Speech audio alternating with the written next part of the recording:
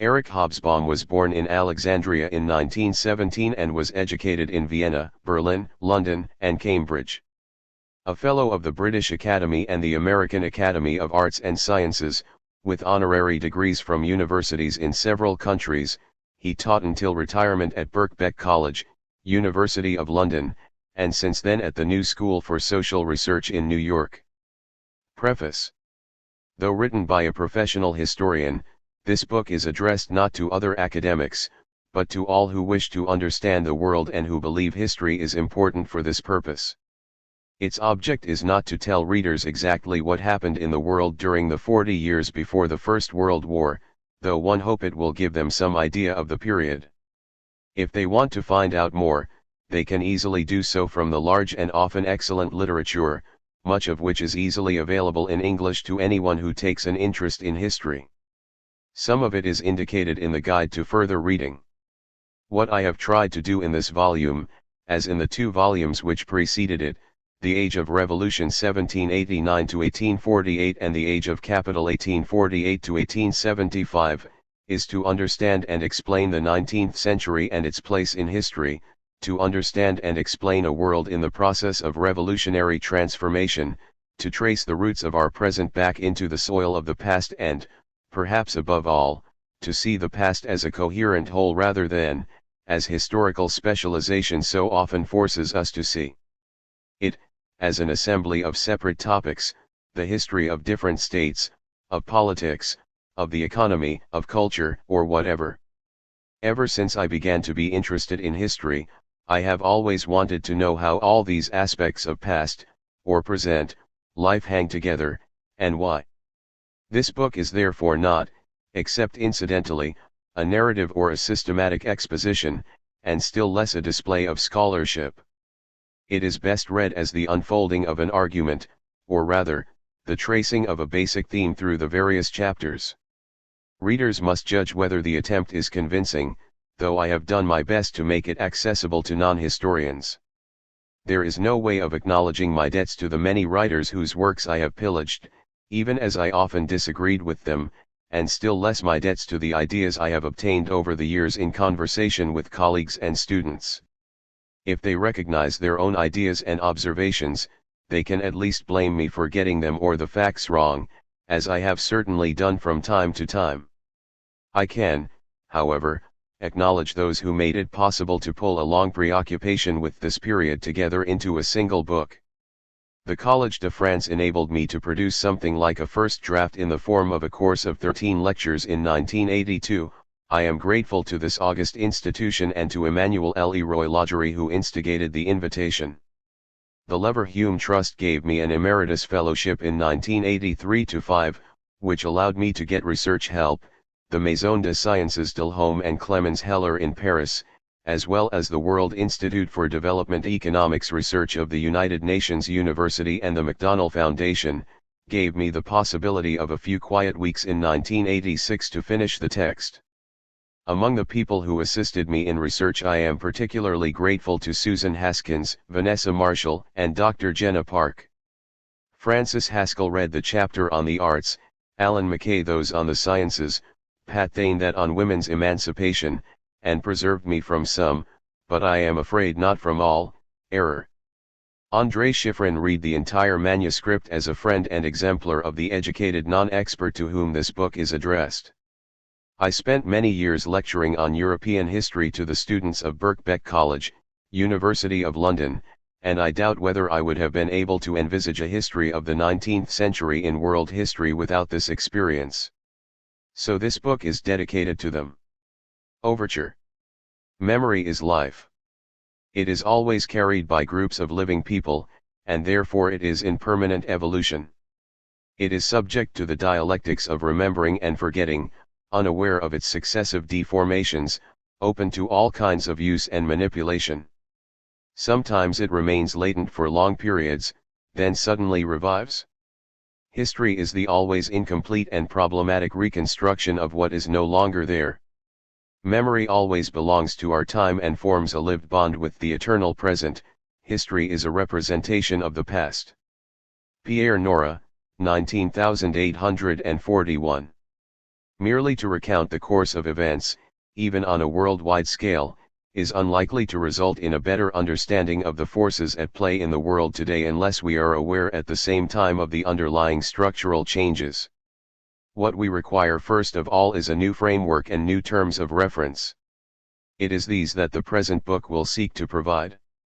Geoffrey Barraclough, 19,642.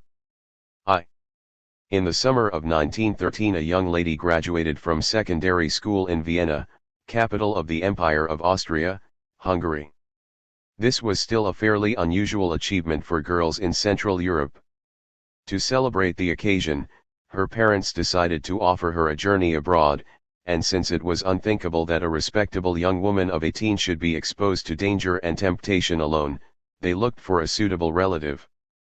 Fortunately, among the various interrelated families which had advanced westwards to prosperity and education from various small towns in Poland and Hungary during the past generations, there was one which had done unusually well.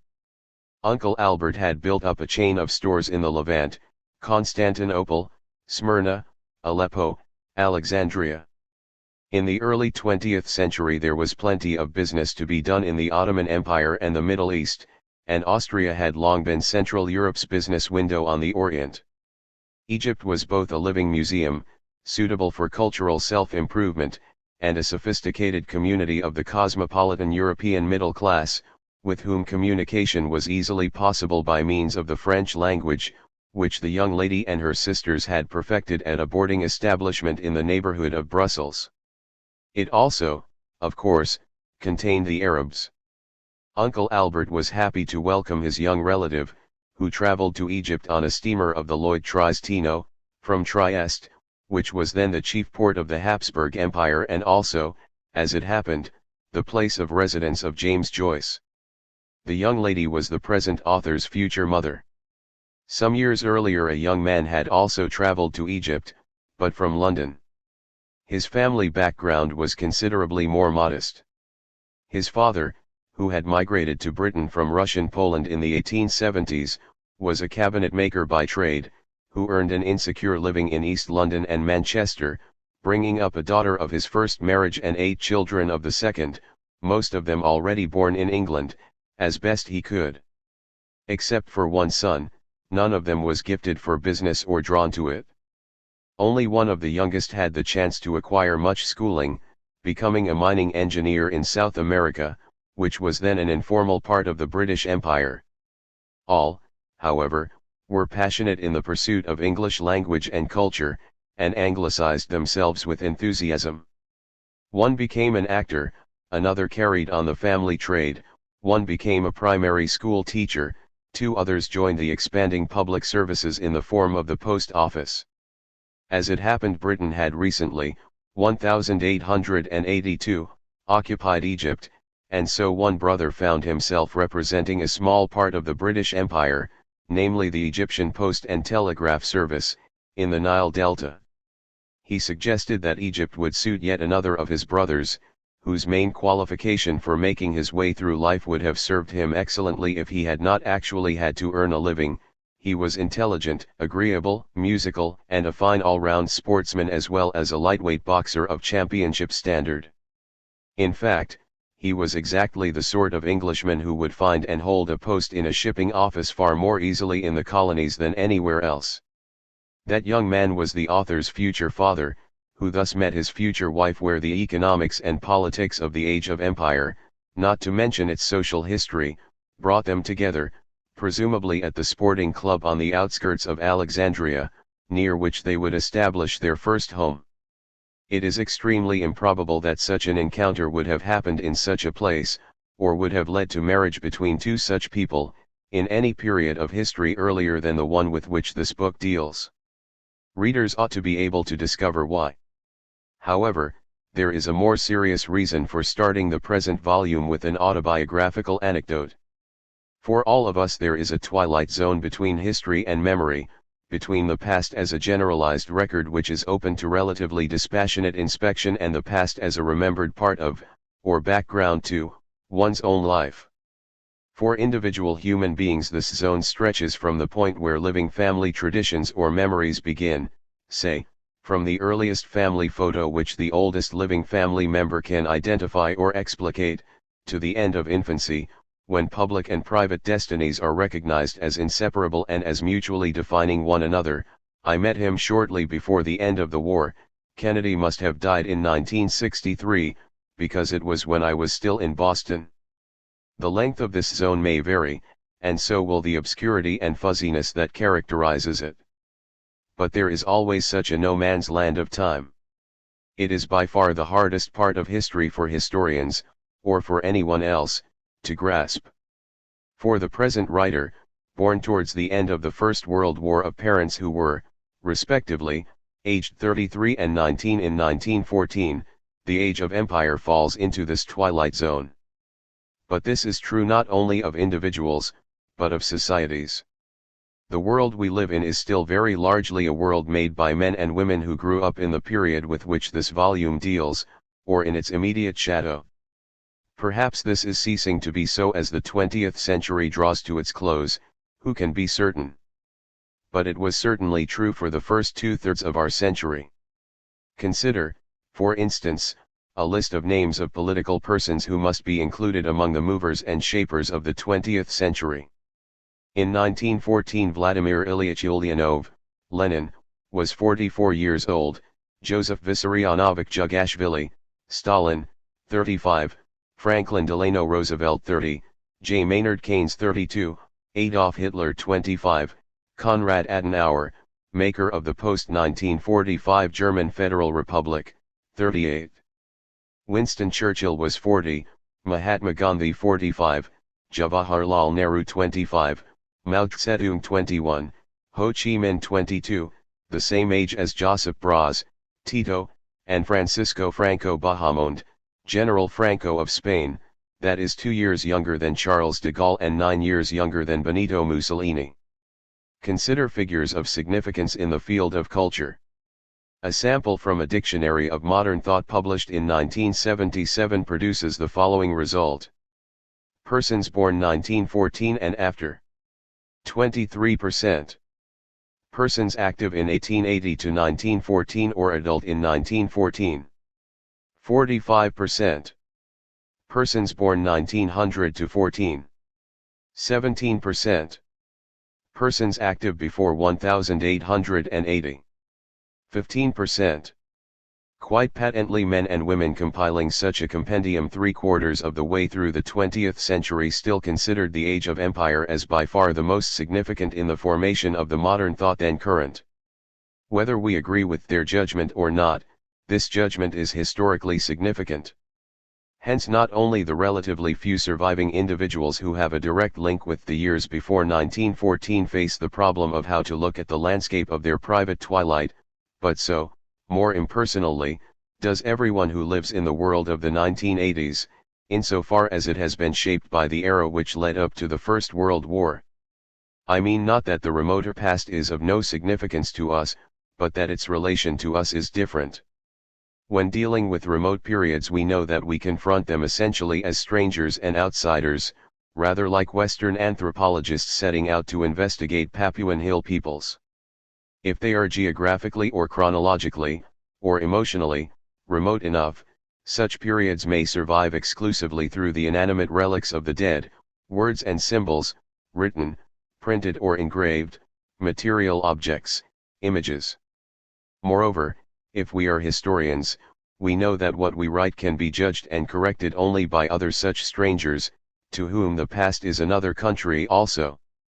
We certainly start with the assumption of our own time, place, and situation, including the propensity to reshape the past in our terms, to see what it has sharpened our eye to discern and only what our perspective allows us to recognize.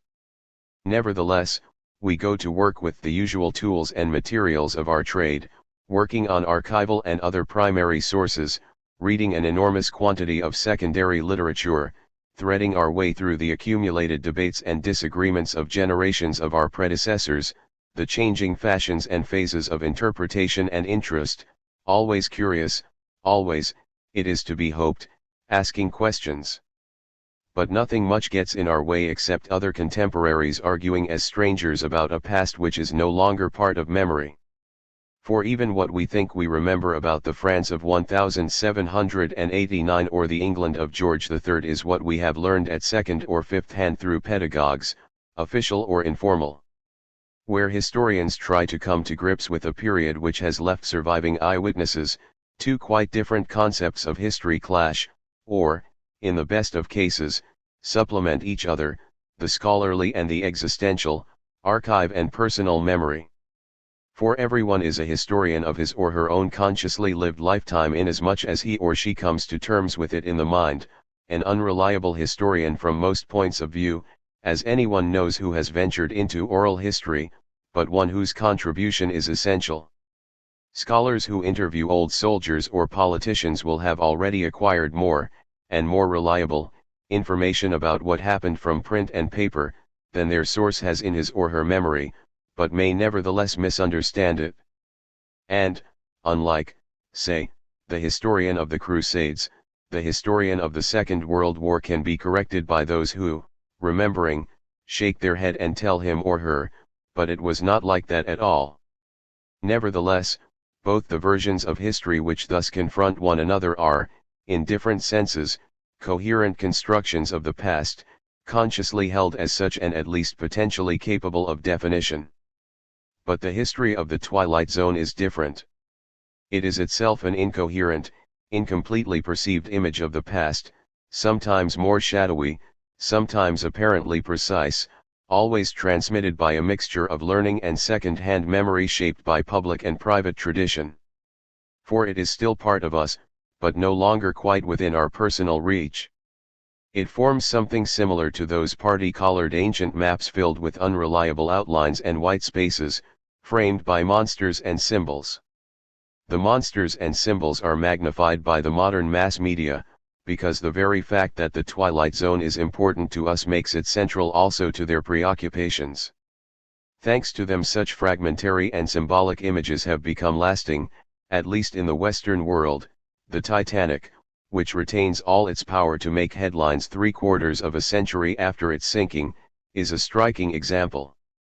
And these images which flash into our mind when it is, for some reason or another, turned to the period which ended in the First World War are far more difficult to detach from a considered interpretation of the period than, say, those images and anecdotes which used to bring non-historians into supposed contact with the remoter past, Drake playing bowls as the Armada approached Britain, Marie Antoinette's diamond necklace or Let Them Eat Cake, Washington crossing the Delaware. None of these will affect the serious historian for a moment. They are outside us. But can we, even as professionals, be sure that we look at the mythologized images of the Age of Empire with an equally cold eye, the Titanic, the San Francisco earthquake, Dreyfus? Patently not, if the centenary of the Statue of Liberty is any guide. More than any other, the Age of Empire cries out for demystification, just because we, and that includes the historians, are no longer in it, but do not know how much of it is still in us. This does not mean that it calls for debunking or muckraking, an activity it pioneered. 2.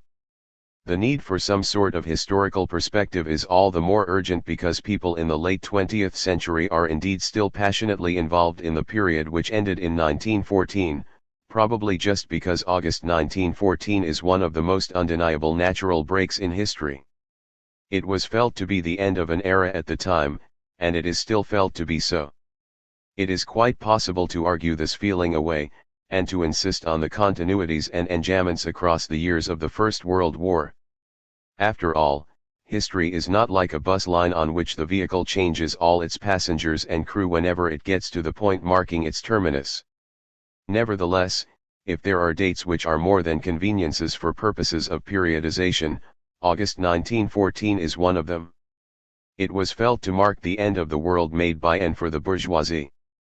It marks the end of the long 19th century with which historians have learned to operate, and which has been the subject of the 3 volumes of which this is the last. No doubt that is why it has attracted historians, amateur and professional, writers on culture, literature, and the arts, biographers, the makers of films and television programs, and not least the makers of fashions, in astonishing numbers. I would guess that in the English-speaking world at least one title of significance, book or article, has appeared on the years from 1880 to 1914 every month for the past 15 years. Most of them are addressed to historians or other specialists, for the period is not merely, as we have seen, crucial in the development of modern culture, but provides the frame for a large number of passionately pursued debates in history, national or international, mostly initiated in the years before 1914, on imperialism, on the development of labor and socialist movements, on the problem of Britain's economic decline, on the nature and origins of the Russian Revolution, to name but a few. For obvious reasons, the best known among these concerns is the question of the origins of the First World War, and it has so far generated several thousand volumes and continues to produce literature at an impressive rate. It has remained alive, because the problem of the origins of world wars has unfortunately refused to go away since 1914. In fact, the link between the past and present concerns is nowhere more evident than in the history of the Age of Empire. Leaving aside the purely monographic literature, most of the writers on the period can be divided into two classes, the backward lookers and the forward lookers. Each tends to concentrate on one of the two most obvious features of the period. In one sense, it seems extraordinarily remote and beyond return when seen across the impassable canyon of August 1914. At the same time, paradoxically, so much of what is still characteristic of the late 20th century has its origin in the last 30 years before the First World War. Barbara Tuchman's The Proud Tower, a best-selling portrait of the world before the war, 1890 to 1914, is perhaps the most familiar example of the first genre.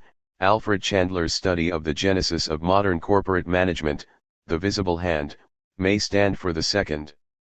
In quantitative terms, and in terms of circulation, the backward lookers almost certainly prevail. The irrecoverable past presents a challenge to good historians, who know that it cannot be understood in anachronistic terms, but it also contains the enormous temptation of nostalgia. The least perceptive and most sentimental constantly try to recapture the attractions of an era which upper and middle class memories have tended to see through a golden haze, the so-called beautiful times or Belle Époque. Naturally, this approach has been congenial to entertainers and other media producers, to fashion designers and others who cater to the big spenders. This is probably the version of the period most likely to be familiar to the public through cinema and television. It is quite unsatisfactory, though it undoubtedly catches one highly visible aspect of the period, which, after all, brought such terms as plutocracy and leisure class into the public discourse. One may debate whether it is more or less useless than the even more nostalgic, but intellectually more sophisticated, writers who hope to prove that Paradise Lost might not have been lost, but for some avoidable errors or unpredictable accidents without which there would have been no World War, no Russian Revolution, or whatever else is held to be responsible for the loss of the world before 1914. Other historians are more concerned with the opposite of the great discontinuity, namely the fact that so much of what remains characteristic of our times originated, sometimes quite suddenly, in the decades before 1914. They seek these roots and anticipations of our time, which are indeed obvious. In politics, the labor and socialist parties which form the government or chief opposition in most states of Western Europe are the children of the era from 1875 to 1914, and so are one branch of their family, the communist parties which govern the regimes of Eastern Europe. So indeed are the politics of governments elected by democratic vote, the modern mass party and nationally organized mass labor union, and modern welfare legislation. Under the name of modernism, the avant-garde of this period took over most of 20th century high cultural output. Even today, when some avant-gardes or other schools no longer accept this tradition, they still define themselves in terms of what they reject, postmodernism. Meanwhile, the culture of everyday life is still dominated by three innovations of this period: the advertising industry in its modern form, the modern mass circulation newspaper or periodical, and, directly or through television, the moving photograph or film. Science and technology may have come a long way since 1875 to 1914, but in the sciences there is an evident continuity between the age of Planck, Einstein, and the young Niels Bohr and the present. As for technology, the petrol-powered road-running automobiles and the flying machines which appeared in our period, for the first time in history, still dominate our landscapes and townscapes. The telephones and wireless communication invented at that time have been improved but not superseded. It is possible that, in retrospect, the very last decades of the 20th century may be seen no longer to fit into the framework established before 1914, but for most purposes of orientation it will still serve. But it cannot be enough to present the history of the past in such terms. No doubt the question of continuity and discontinuity between the age of empire and the present still matters, since our emotions are still directly engaged with this section of the historical past. Nevertheless, from the historian's point of view, taken in isolation, continuity and discontinuity are trivial matters. But how are we to situate this period? For, after all, the relation of past to present is central to the preoccupations both of those who write and of those who read history. Both want, or should want, to understand how the past has become the present, and both want to understand the past, the chief obstacle being that it is not like the present. The Age of Empire, though self-contained as a book, is the third and last volume of what has turned out to be a general survey of the 19th century in world history, that is, the historian's long 19th century, which runs from, say, 1776 to 1914.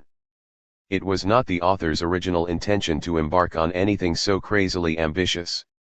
But insofar as 3 volumes written at intervals over the years and, except for the last, not intentionally conceived as parts of a single project, have any coherence, it is because they share a common conception of what the 19th century was about. And insofar as this common conception has succeeded in linking the age of revolution to the age of capital and both in turn to the age of empire, and I hope it has, it should also be helpful in linking the age of empire to what came after it. Essentially, the central axis round which I have tried to organize the history of the century is the triumph and transformation of capitalism in the historically specific forms of bourgeois society in its liberal version. The history begins with the decisive double breakthrough of the first industrial revolution in Britain, which established the limitless capacity of the productive system pioneered by capitalism for economic growth and global penetration, and the Franco-American political revolution, which established the leading models for the public institutions of bourgeois society, supplemented by the virtually simultaneous emergence of its most characteristic, and linked, theoretical systems, classical political economy and utilitarian philosophy.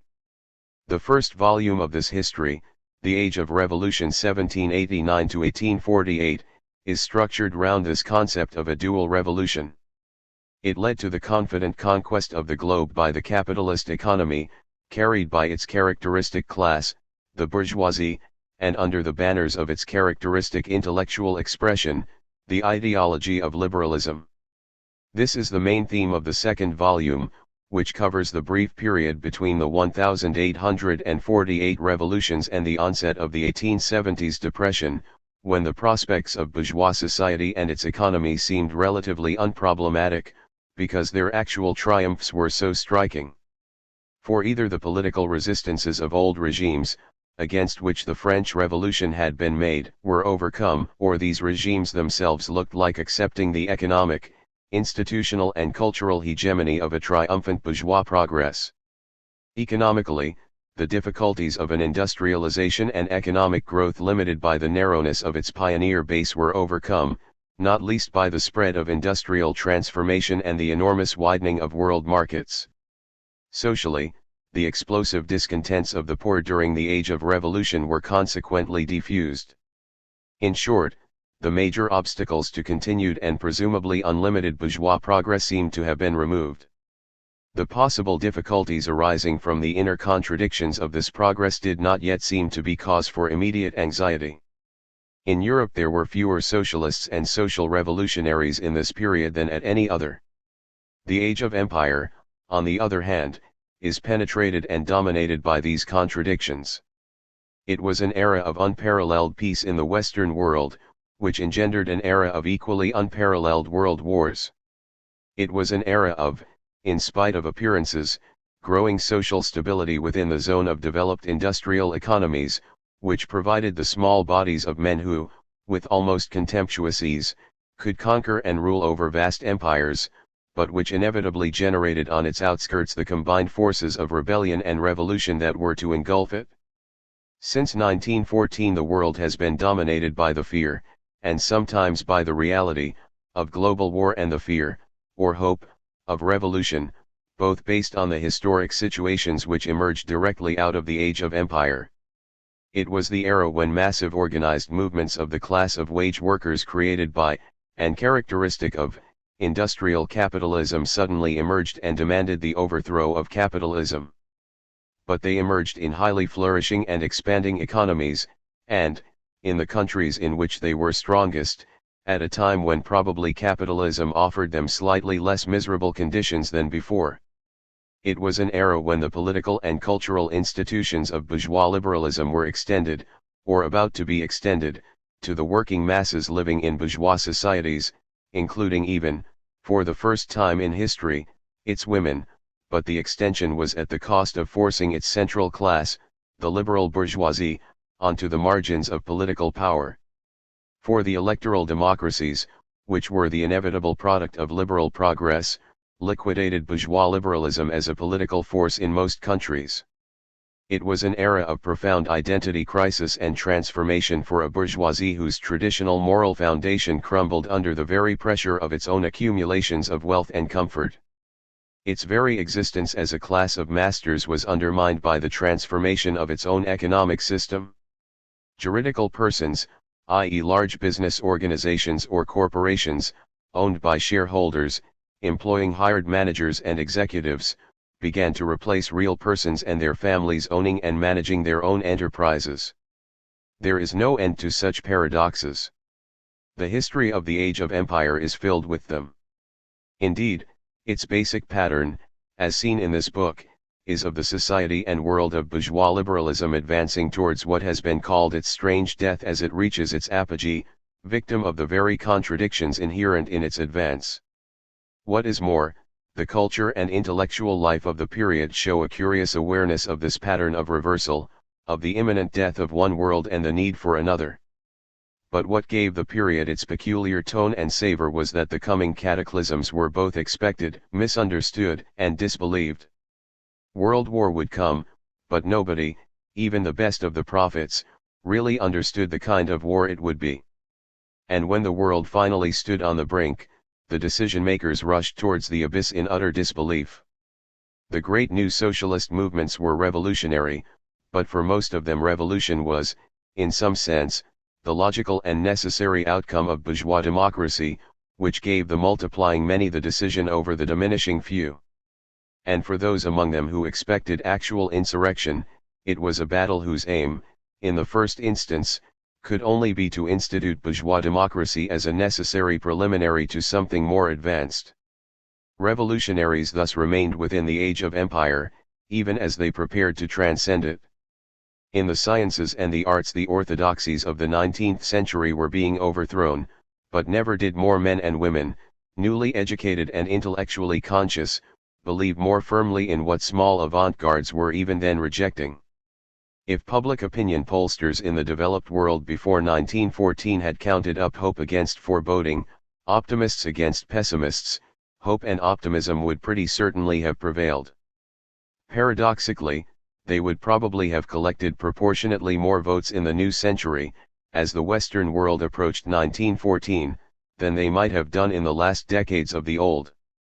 But, of course, that optimism included not only those who believed in the future of capitalism, but also those who looked forward with hope to its supersession. In itself there is nothing about the historical pattern of reversal, of development undermining its own foundations, which is novel or peculiar to this period as distinct from any other. This is how endogenous historical transformations work. They are still working this way. What is peculiar about the long 19th century is that the titanic and revolutionary forces of this period which changed the world out of recognition were transported on a specific, and historically peculiar and fragile vehicle. Just as the transformation of the world economy was, for a crucial but necessarily brief period, identified with the fortunes of a single medium-sized state, Great Britain, so the development of the contemporary world was temporarily identified with that of 19th-century liberal bourgeois society. The very extent to which the ideas, values, assumptions, and institutions associated with it appeared to triumph in the age of capital indicates the historically transient nature of that triumph. This book surveys the moment in history when it became clear that the society and civilization created by and for the Western liberal bourgeoisie represented not the permanent form of the modern industrial world, but only one phase of its early development. The economic structures which sustain the 20th century world, even when they are capitalist, are no longer those of private enterprise in the sense businessmen would have accepted in 1870. The revolution whose memory dominates the world since the First World War is no longer the French Revolution of 1789. The culture which penetrates it is no longer bourgeois culture as it would have been understood before 1914. The continent which overwhelmingly constituted its economic, intellectual, and military force then, no longer does so now. Neither history in general, nor the history of capitalism in particular, ended in 1914, though a rather large part of the world was, by revolution, moved into a fundamentally different type of economy. The age of empire, or, as Lenin called it, imperialism, was plainly not the last stage of capitalism, but then Lenin never actually claimed that it was. He merely called it, in the earliest version of his influential booklet, the latest stage of capitalism. 2 And yet one can understand why observers, and not only observers hostile to bourgeois society, might feel that the era of world history through which they lived in the last few decades before the First World War was more than just another phase of development. In one way or another it seemed to anticipate and prepare a world different in kind from the past. And so it has turned out since 1914, even if not in the way expected or predicted by most of the prophets. There is no return to the world of liberal bourgeois society. The very calls to revive the spirit of 19th century capitalism in the late 20th century testify to the impossibility of doing so. For better or worse, since 1914 the century of the bourgeoisie belongs to history. The communist parties ruling in the non-European world were formed on their model, but after our period. 2. It was renamed the highest stage after his death. Chapter 1. The Centenarian Revolution. Hogan is a prophet. A prophet, Hinasi, is a man that foresees throughable. Hogan is happiest man in world about today, but tomorrow something is going to happen. Mr. Dooley says, 19,101. Centenaries are an invention of the late 19th century. Sometime between the centennial of the American Revolution, 1876, and that of the French Revolution, 1889, both celebrated with the usual international expositions, the educated citizens of the Western world became conscious of the fact that this world, born between the Declaration of Independence, the construction of the world's first iron bridge and the storming of the Bastille, was now a century old. How did the world of the 1880s compare with that of the 1780s? In the first place, it was now genuinely global. Almost all parts of it were now known and more or less adequately or approximately mapped. With negligible exceptions, exploration no longer consisted of discovery but of a form of athletic endeavor, often with strong elements of personal or national competition, typified by the attempt to dominate the most severe and inhospitable physical environments of the Arctic and the Antarctic. Peary of the USA was to win the race to reach the North Pole in 1909 against British and Scandinavian competition. Amundsen of Norway reached the South Pole in 1911, 1 month ahead of the hapless British Captain Scott. Neither achievement had or was intended to have the slightest practical consequence. Railway and steamship had made intercontinental or transcontinental travel a matter of weeks rather than months, except in most of the large land masses of Africa, continental Asia, and parts of the interior of South America, and would soon make it a matter of days.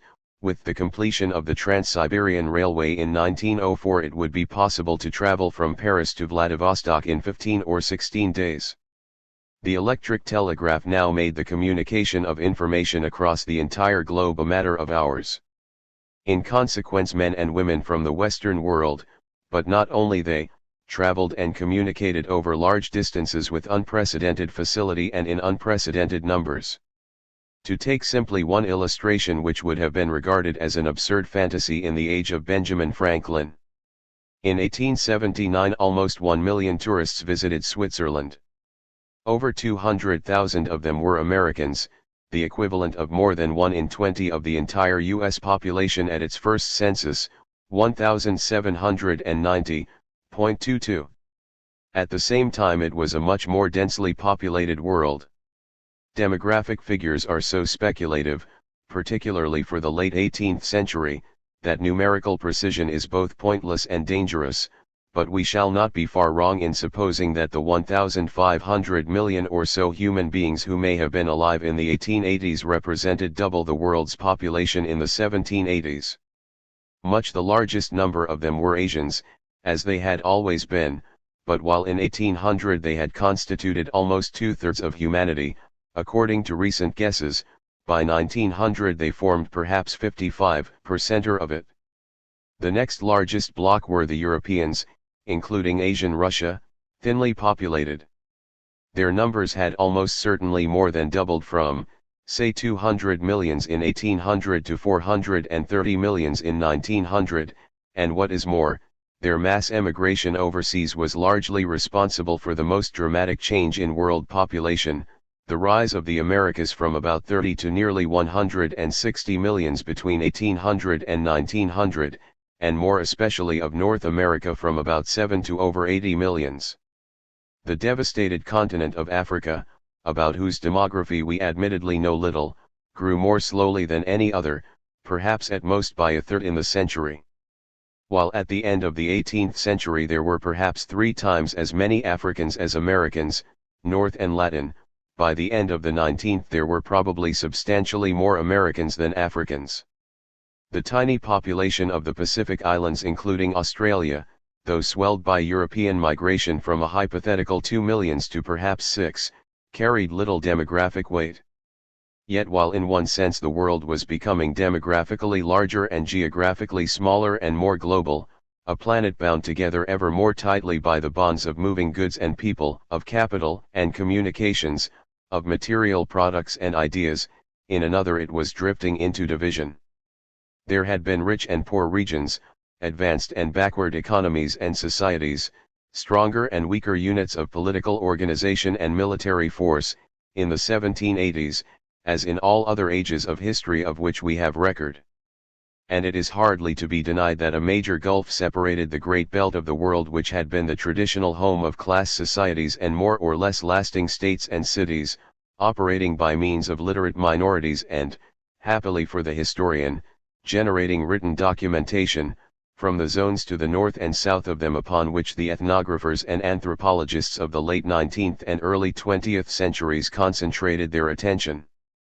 Nevertheless, within this large belt, which stretched from Japan in the east to the shores of the mid and North Atlantic and through European conquest into the Americas, and in which the bulk of humanity lived, the disparities, though already large, did not yet seem insurmountable. In terms of production and wealth, not to mention culture, the differences between the major pre-industrial regions were, by modern standards, remarkably small, say between 1 and 1.8.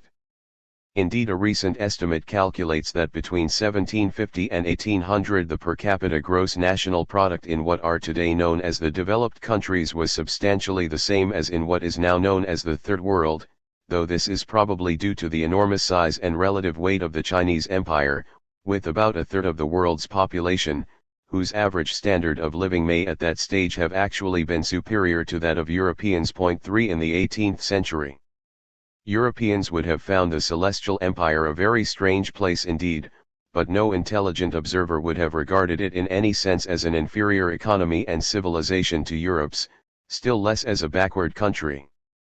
But in the 19th century the gap between the Western countries, base of the economic revolution which was transforming the world, and the rest widened, at first slowly, later with increasing rapidity. By 1880, according to the same calculation, the per capita income in the developed world was about double that in the Third World. By 1913 it was to be over 3 times as high, and widening. By 1950, to dramatize the process, the difference was between 1 and 5, by 1970 between 1 and 7. Moreover, the gap between the Third World and the really developed parts of the developed world, i.e. the industrialized countries, began earlier and widened even more dramatically. The per capita share of the GNP was already almost twice that in the Third World in 1830, about 7 times as high in 1913.3. Technology was a major cause of this gap, reinforcing it not merely economically but politically. A century after the French Revolution it was becoming increasingly evident that poorer and backward countries could easily be defeated and, unless they were very large, conquered because of the technical inferiority of their armaments. This was comparatively new. Napoleon's invasion of Egypt in 1798 had pitted against each other French and Mameluke armies with comparable equipment. The colonial conquests of European forces had been achieved not by miraculous weaponry, but by greater aggressiveness, ruthlessness and, above all, disciplined organization. 4 Yet the Industrial Revolution, which penetrated warfare in the middle decades of the century, cf. The Age of Capital, Chapter 4, tilted the balance even further in favor of the advanced world by means of high explosives, machine guns, and steam transport, see Chapter 13 below. The half-century from 1880 to 1930 was to be the golden or rather the iron age of gunboat diplomacy for this reason. We are therefore in 1880 dealing not so much with a single world, as with two sectors combined together into one global system, the developed and the lagging, the dominant and the dependent, the rich and the poor. Even this description is misleading. While the smaller First World, in spite of its considerable internal disparities, was united by history and as the common bearer of capitalist development, the much larger Second World was united by nothing except its relations with, that is to say its potential or actual dependency on, the first. What else, except a common membership of the human race, had the Chinese Empire in common with Senegal, Brazil with the New Hebrides, Morocco with Nicaragua? The Second World was united by neither history, culture, social structure, nor institutions, nor even by what we today think of as the most salient characteristic of the dependent world, namely mass poverty. For wealth and poverty as social categories apply only to societies stratified in a certain way, and to economies structured in a certain way, and parts of the dependent world were, as yet, neither. All human societies known to history contain some social inequalities, apart from those between the sexes, but if Indian Maharajas visiting the West could be treated as though they were millionaires in the Western sense, the big men or chiefs in New Guinea could not be so assimilated, even notionally. And if the common people of any part of the world, when transported away from their homes, were normally turned into workers, and therefore members of the category of the poor, it was irrelevant to describe them in this manner in their native habitat. In any case, there were favored parts of the world, notably in the tropics, where nobody needed to lack either shelter, food, or leisure.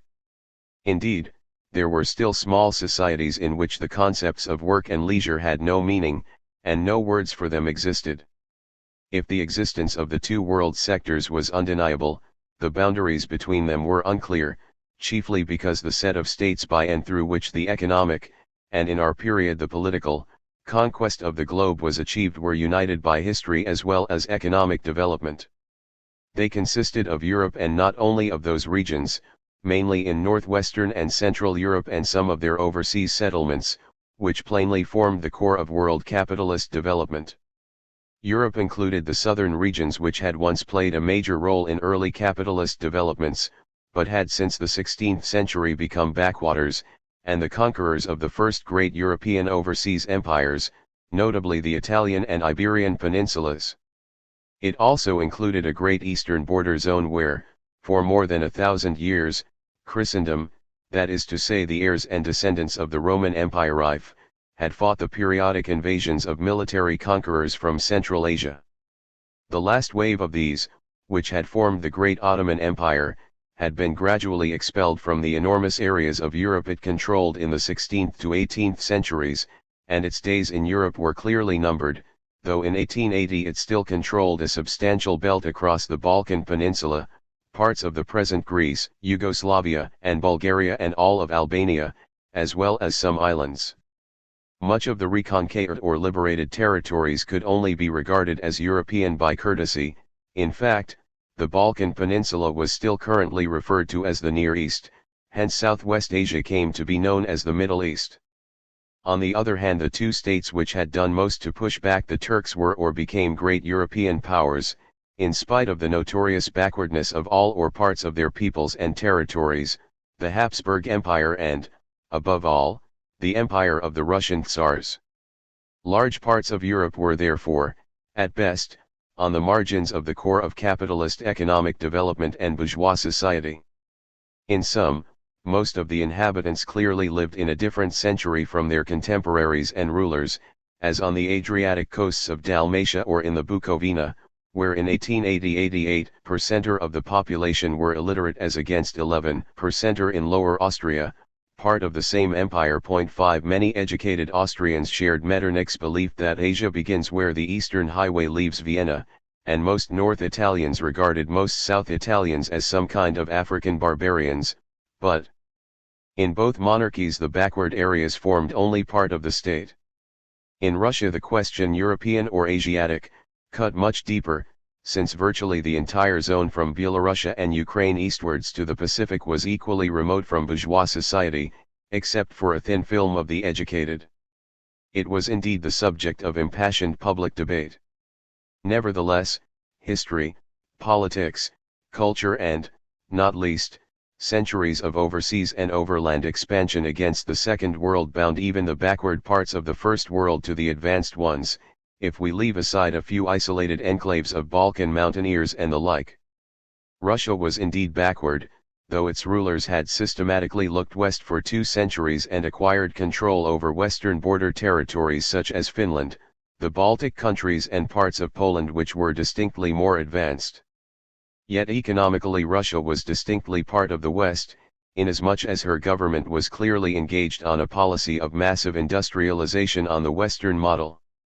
Politically the Tsarist Empire was colonizer rather than colony, and culturally the small educated minority within Russia was one of the glories of 19th-century Western civilization. Peasants in the Bukovina, in the remotest northeast of the Habsburg Empire, might still live in the Middle Ages, but its capital, Chernowitz, Cernovci, contained a distinguished European university, and its emancipated and assimilated Jewish middle class was anything but medieval.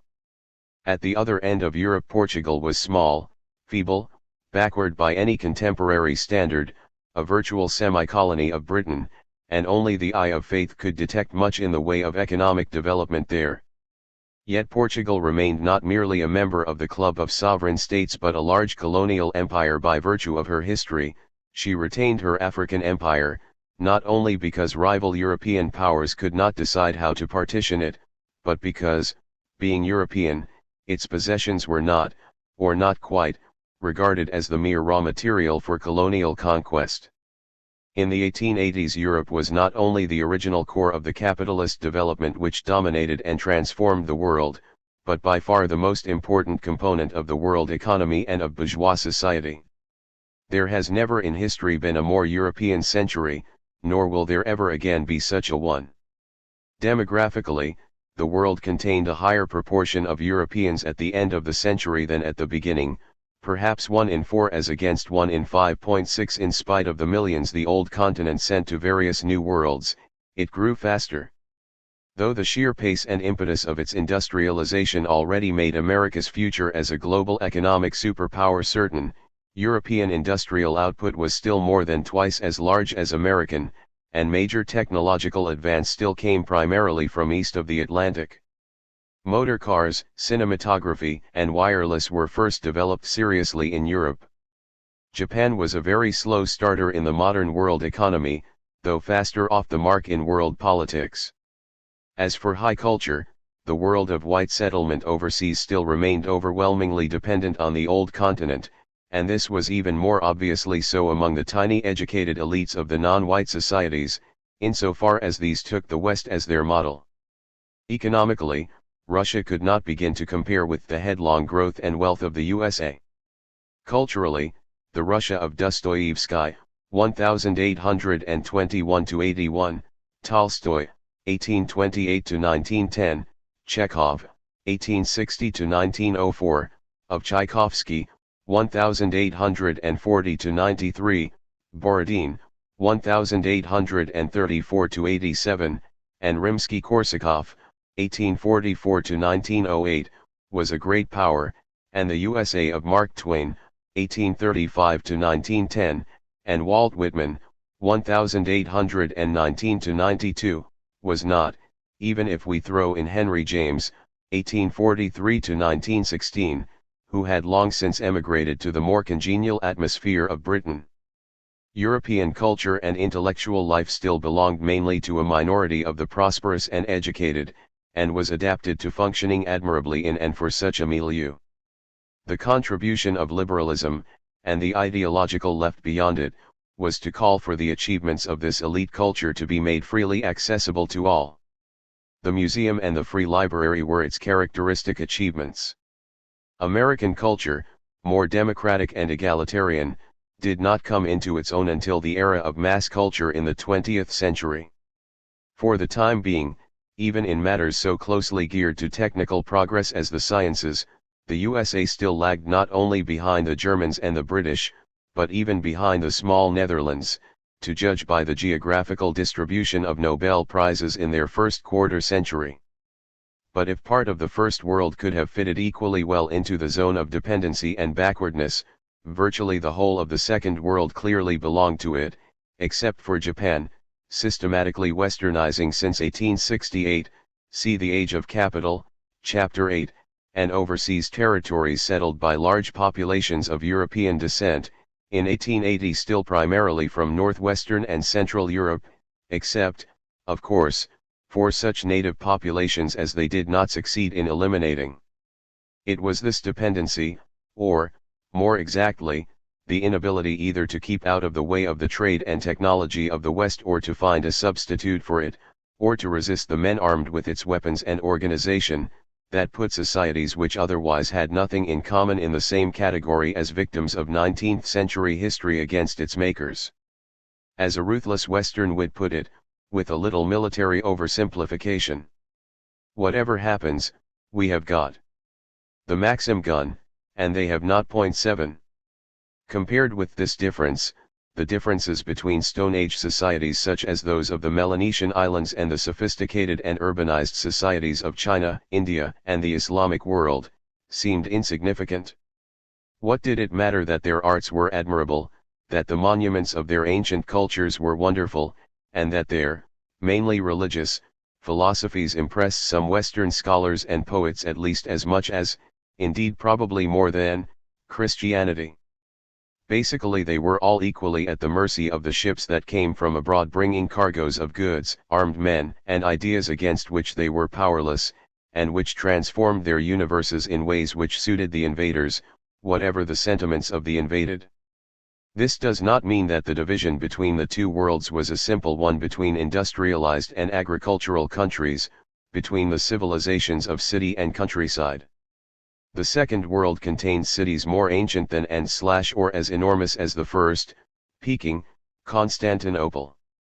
The 19th century capitalist world market generated, within it, disproportionately large urban centers through which the flow of their economic relations was channeled.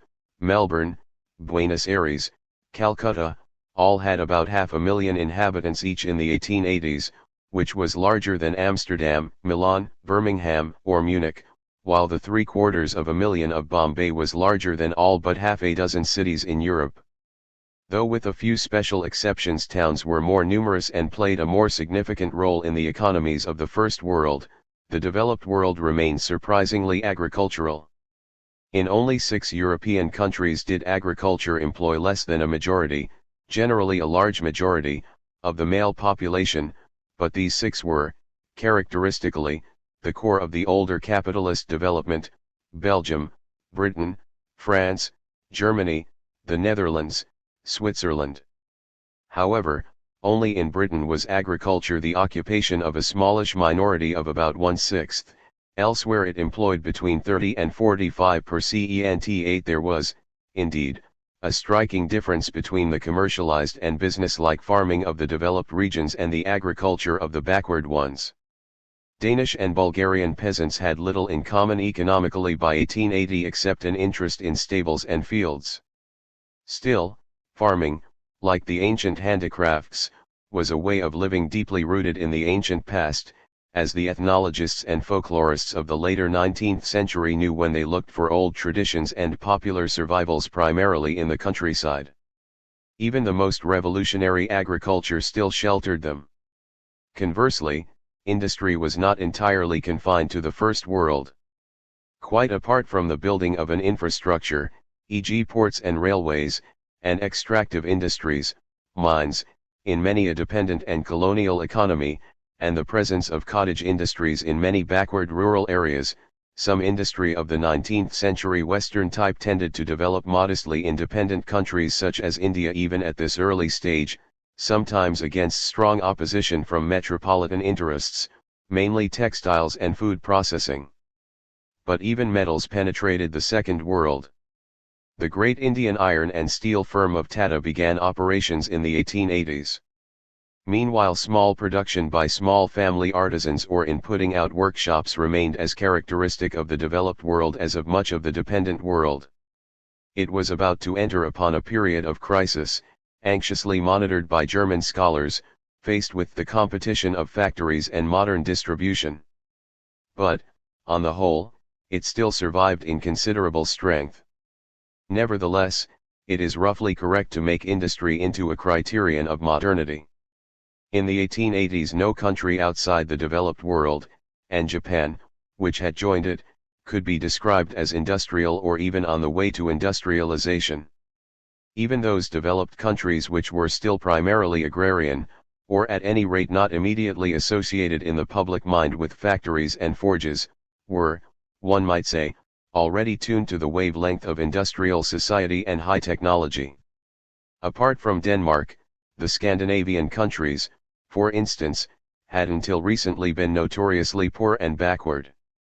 Yet within a few decades they had more telephones per head than any other European region, 9 including Britain and Germany. They won considerably more Nobel Prizes in science than the USA, and they were about to become strongholds of socialist political movements specifically organized with the interests of the industrial proletariat in mind. And, even more obviously, we can describe the advanced world as rapidly urbanizing, and indeed in extreme cases as a world of city dwellers beyond precedent. 10 In 1800 there had been just 17 cities in Europe with a population of 100,000 or more, with a total population of under 5 million. By 1890 there were 103 with a total population more than 6 times as large. What the 19th century since 1789 had generated was not so much the giant urban ant-heap with its millions of scurrying inhabitants, though by 1883 more million cities had joined London since 1800, Paris, Berlin, and Vienna. Rather it had generated a widely distributed system of medium and large towns, especially large fairly dense zones or conurbations of such urban and industrial development, gradually eating away the countryside of the region.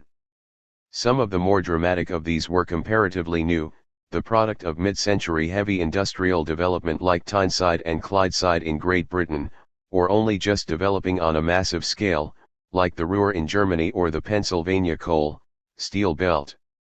These, once again, did not necessarily contain any major cities, unless they also contained capital cities, centers of government administration and other tertiary activities, or major international ports, which also tended to generate unusually large populations. Curiously enough, with the exception of London, Lisbon, and Copenhagen, no European state in 1880 contained a city which was both. 2. If it is difficult to describe the economic differences between the two sectors of the world in 2 or 3 words, however profound and evident they were, it is not much easier to summarize the political differences between them. There clearly existed a general model of the desirable structure and institutions of a properly advanced country, give or take a few local variations.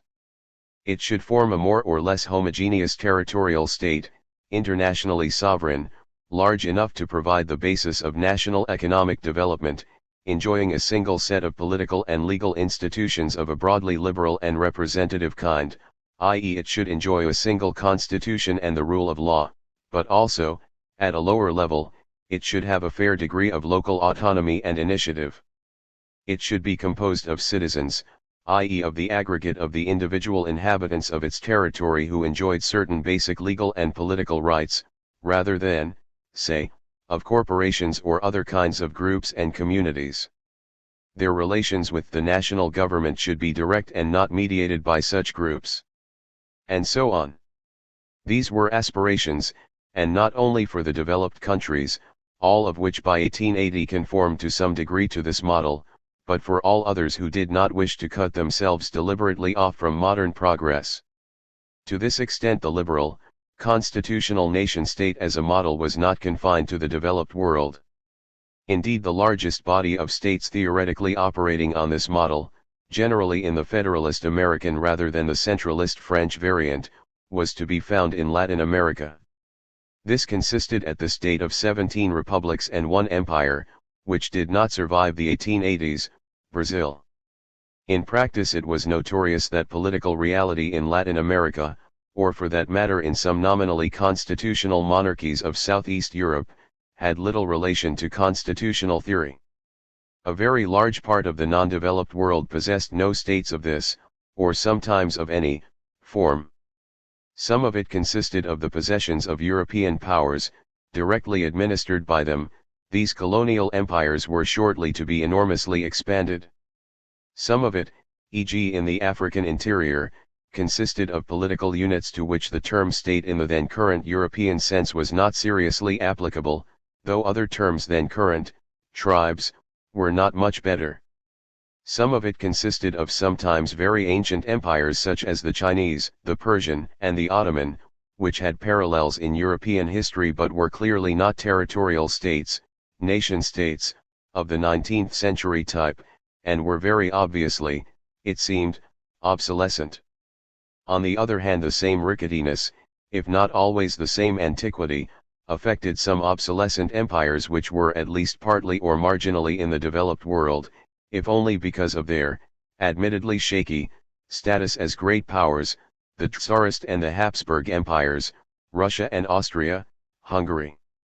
In terms of international politics, i.e. of the calculations of governments and foreign ministries of Europe, the number of entities treated as sovereign states anywhere in the world was rather modest, by our standards. Around 1875 there were no more than 17 in Europe, including the 6 powers, Britain, France, Germany, Russia, Austria, Hungary and Italy, and the Ottoman Empire, 19 in the Americas, including 1 virtual great power, the USA, 4 or 5 in Asia, mainly Japan and the 2 ancient empires of China and Persia, and perhaps 3 highly marginal cases in Africa, Morocco, Ethiopia, Liberia. Outside the Americas, which contain the largest collection of republics on the globe, virtually all of these were monarchies. In Europe only Switzerland and, since 1870, France were not, though in the developed countries most of them were constitutional monarchies or at least made official gestures in the direction of some sort of electoral representation. The Tsarist and Ottoman empires, the one on the margins of development, the other clearly belonging to the world of the victims, were the only European exceptions. However, apart from Switzerland, France, the USA, and possibly Denmark, none of the representative states were based on a democratic, though at this stage exclusively masculine, franchise. 6. Though some nominal white settler colonies in the British Empire, Australia, New Zealand, Canada, were reasonably democratic, indeed they were more so than any other areas apart from some Rocky Mountain states in the USA. However, in such countries outside Europe political democracy assumed the elimination of the former indigenous population, Indians, Aborigines, etc. Where they could not be eliminated by expulsion into reservations or by genocide, they were not part of the political community. In 1890, out of the 63 million inhabitants of the USA only 230,000 were Indians. 11. As for the inhabitants of the developed world, and the countries seeking or forced to imitate it, the adult males among them increasingly conformed to the minimum criterion of bourgeois society, that of legally free and equal individuals. Legal serfdom no longer existed anywhere in Europe. Legal slavery, abolished almost everywhere in the Western and Western-dominated world, was in its very last years. Even in its final refuges, Brazil and Cuba, it did not survive the 1880s. Legal freedom and equality were far from incompatible with real inequality. The ideal of liberal bourgeois society was neatly expressed in Anatole France's ironic phrase, "The law in its majestic equality gives every man the same right to dine at the Ritz and to sleep under a bridge."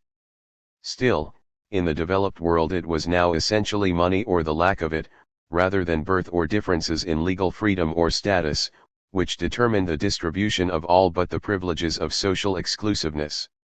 And legal equality did not exclude political inequality either, for not only wealth but de facto power counted.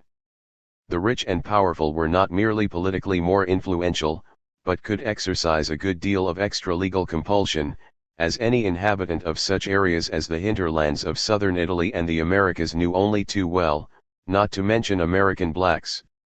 Still, there was a clear difference between those parts of the world in which such inequalities were still formally built into the social and political system and those in which they were at least formally incompatible with official theory.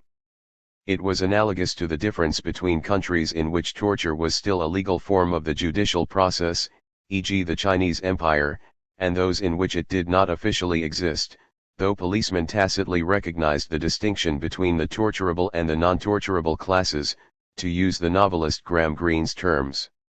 The clearest distinction between the two sectors of the world was cultural, in the widest sense of the word.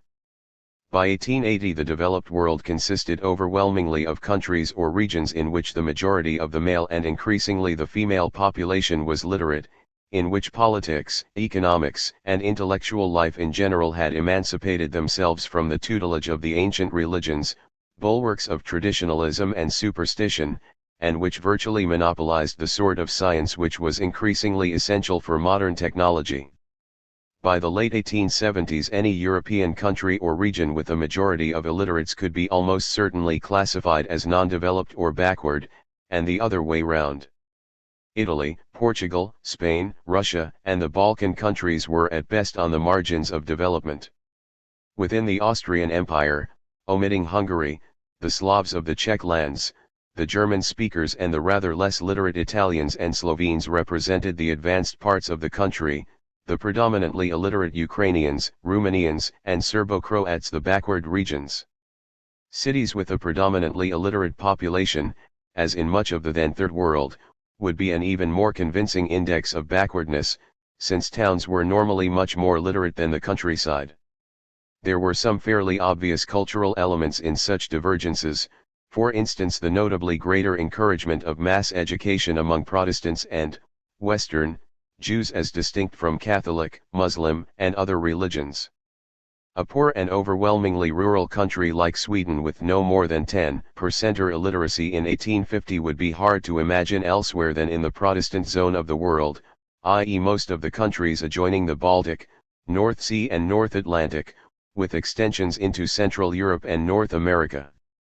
On the other hand it also, and visibly, reflected economic development and the social divisions of labor.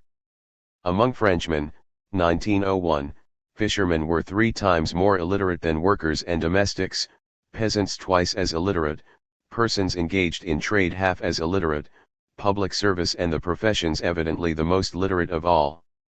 Peasants heading their own enterprise were less literate than agricultural workers, though not much, but in the less traditional fields of industry and trade employers were more literate than workers, though not than their office staff. Point 12 Cultural, social, and economic factors cannot be separated in practice. Mass education, which was by this time secured in the developed countries by increasingly universal primary schooling by or under the supervision of states, must be distinguished from the education and culture of the generally very small elites. Here the differences between the two sectors of that belt of the globe which knew literacy were less, though the higher education of such strata as European intellectuals, Muslim or Hindu scholars and East Asian mandarins had little in common, unless they also adapted to the European pattern.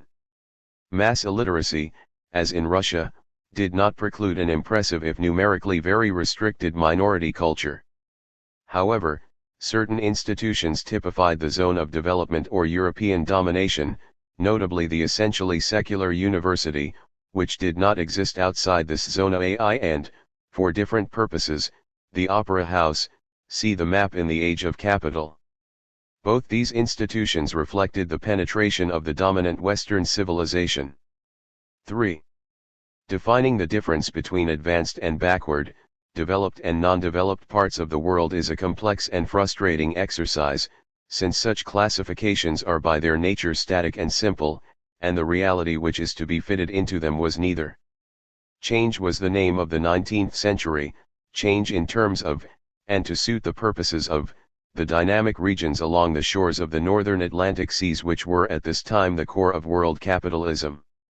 With some marginal and diminishing exceptions, all countries, even the hitherto most isolated, were at least peripherally gripped by the tentacles of this global transformation.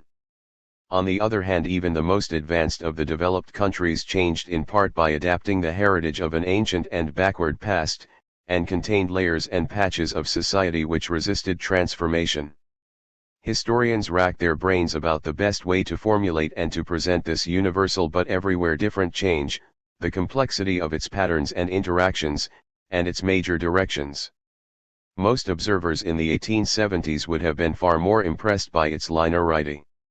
In material terms, in terms of knowledge and the capacity to transform nature, it seemed so patent that change meant advance that history, at all events modern history, seemed to equal progress. Progress was measured by the ever-rising curve of whatever could be measured, or what men chose to measure. Continuous improvement, even of those things which clearly still required it, was guaranteed by historical experience. It seemed hardly credible that little more than 3 centuries ago intelligent Europeans had regarded the agriculture, military techniques, and even the medicine of the ancient Romans as the model for their own, that a bare 2 centuries ago there could be a serious debate about whether the moderns could ever surpass the achievement of the ancients, and that at the end of the 18th century experts could have doubted whether the population of Britain was increasing. Progress was most evident and undeniable in technology and in its obvious consequence, the growth in material production and communication. Modern machinery was overwhelmingly powered by steam and made of iron and steel. Coal had become overwhelmingly the most important source of industrial energy. It represented 95% of it in Europe, outside Russia. Hill streams in Europe and North America, which had once determined the location of so many early cotton mills, whose very name recalls the significance of water power, once again reverted to rural life. On the other hand, the new energy sources, electricity and mineral oil, were not yet of major significance, though by the 1880s large-scale generation of electricity and the internal combustion engine were both becoming practicable. Even the USA did not claim more than about 3 million electric lights in 1890, and in the early 1880s the most modern European industrial economy, Germany, used less than 400,000 tons of oil per annum. 13. Modern technology was not only undeniable and triumphant, but highly visible. Its production machines, though not particularly powerful by modern standards, in Britain they averaged less than 20 HP in 1880, were usually large, being still made mainly of iron, as any visitor to museums of technology can verify. 14 But by far the largest and most powerful engines of the 19th century were the most visible and audible of all. These were the 100,000 railway locomotives, 200 to 450 HP, pulling their almost million carriages and wagons in long trains under banners of smoke. They were part of the most dramatic innovation of the century, undreamed of, unlike air travel, a century earlier when Mozart wrote his operas. Vast networks of shining rails, running along embankments, across bridges and viaducts, through cuttings, through tunnels up to 10 miles long, across mountain passes as high as the major alpine peaks, the railways collectively constituted the most massive effort of public building as yet undertaken by man. They employed more men than any other industrial undertakings. They reached into the centers of great cities, where their triumphal achievements were celebrated in equally triumphal and gigantic railway stations, and into the remotest stretches of the countryside, where no other trace of 19th century civilization penetrated. By the early 1880s, 1882, almost 2 billion people a year traveled on them, most of them, naturally, from Europe, 72%, and North America, 20%.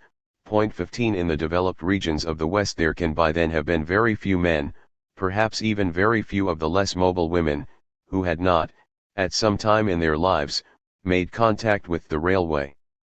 Probably the only other byproduct of modern technology, the net of telegraph lines on their endless succession of wooden poles, about 3 or 4 times as great in length as the world's railway system, was more universally known. The 22,000 steamships of the world in 1882, though probably even more powerful as machines than the locomotives, were not only much less numerous, and visible only to the small minority of humans who went near ports, but in one sense much less typical. For in 1880 they still, but only just, represented less shipping tonnage, even in industrialized Britain, than sailing ships. As for world shipping as a whole, there were in 1880 still almost 3 tons under the power of wind for every ton under steam power. This was about to change immediately and dramatically, in the 1880s, in favor of steam. Tradition still ruled on the water, and notably, in spite of the change from timber to iron and from sail to steam, in the matter of building, loading and discharging ships. How much attention would serious lay observers in the second half of the 1870s have paid to the revolutionary advances of technology which were already incubating or being born at the time, the various kinds of turbines and internal combustion engines, the telephone, gramophone and incandescent electric light bulb, all just being invented, the motor car, made operational by Daimler and Benz in the 1880s, not to mention cinematography, aeronautics, and radiotelegraphy which were produced or worked on in the 1890s. Almost certainly they would have expected and predicted important developments in anything connected with electricity, photography, and chemical synthesis, which were familiar enough, and they would not have been surprised that technology should succeed in solving so obvious and urgent a problem as the invention of a mobile engine to mechanize road transport. They could not have been expected to anticipate radio waves and radioactivity. They would certainly have speculated, when have human beings not done so, on the prospects of human flight, and would have been hopeful, given the technological optimism of the age. People were certainly hungry for new inventions, the more dramatic the better.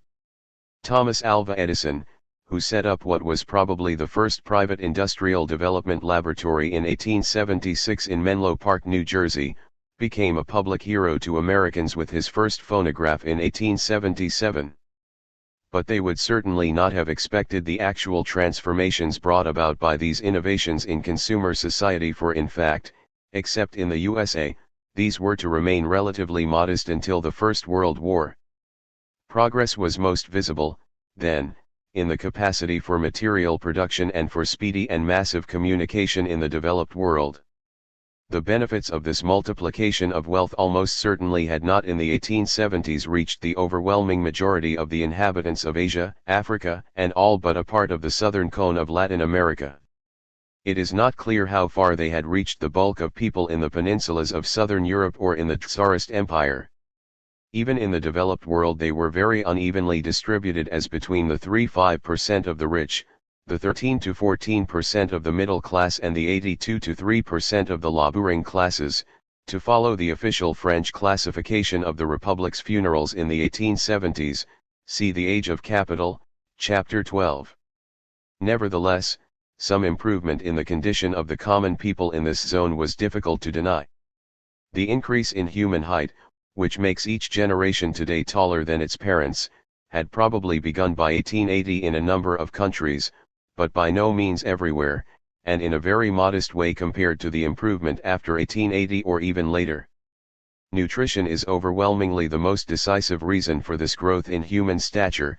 16 The average expectation of life at birth was still modest enough in the 1880s, 43 to 45 years in the main developed zones, 8, though below 40 in Germany, and 48 to 50 in Scandinavia. 17, in the 1960s it was to be about 70 in these countries. Still, life expectation had pretty certainly risen over the century, though the major fall in infantile mortality, which chiefly affects this figure, was only just beginning.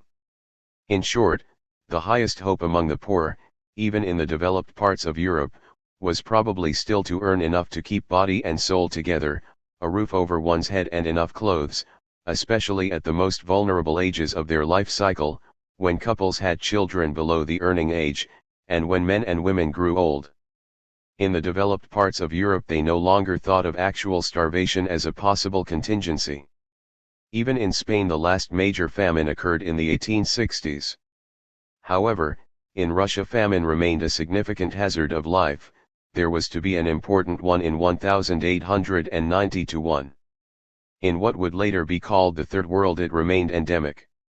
A substantial sector of prosperous peasants was certainly emerging, as was also in some countries a sector of respectable skilled or otherwise scarce manual workers capable of saving money and buying more than the essentials of life. But the truth is that the only market whose income was such as to tempt entrepreneurs and businessmen was that aimed at the middle incomes. The most notable innovation in distribution was the big city department store, pioneered in France, America, and Britain and just beginning to penetrate Germany. The Bone March or Whiteley's Universal Emporium or Wanamaker's were not aimed at the laboring classes. The USA, with its vast pool of customers, already envisaged a massive market of medium-range standardized goods, but even there the mass market of the poor, the five-and-dime market, was still left to the petty enterprise which found it worth catering to the poor. Modern mass production and the mass consumer economy had not arrived. They were to arrive very soon. But progress also seemed evident in what people still like to call moral statistics. Literacy was plainly on the increase. Was it not a measure of the growth of civilization that the number of letters sent in Britain at the outbreak of the wars against Bonaparte was perhaps 2 per annum for each inhabitant, but about 42 in the first half of the 1880s? That 186 million copies of newspapers and journals were issued each month in the USA of 1,880 compared to 330,000 in 1788? That in 1880 the persons who cultivated science by joining British learned societies were perhaps 44,000, probably 15 times as many as 50 years earlier. 18 No doubt morality as measured by the very doubtful data of criminal statistics and the wild guesses of those who wished, as so many Victorians did, to condemn non-marital sex showed a less certain or satisfactory trend. But could not the progress of institutions towards liberal constitutionalism and democracy, which was everywhere visible in the advanced countries, be seen as a sign of moral improvement, complementary to the extraordinary scientific and material triumphs of the age? How many would have disagreed with Mandell Creighton, an Anglican bishop and historian, who asserted that we are bound to assume, as the scientific hypothesis upon which history has been written, a progress in human affairs. 19. In the developed countries, few, though some might note how comparatively recent this consensus was even in these parts of the world. In the remainder of the world most people would not even have understood the bishop's proposition at all, even had they thought about it. Novelty, especially when brought from outside by city folk and foreigners, was something that disturbed old and settled ways rather than something which brought improvement, and indeed the evidence that it brought disturbance was overwhelming, the evidence that it brought improvement was feeble and unconvincing. The world neither progressed nor was it supposed to progress, a point also made forcefully in the developed world by that firm opponent of all the 19th century stood for, the Roman Catholic Church, see The Age of Capital, Chapter 6, 1. At most, if times were bad for reasons other than the vagaries of nature or divinity such as famine, drought, and epidemic, one might hope to restore the expected norm of human life by a return to true beliefs which had somehow been abandoned, e.g. the teachings of the Holy Quran, or by a return to some real or putative past of justice and order. In any case, old wisdom and old ways were best, and progress implied that the young could teach the old. Progress outside the advanced countries was therefore neither an obvious fact nor a plausible assumption, but mainly a foreign danger and challenge. Those who benefited from it and welcomed it were small minorities of rulers and townsmen who identified with foreign and irreligious values. Those whom the French in North Africa typically called évolus, persons who had evolved, were, at this stage, precisely those who had cut themselves off from their past and their people, who were sometimes compelled to cut themselves off, e.g. as in North Africa by abandoning Islamic law, if they were to enjoy the benefits of French citizenship. There were as yet few places, even in the backward regions of Europe adjoining or surrounded by the advanced regions, where countrymen or the miscellaneous urban poor were prepared to follow the lead of the frankly anti-traditionalist modernizers, as many of the new socialist parties were to discover. The world was therefore divided into a smaller part in which progress was indigenous and another much larger part in which it came as a foreign conqueror, assisted by minorities of local collaborators. In the first, even the mass of ordinary people by now believed that it was possible and desirable, and even that in some respects it was taking place.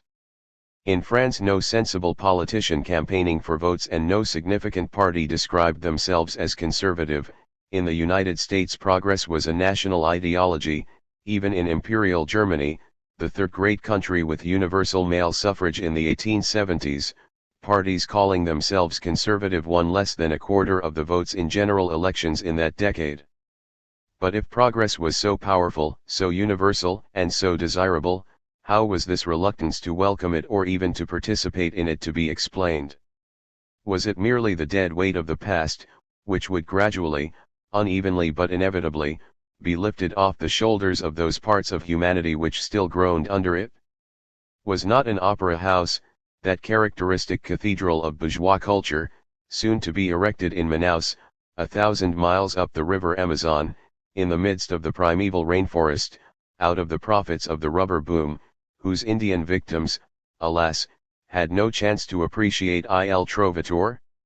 Were not groups of militant champions of the new ways, like the typically named científicos in Mexico, already in charge of their country's fate, or preparing to take charge of it like the equally typically named Committee for Union and Progress, better known as the Young Turks, in the Ottoman Empire? Had not Japan itself broken centuries of isolation to embrace Western ways and ideas, and to turn itself into a modern great power, as was soon to be demonstrated by the conclusive proof of military triumph and conquest? Nevertheless, the failure or refusal of most inhabitants of the world to live up to the example set by the Western bourgeoisies was rather more striking than the success of the attempts to imitate it. It was perhaps only to be expected that the conquering inhabitants of the First World, still able to overlook the Japanese, should conclude that vast ranges of humanity were biologically incapable of achieving what a minority of human beings with notionally white skins, or, more narrowly, people of North European stock, had alone shown themselves to be capable of. Humanity was divided by race, an idea which penetrated the ideology of the period almost as deeply as progress, into those whose place in the great international celebrations of progress, the World Expositions, see The Age of Capital, Chapter 2, was at the stands of technological triumph, and those whose place was in the colonial pavilions or native villages which now supplemented them. Even in the developed countries themselves, humanity was increasingly divided into the energetic and talented stock of the middle classes and the supine masses whose genetic deficiencies doomed them to inferiority. Biology was called upon to explain inequality, particularly by those who felt themselves destined for superiority. And yet the appeal to biology also dramatized the despair of those whose plans for the modernization of their countries met with the silent incomprehension and resistance of their peoples. In the republics of Latin America, inspired by the revolutions which had transformed Europe and the USA, ideologues and politicians considered the progress of their countries to be dependent on Aryanization, i.e. the progressive whitening of the people through intermarriage, Brazil, or virtual repopulation by imported white Europeans, Argentina. No doubt their ruling classes were white or at least considered themselves so, and the non-Iberian surnames of European descent among their political elites were and are disproportionately frequent. But even in Japan, improbable though this looks today, Westernization seemed sufficiently problematic at this period to suggest that it could only be successfully achieved by an infusion of what we would today call Western genes, see The Age of Capital, chapters 8, 14. Such excursions into pseudoscientific quackery, cf. chapter 10 below, dramatize the contrast between progress as a universal aspiration, and indeed reality, and the patchiness of its actual advance. Only some countries seem to be turning themselves, with varying degrees of speed, into industrial, capitalist economies, liberal, constitutionalist states and bourgeois societies on the Western model. Even within countries or communities, the gap between the advanced, who were also, in general, the wealthy, and the backward, who were also, in general, the poor, was enormous, and dramatic, as the comfortable, civilized, assimilated Jewish middle classes and rich of Western countries and Central Europe were just about to discover when faced with the 1/2 millions of their co-religionists who emigrated westwards from their East European ghettos. Could these barbarians really be the same people as ourselves? And was the mass of the interior and exterior barbarians perhaps so great as to confine progress to a minority which maintained civilization only because it was able to keep the barbarians in check? Had it not been John Stuart Mill himself who said, "Despotism is a legitimate mode of government in dealing with barbarians, provided the end be their improvement," 20. But there was another, and more profound, dilemma of progress. Whither, in fact, did it lead? Granted that the global conquest of the world economy, the forward march of a triumphant technology and science on which it was increasingly based, were indeed undeniable, universal, irreversible, and therefore inevitable. Granted that by the 1870s the attempts to hold them up or even slow them down were increasingly unrealistic and enfeebled, and that even the forces dedicated to conserving traditional societies already sometimes tried to do so with the weapons of modern society, as preachers of the literal truth of the Bible today use computers and broadcasts. Granted even that political progress in the form of representative governments and moral progress in the form of widespread literacy and reading would continue and even accelerate. Would it lead to the advance of civilization in the sense in which the youthful John Stuart Mill had articulated the aspirations of the century of progress, a world, even a country, more improved, more eminent in the best characteristics of man and society, farther advanced in the road to perfection, happier, nobler, wiser? 21. By the 1870s the progress of the bourgeois world had led to a point where more skeptical, even more pessimistic, voices began to be heard. And they were reinforced by the situation in which the world found itself in the 1870s, and which few had foreseen. The economic foundations of advancing civilization were shaken by tremors. After a generation of unparalleled expansion, the world economy was in crisis. Chapter 2. An economy changes gear. Combination has gradually become the soul of modern commercial systems. A.V. Dicey, 19,051. The object of any amalgamation of capital and production units must always be the largest possible reduction in the costs of production, administration, and sale, with a view to achieving the highest possible profits by eliminating ruinous competition. Carl D. Uisberg, founder of IG Farben, 1903-42. There are times when development in all areas of the capitalist economy, in the field of technology, the financial markets, commerce, colonies, has matured to the point where an extraordinary expansion of the world market must occur. World production as a whole will be raised to a new and more all-embracing level. At this point capital begins to enter upon a period of tempestuous advance. I. Helphand, Parvis, 1913. A distinguished American expert, surveying the world economy in 1889, the year of the foundation of the Socialist International, observed that it had, since 1873, been marked by unprecedented disturbance and depression of trade.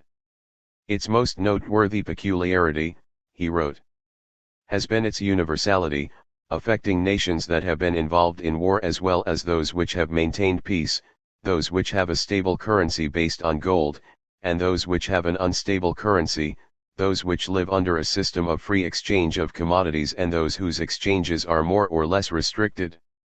It has been grievous in old communities like England and Germany, and equally so in Australia, South Africa, and California, which represent the new. It has been a calamity exceeding heavy to be borne, alike by the inhabitants of sterile Newfoundland and Labrador, and of the sunny, fruitful sugar islands of the East and West Indies, and it has not enriched those at the centers of the world's exchanges, whose gains are ordinarily greatest when business is most fluctuating and uncertain. 4. This view, usually expressed in a less Baroque style, was widely shared by contemporary observers, though some later historians have found it difficult to understand.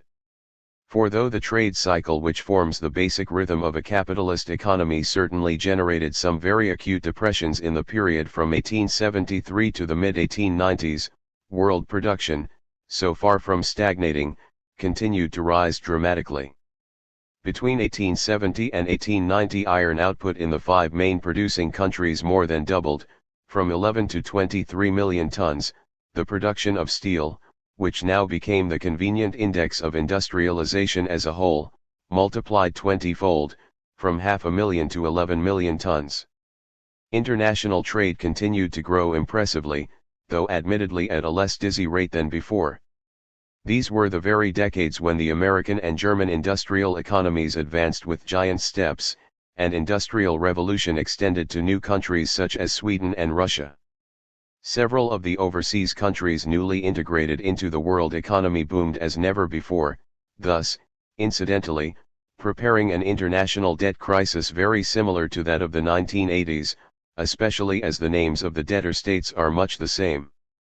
Foreign investment in Latin America reached the dizziest heights in the 1880s, as the length of the Argentine railway system doubled in 5 years and both Argentina and Brazil attracted up to 200,000 immigrants per year. Could such a period of spectacular productive growth be described as a Great Depression?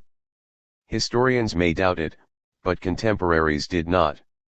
Were these intelligent, well-informed, and troubled Englishmen, Frenchmen, Germans and Americans subject to a collective delusion? It would be absurd to suppose so, even if the somewhat apocalyptic tone of some commentaries might have seemed excessive even at the time. By no means all thoughtful and conservative minds shared Mr. Wells' sense of the menace of a mustering of the barbarians from within, rather than as of old from without, for an attack on the whole present organization of society, and even the permanence of civilization itself. 5 Still, some did, not to mention the growing body of socialists who looked forward to a collapse of capitalism under its insurmountable internal contradictions which the era of depression appeared to demonstrate. The note of pessimism in the literature and philosophy of the 1880s, see pages 97, 258-9 below, can hardly be entirely understood without the sense of a general economic, and consequently social, malaise. As for economists and businessmen, what worried even the less apocalyptically minded was the prolonged depression of prices, a depression of interest, and a depression of profits, as Alfred Marshall, the future guru of economic theory, put it in 1888.6. In short, after the admittedly drastic collapse of the 1870s, see The Age of Capital, Chapter 2, what was at issue was not production but its profitability. Agriculture was the most spectacular victim of this decline in profits, and indeed some parts of it constituted the most deeply depressed sector of the economy, and the one whose discontents had the most immediate and far-reaching social and political consequences. Its output, vastly increased during previous decades, see The Age of Capital, Chapter 10, now flooded the world markets, hitherto protected by high transport costs against massive foreign competition. The consequences for agrarian prices, both in European agriculture and in the overseas exporting economies, were dramatic.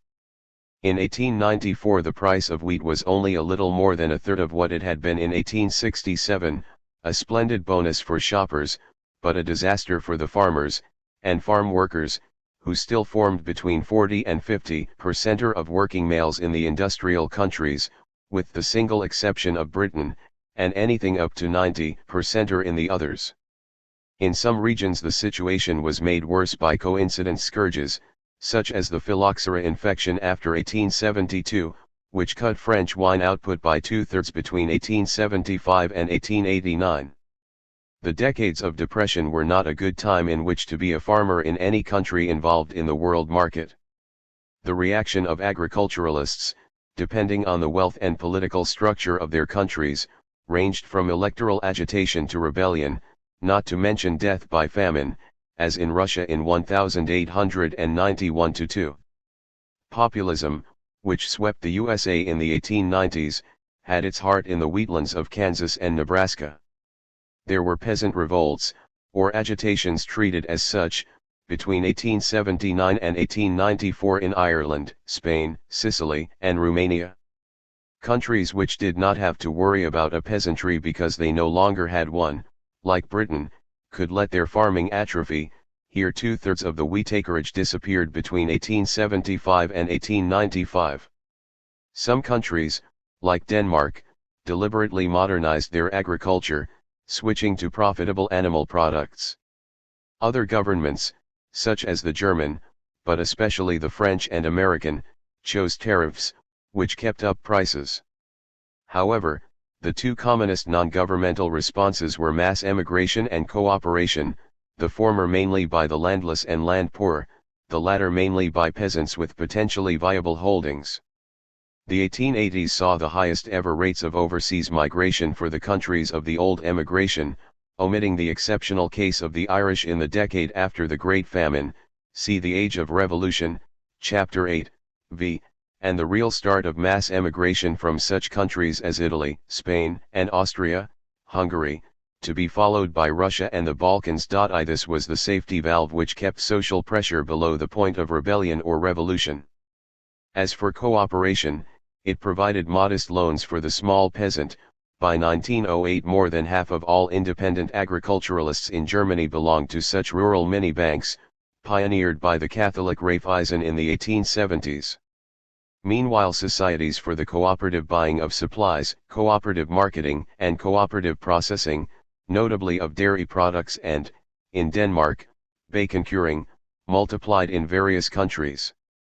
10 years after 1884, when a law designed to legalize trade unions was seized on by French farmers for their own purposes, 400,000 of them were in almost 2,000 such syndicates. 7 By 1900 there were 1,600 cooperatives manufacturing dairy products in the USA, mostly in the Middle West, and the dairy industry in New Zealand was firmly under the control of farmers' cooperatives. Business had its own troubles. An era brainwashed into the belief that a rise in prices, inflation, is an economic disaster may find it difficult to believe that 19th-century businessmen were much more worried about a fall in prices, and in an, on the whole, deflationary century, no period was more drastically deflationary than 1873 to 96, when the level of British prices dropped by 40%. For inflation, within reason, is not only good for debtors, as every householder with a long mortgage knows, but provides an automatic boost for the rate of profit, as goods produced at a lower cost were sold at the higher price level prevailing when they reached the point of sale. Conversely, deflation cut into the rate of profit. A large expansion of the market could more than offset this, but in fact the market did not grow fast enough, partly because the new technology of industry made enormous increases of output both possible and necessary, at least if plant were to be run at a profit, partly because the number of competitive producers and industrial economies was itself growing, thus vastly increasing the total capacity available, and partly because a mass market for consumer goods was as yet slow to develop. Even for capital goods, the combination of new and improved capacity, more efficient use of the product, and changes in demand could be drastic. The price of iron fell by 50% between 1871/5 and 1894/8.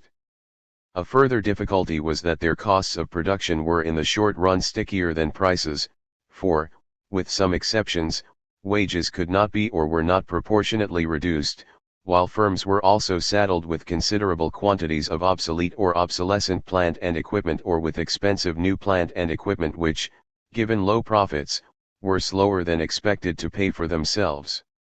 In some parts of the world the situation was further complicated by the gradual, but in the short run fluctuating and unpredictable, fall in the price of silver and its exchange rate with gold. So long as both remained stable, as they had for many years before 1872, international payments calculated in the precious metals which formed the basis of world money were simple enough. 2 When the exchange rate became unstable, business transactions between those whose currencies relied on different precious metals became rather less simple. What could be done about the depression of prices, profits, and interest rates? A sort of monetarism in reverse was one solution which, as the enormous and now forgotten contemporary debate on bimetallism suggests, appealed to many, who attributed the fall in prices primarily to a global shortage of gold, which was increasingly, via the pound sterling, with a fixed gold parity, i.e. the gold sovereign, the exclusive basis of the world payments system. A system based on both gold and silver, which was available in vastly increased quantities especially in America, would surely raise prices through monetary inflation. Currency inflation, which appealed notably to hard-pressed prairie farmers, not to mention the operators of Rocky Mountain silver mines, became a major plank in American populist movements, and the prospect of mankind's crucifixion on a cross of gold inspired the rhetoric of the great People's Tribune, William Jennings Bryan, 1860–1925. As with Bryan's other favorite causes, such as the literal truth of the Bible and the consequent need to ban the teachings of the doctrines of Charles Darwin, he backed a loser. Banking, big business, and governments in the core countries of world capitalism had no intention of abandoning the fixed parity of gold which they regarded in much the same manner as Bryan did the Book of Genesis. In any case, only countries like Mexico, China, and India, which did not count, rested primarily on silver. Governments were more inclined to listen to the very substantial interest groups and bodies of voters who urged them to protect the home producer against the competition of imported goods. For these included not only, as might be expected, the enormous block of agriculturalists, but also important bodies of domestic industrialists, seeking to minimize overproduction by at least keeping out the rival foreigner. The Great Depression ended the long era of economic liberalism, cf. The Age of Capital, Chapter 2, at least in the matter of commodity trade. 3 Starting with Germany and Italy, textiles, in the late 1870s, protective tariffs became a permanent part of the international economic scene, culminating in the early 1890s in the penal tariffs associated with the names of Meline in France, 1892, and McKinley in the USA, 1890.4. Of all the major industrial countries only Britain held fast to unrestricted free trade, in spite of powerful occasional challenges from protectionists. The reasons were obvious, quite apart from the absence of a large peasantry and therefore of a large built-in protectionist vote. Britain was by far the greatest exporter of industrial products, and had in the course of the century become increasingly export-oriented, probably never more so than in the 1870s and 1880s, much more so than her main rivals, though not more than some advanced economies of much smaller size, such as Belgium, Switzerland, Denmark, and the Netherlands. Britain was incomparably the largest exporter of capital, of invisible financial and commercial services, and of transport services. Indeed, as foreign competition encroached on British industry, the City of London and British shipping became more central than ever before to the world economy. Conversely, though this is often forgotten, Britain was by far the largest outlet for the primary exports of the world, and dominated, one might even say constituted, the world market for some of them, such as cane sugar, tea, and wheat, of which in 1880 she bought about half of the total traded internationally. In 1881 the British bought almost half of all the world's meat exports and far more wool and cotton, 55% of European imports, than anyone else. 9 Indeed, as Britain let her own food production decline during the Depression, her propensity to import became quite extraordinary. By 1905-9 she imported not only 56% of all the cereals she consumed but 76% of all her cheese and 68% of her eggs. 10. Free trade therefore seemed indispensable, for it allowed primary producers overseas to exchange their products for British manufactures, and thus reinforced the symbiosis between the United Kingdom and the underdeveloped world on which British economic power essentially rested. Argentine and Uruguayan estancieros, Australian wool growers and Danish farmers had no interest in encouraging national manufactures, for they did very well out of being economic planets in the British solar system. The costs for Britain were not negligible. As we have seen, free trade meant the readiness to let British agriculture sink if it could not swim. Britain was the only country in which even conservative statesmen, in spite of the ancient commitment of such parties to protection, were prepared to abandon agriculture. Admittedly the sacrifice was easier, since the finances of the ultra-rich and politically still decisive landowners now rested on the income from urban property and investment portfolios as much as on the rents of cornfields. Might it not also imply a readiness to sacrifice British industry itself, as the protectionists feared? Looking back a century from the deindustrializing Britain of the 1980s, the fear does not seem unrealistic. What capitalism exists to make, after all, is not any particular selection of products but money. Yet while it was already clear that in British politics the opinion of the City of London counted far more than that of provincial industrialists, for the time being city interests did not yet appear to be at odds with those of the bulk of industry. So Britain remained committed to economic liberalism and in doing so gave protectionist countries the freedom both to control their home markets and to have plenty of scope for pushing their exports. Economists and historians have never ceased to argue about the effects of this revival of international protectionism, or, in other words, about the strange schizophrenia of the capitalist world economy.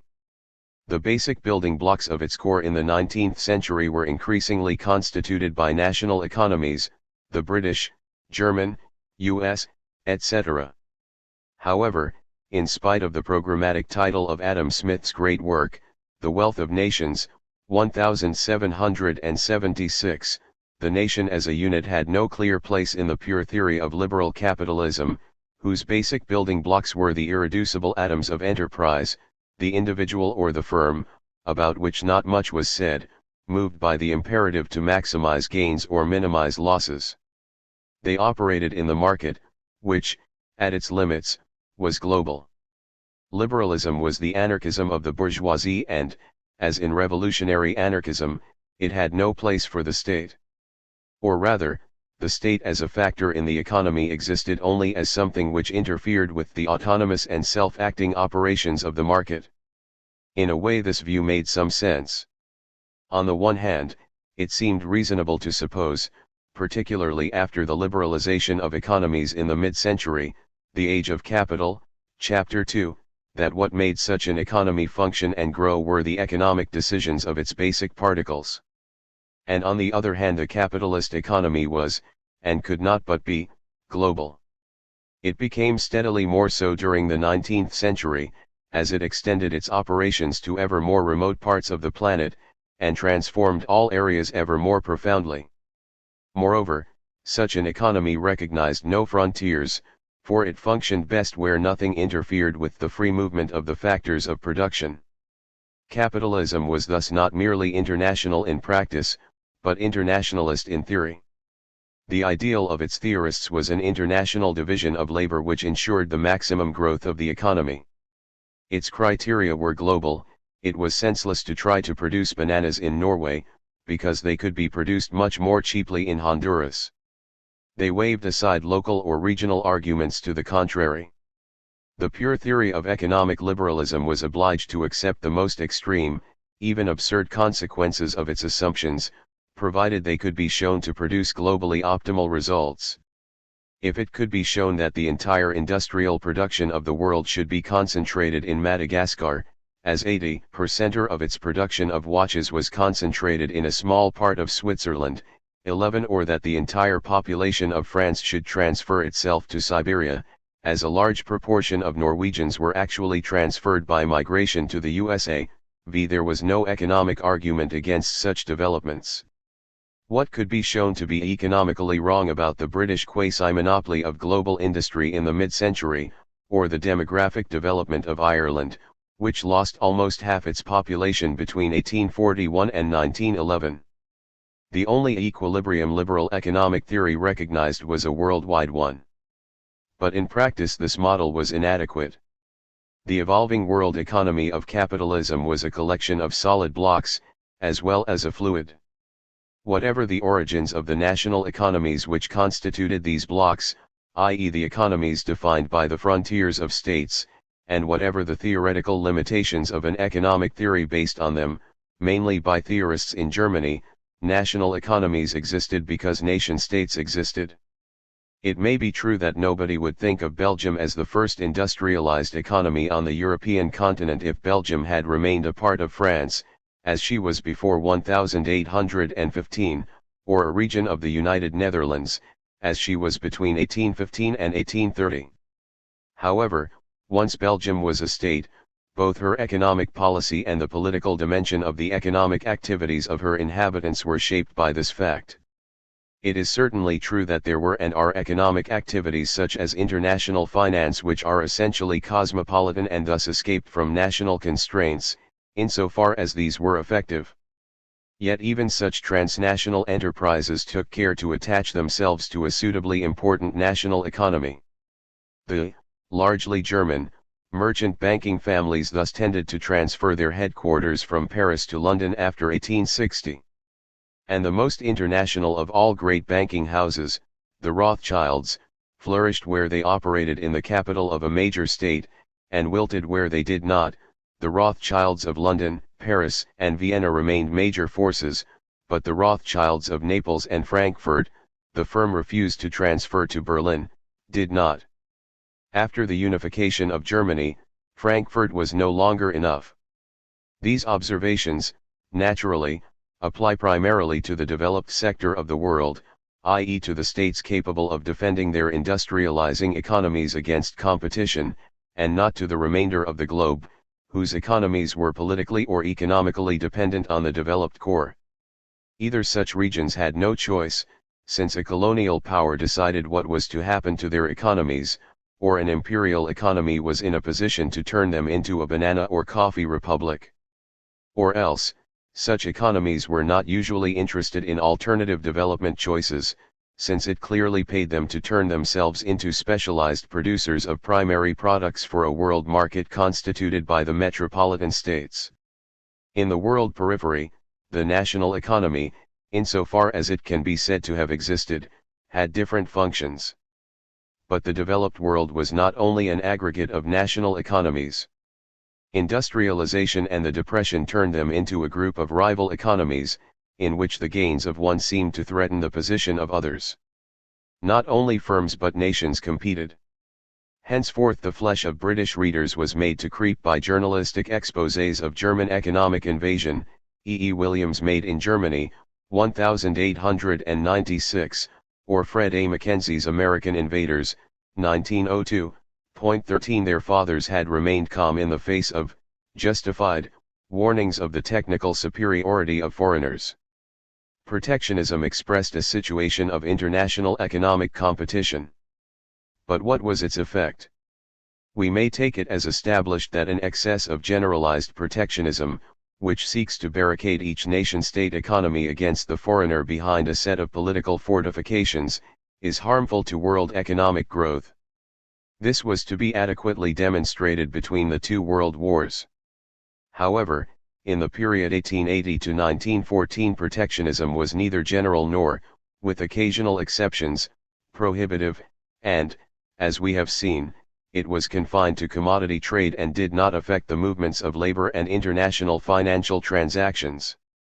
Agricultural protection on the whole worked in France, failed in Italy, where the response was mass migration, and sheltered large-scale agrarians in Germany. 14 Industrial protection on the whole helped to broaden the world's industrial base by encouraging national industries to aim at the domestic markets of their countries, which happened also to be growing by leaps and bounds.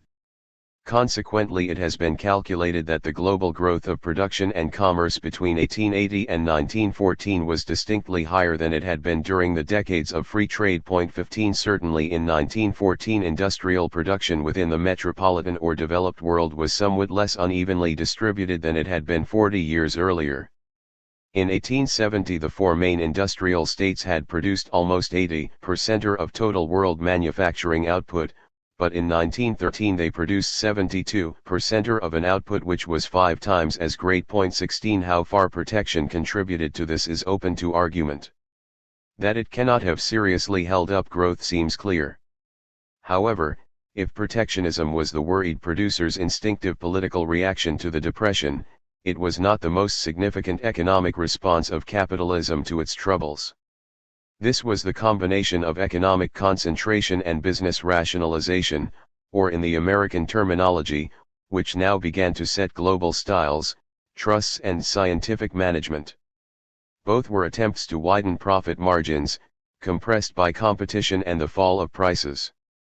Economic concentration should not be confused with monopoly in the strict sense, control of the market by a single business, or in the more usual wider sense of market control by a handful of dominating firms, oligopoly.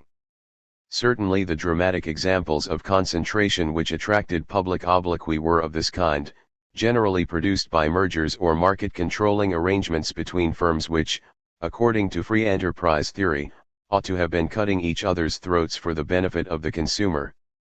Such were the American trusts, which provoked anti-monopolist legislation like the Sherman Antitrust Act, 1890, of uncertain efficacy, and the German syndicates or cartels, mainly in the heavy industries, which enjoyed government favor. The Rhine-Westphalian Coal Syndicate, 1893, which controlled something like 90% of the coal output in its region, or the Standard Oil Company, which in 1880 controlled 90 to 95% of the oil refined in the USA, were certainly monopolies. So, for practical purposes, was the billion-dollar trust of United States Steel, 1901, with 63% of American steel output. It is also clear that a trend away from unrestricted competition and towards the combination of several capitalists who formerly operated singly 17 became strikingly obvious during the Great Depression, and continued in the new period of global prosperity. A tendency towards monopoly or oligopoly is undeniable in the heavy industries, in industries closely dependent on government orders such as the rapidly growing armaments sector, see pages 307 to 9. In industries generating and distributing revolutionary new forms of energy, such as oil and electricity, in transport, and in some mass consumer goods such as soap and tobacco. However, market control and the elimination of competition were only one aspect of a more general process of capitalist concentration, and were neither universal nor irreversible. In 1914 there was rather more competition in the American oil and steel industries than there had been 10 years earlier. To this extent it is misleading in 1914 to speak of what was by 1900 clearly recognized as a new phase of capitalist development, as monopoly capitalism. Still, it does not much matter what we call it, corporation capitalism, organized capitalism, etc., so long as it is agreed, and it must be, that combination advanced at the expense of market competition, business corporations at the expense of private firms, big business and large enterprise at the expense of smaller, and that this concentration implied a tendency towards oligopoly. This was evident even in so powerful a fortress of old-fashioned small-scale and medium competitive enterprise as Britain. From 1880 on, the pattern of distribution was revolutionized. Grocer and butcher now meant not simply a small shopkeeper but increasingly a nationwide or international firm with hundreds of branches. In banking, a handful of giant joint stock banks with national networks of branches replaced the smaller banks at great speed. Lloyds Bank swallowed 164 of them. After 1900, as has been noted, the old-fashioned, or any, British country bank had become a historical curiosity.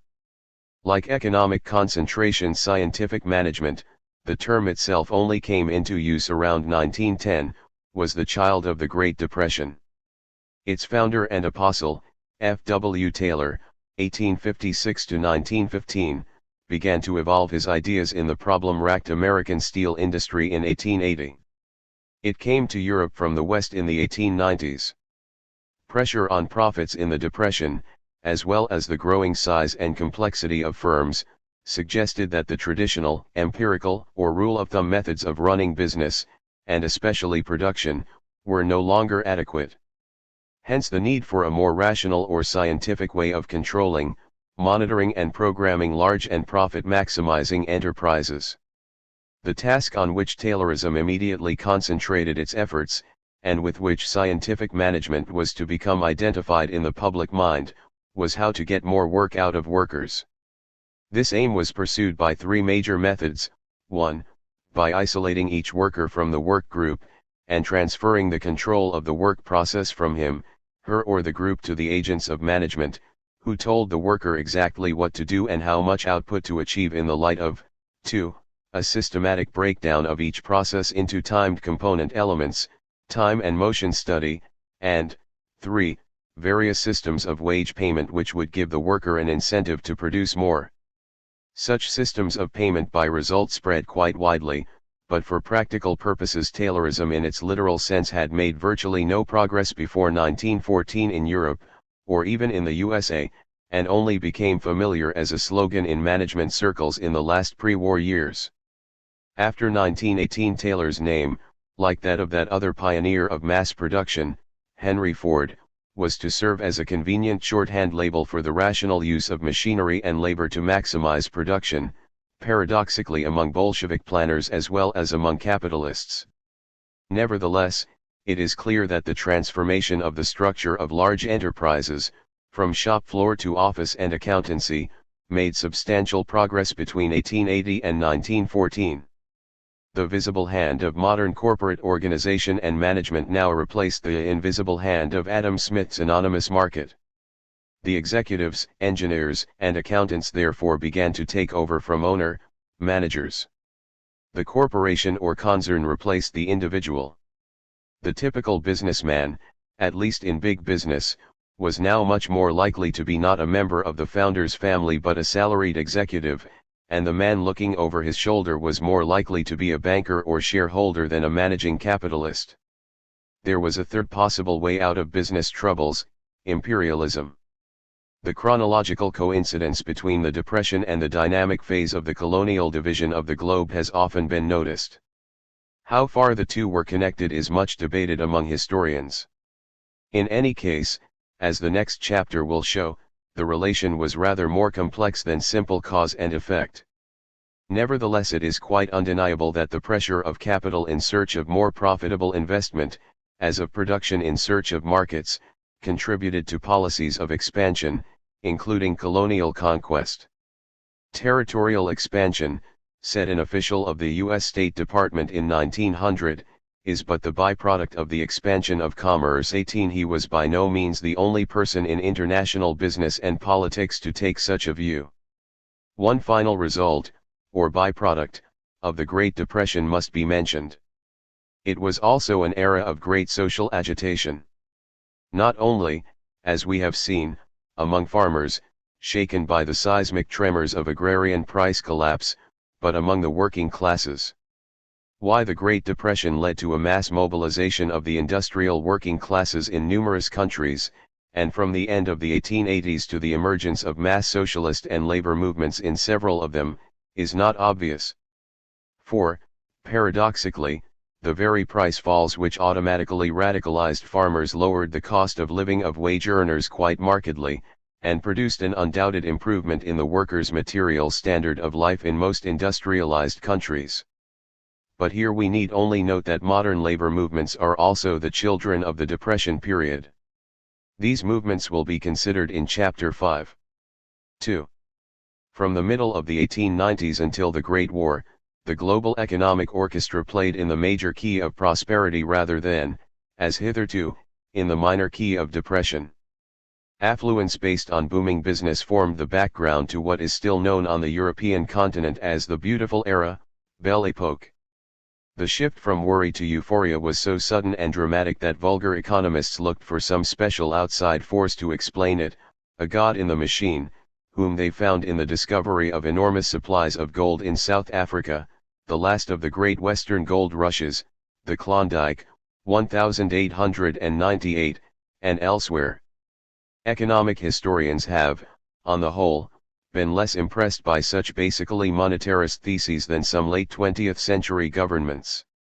Still, the speed of the upturn was striking, and almost immediately diagnosed by a particularly sharp-eyed revolutionary, A.L. Helphand, 1869–1924, writing under the pen name Parvis, as indicating the start of a new and lengthy period of tempestuous capitalist advance. In fact, the contrast between the Great Depression and the following secular boom provided the grounds for the first speculations about those long waves in the development of world capitalism, which were later to be associated with the name of the Russian economist Kondratiev. In the meantime it was, at any rate, evident that those who had made gloomy forecasts about the future of capitalism, or even about its imminent collapse, had been wrong. Among the Marxists passionate arguments developed about what this implied for the future of their movements, and whether Marx's doctrines would have to be revised. Economic historians have tended to fix their attention on two aspects of the era, on its redistribution of economic power and initiative, that is to say on Britain's relative decline and the relative, and absolute, advance of the USA and above all Germany, and on the problem of long and short-term fluctuations, that is to say primarily on the Kondratiev long wave, whose down and upswing neatly cut our period in half. Interesting though these problems are, they are secondary from the point of view of the world economy. In principle, it is not really surprising that Germany, its population rising from 45 to 65 millions, and the USA, growing from 50 to 92 millions, should have overhauled Britain, both territorially smaller and less populous. This does not, however, make the triumph of German industrial exports any the less impressive. In the 30 years to 1913 they grew from less than half the British figure to a figure larger than the British. Except in what might be called the semi-industrialized countries, i.e. for practical purposes the actual or virtual dominions of the British Empire, including its Latin American economic dependencies, German manufacturing exports had beaten the English all along the line. They were a third larger in the industrial world, and even 10% or larger in the undeveloped world. Again, it is not surprising that Britain was unable to maintain the extraordinary position as workshop of the world of c. 1860. Even the USA, at the peak of her global supremacy in the early 1950s, and representing a share of the world population 3 times as large as the British in 1860, never achieved 53% of world iron and steel production and 49% of its textile production. Once again, this does not explain precisely why, or even whether, there was a slowing down in growth and a decline in the British economy, questions which have become the subject of a vast scholarly literature. The important issue is not who, within the growing world economy, grew more and faster, but its global growth as a whole. As for the Kondratiev rhythm, to call it a cycle in the strict sense of the word is to beg the question. It certainly raises fundamental analytical questions about the nature of economic growth in the capitalist era, or, some students might argue, about the growth of any world economy. Unfortunately, No theory about this curious alternation of phases of economic confidence and uneasiness, together forming a wave of about half a century, is widely accepted. The best known and most elegant theory about them, that of Joseph Louis Schumpeter, 1883 to 1950, associates each downturn with the exhaustion of the profit potential of one set of economic innovations, and the new upswing with a new set of innovations, mainly, but not only, seen as technological, whose potential will in turn be exhausted. Thus new industries, acting as leading sectors of economic growth, e.g. cotton in the first industrial revolution, railroads in and after the 1840s, become, as it were, the engines which pull the world economy out of the morass in which it has temporarily been bogged down. The theory is plausible enough, since each of the periods of secular upswing since the 1780s has indeed been associated with the rise of new, and increasingly of technologically revolutionary industries, not least the most extraordinary of all such global economic booms, the 2.5 decades before the early 1970s. The problem about the upsurge of the later 1890s is that the innovatory industries of that period, broadly speaking, chemical and electrical, or those associated with the new energy sources about to compete seriously with steam, do not as yet seem quite imposing enough to dominate the movements of the world economy. In short, since we cannot adequately explain them, the Kondratiev periodicities cannot help us much. They merely enable us to observe that the period with which this volume deals covers the fall and the rise of a Kondratiev wave, but that is in itself not surprising as the entire modern history of the global economy readily falls into this pattern.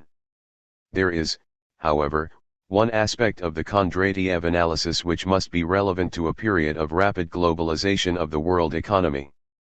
This is the relation between the world's industrial sector, which grew by a continuous revolution of production, and the world's agricultural output, which grew chiefly by the discontinuous opening of new geographical zones of production, or zones newly specialized in export production.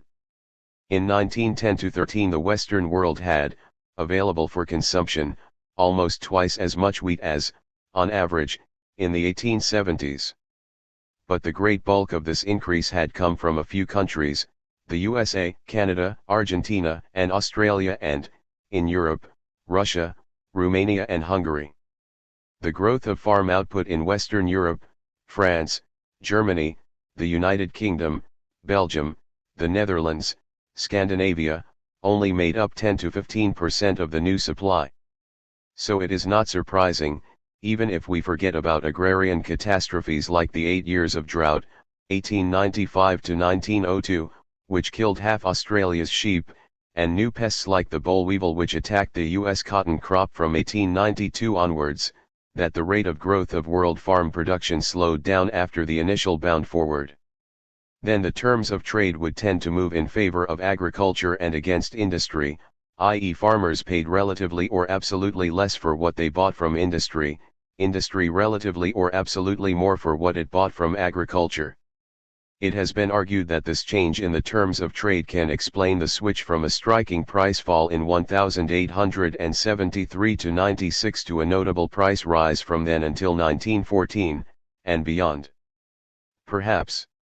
What is certain is that this change in the terms of trade put pressure on industry's costs of production, and hence on its profitability. Luckily for the beauty of the Belle Époque, the economy was so constructed as to shift this pressure from profits to the workers. The rapid growth in real wages, so characteristic of the Great Depression, slowed down visibly. In France and Britain there was an actual fall in real wages between 1899 and 1913. The sullen social tension and outbursts of the last years before 1914 are partly due to this. What, then, made the world economy so dynamic?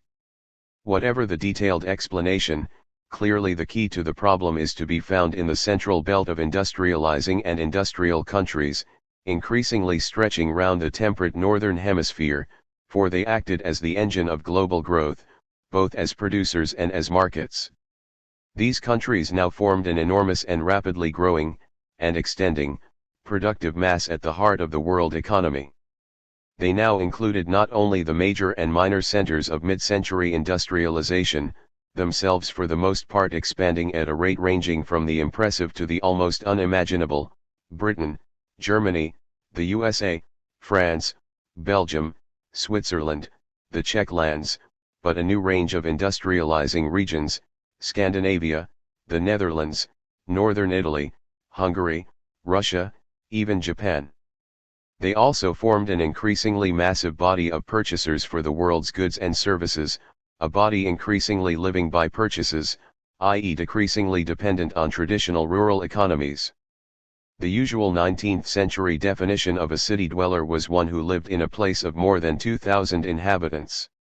Yet even if we take a slightly less modest criterion, 5,000, the percentage of Europeans of the developed zone and North Americans who lived in towns had by 1910 risen to 41, from 19 and 14 respectively in 1850, and perhaps 80% of city dwellers, as against two-thirds in 1850, lived in towns of over 20,000, of these in turn rather more than half lived in cities of over 100,000 inhabitants, that is to say vast stockpiles of customers. 19. Moreover, thanks to the price falls of the Depression, these customers had a good deal more money available for spending than before, even allowing for the sag in real wages after 1900. The crucial collective significance of this accumulation of customers, even among the poor, was now recognized by businessmen. If political philosophers dreaded the emergence of the masses, salesmen hailed it. The advertising industry, which first developed as a major force in this period, addressed them.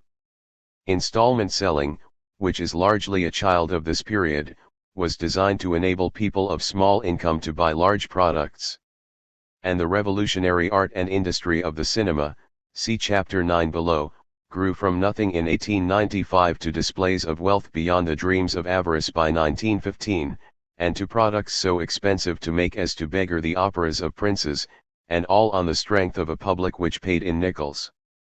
A single figure may illustrate the importance of the world's developed zone at this time.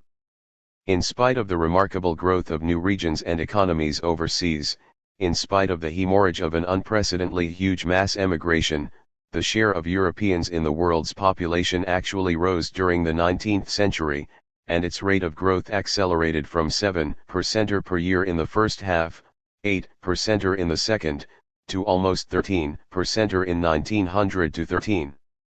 If we add to this urbanized continent of potential shoppers the USA and some rapidly developing but much smaller overseas economies, we have a developed world of something like 15% of the planet's surface, containing something like 40% of its inhabitants. These countries thus formed the bulk of the world's economy. Between them they constituted 80% of the international market. What is more, they determined the development of the rest of the world, whose economies grew by supplying foreign needs. What would have happened to Uruguay or Honduras if they had been left to their own devices, we cannot know. In any case, they were not likely to be. Paraguay had once tried to opt out of the world market and had been massacred back into it, cf. The Age of Capital, Chapter 4. What we do know is that the one produced beef because there was a market for it in Britain, and the other bananas, because some Boston traders calculated that Americans would pay money to eat them. Some such satellite economies did better than others, but the better they did, the greater the benefit to the economies of the central core, for whom such growth meant larger and growing outlets for the export of goods and capital. The world merchant marine, whose growth roughly indicates the expansion of the global economy, had remained more or less static between 1860 and 1890. Its size fluctuated between 16 and 20 million tons. Between 1890 and 1914 it almost doubled. 3. How, then, can we sum up the world economy of the Age of Empire? In the first place, as we have seen, it was a geographically much more broad-based economy than before. Its industrial and industrializing sector was enlarged, in Europe by industrial revolution in Russia and such countries as Sweden and the Netherlands, hitherto little touched by it, outside by developments in North America and, already to some extent, in Japan. The international market in primary products grew enormously, Between 1880 and 1913 international trade in these commodities just about tripled, and so, consequently, did both the areas devoted to their production and their integration into the world market. Canada joined the world's major wheat producers after 1900, its crop rising from an annual average of 52 million bushels in the 1890s to one of 200 millions in 1910 to 13.20. Argentina became a major wheat exporter at the same time, and every year Italian laborers, nicknamed swallows, golondrinas, crossed and recrossed 10,000 miles of Atlantic to gather its harvest. The economy of the Age of Empire was one in which Baku and the Donets Basin became part of industrial geography, when Europe exported both goods and girls to new cities like Johannesburg and Buenos Aires, and when opera houses were built on the bones of dead Indians in rubber boom towns 1,000 miles up the Amazon. It follows, as already noted, that the world economy was now notably more pluralist than before. Britain ceased to be the only fully industrialized, and indeed the only industrial, economy. If we add together the industrial and mining production, including construction, of the four chief national economies, in 1913 the USA provided 46% of this total, Germany 23.5%, Britain 19.5% and France 11%. 21. The Age of Empire, as we shall see, was essentially an age of state rivalry. Moreover, the relations between the developed and the undeveloped worlds were also more varied and complex than in 1860, when half of all exports from Asia, Africa, and Latin America had been sent to one country, Great Britain. By 1900 the British share was down to 1/4, and Third World exports to other West European countries were already larger than those to Britain, 31%. 22. The Age of Empire was no longer monocentric. This growing pluralism of the world economy was to some extent masked by its continued, indeed its increased, dependence on the financial, trading and shipping services of Britain. On the one hand the City of London was, more than ever, the switchboard for the world's international business transactions, so that its commercial and financial services alone earned almost enough to make up for the large deficit in its balance of commodity trade, £137 million against £142 million, in 1906-10. On the other, the enormous weight of Britain's foreign investments and her merchant shipping further reinforced the centrality of the country in a world economy which turned on London and was based on the pound sterling. On the international capital market, Britain remained overwhelmingly dominant. In 1914 France, Germany, the USA, Belgium, the Netherlands, Switzerland, and the rest between them had 56% of the world's overseas investments. Britain alone had 44%. 23. In 1914 the British steamer fleet alone was 12% larger than all the merchant fleets of all the other European states put together. In fact, Britain's centrality was for the moment reinforced by the very development of world pluralism. For as the newly industrializing economies bought more primary products from the underdeveloped world, they accumulated between them a fairly substantial deficit in their trade with that world. Britain alone re-established a global balance, by importing more manufactured goods from its rivals, by its own industrial exports to the dependent world, but mainly by its massive invisible income from both its international business services, banking, insurance, etc., and the income which came to the world's largest creditor from its enormous foreign investments. Britain's relative industrial decline thus reinforced its financial position and wealth. The interests of British industry and of the city, hitherto compatible enough, began to enter into conflict. The third characteristic of the world economy is at first sight the most obvious: technological revolution. This was, as we all know, the age when the telephone and the wireless telegraph, the phonograph and the cinema, the automobile and the aeroplane, became part of the scenery of modern life, not to mention the domestication of science and high technology by means of such products as the vacuum cleaner, 1908, and the only universal medicament ever invented, aspirin, 1899. Nor should we forget that most beneficent of all the period's machines, whose contribution to human emancipation was immediately recognized, namely the modest bicycle. And yet, before we hail this impressive crop of innovations as a second industrial revolution, let us not forget that it is so only in retrospect. For contemporaries, the major innovation consisted in the updating of the first industrial revolution by improvements in the tri-technology of steam and iron, by steel and turbines. Technologically revolutionary industries based on electricity, chemistry, and the combustion engine certainly began to play a major role, especially in dynamic new economies. After all, Ford began to manufacture his Model T in 1907.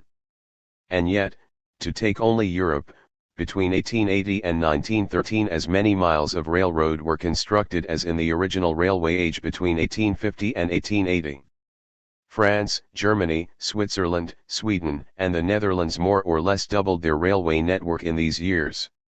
The last triumph of British industry, the virtual monopoly of shipbuilding Britain established between 1870 and 1913, was won by exploiting the resources of the first industrial revolution.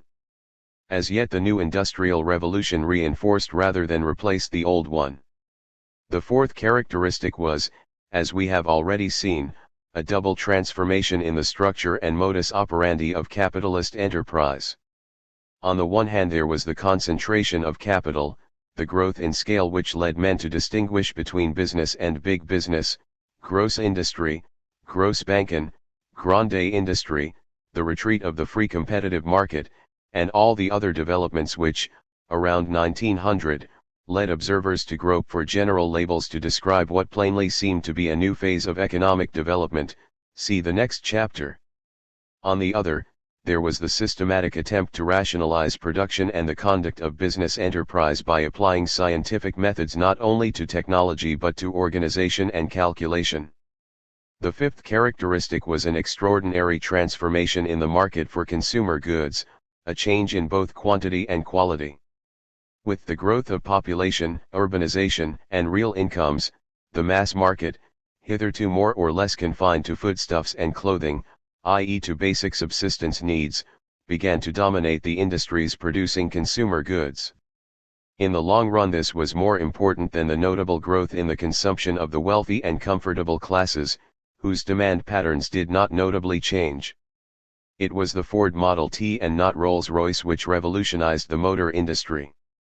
At the same time a revolutionary technology and imperialism helped to create a range of novel goods and services for the mass market, from the gas cookers which multiplied in British working-class kitchens during this period, to the bicycle, the cinema, and the modest banana, whose consumption was practically unknown before 1880. One of the most obvious consequences was the creation of mass media which, for the first time, deserved the name. A British newspaper reached 1 million copy sale for the first time in the 1890s, a French one around 1900.24. All this implied a transformation not only of production, by what now came to be called mass production, but also of distribution, including credit buying, mainly by installments. Thus the sale of tea in standard quarter-pound packages began in Britain in 1884. It was to make the fortunes of more than one grocery tycoon from the working-class backstreets of big cities, such as Sir Thomas Lipton, whose yacht and money attracted the friendship of King Edward VII, a monarch notoriously drawn to free-spending millionaires. Lipton's branches grew from none in 1870 to 500 in 1899.25. It also fitted in naturally with the sixth characteristic of the economy, the marked growth, both absolute and relative, of the tertiary sector of the economy, both public and private, work in offices, shops, and other services. To take only the case of Britain, a country which, at its peak, had dominated the world economy with a ridiculously tiny amount of office work. In 1851 there were 67,000 public officials and 91,000 persons in commercial employment out of a total occupied population of about 9 millions. By 1881 there were already 360,000 in commercial employment, still almost entirely male, though only 120,000 in the public sector. But by 1911 commerce employed almost 900,000, 17% of them women, and the public service had tripled.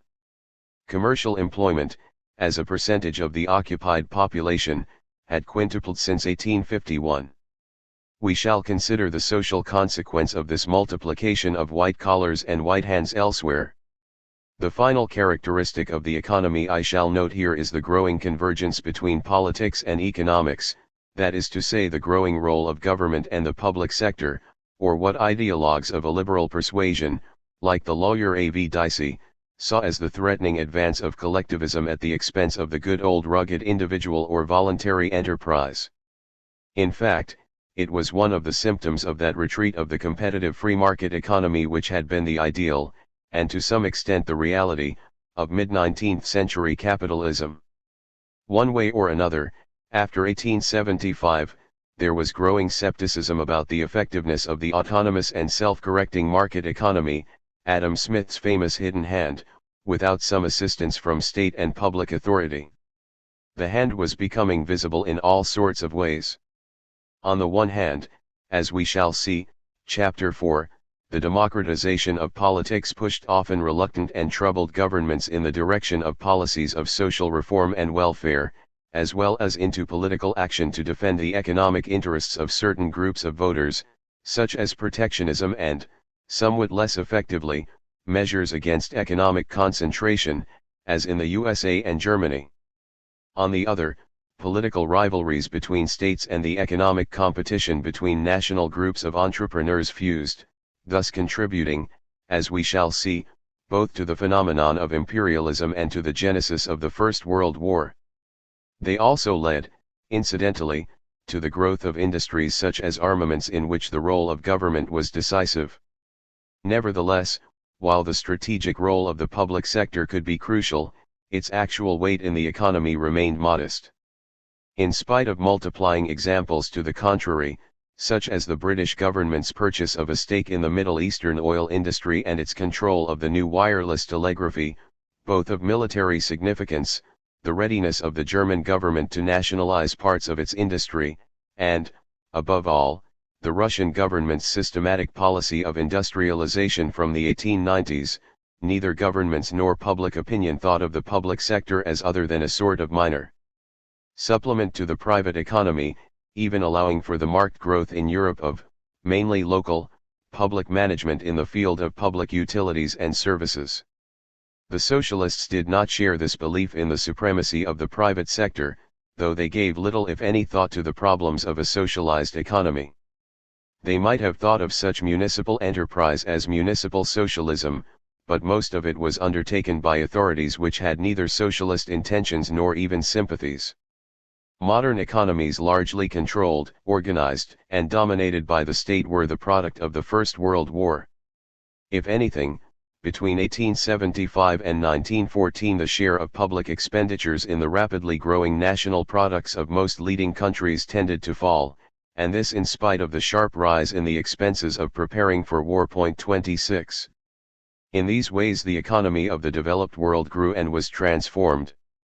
Yet what struck contemporaries in the developed and industrial world even more than the evident transformation of their economy was its even more evident success. They plainly lived in flourishing times.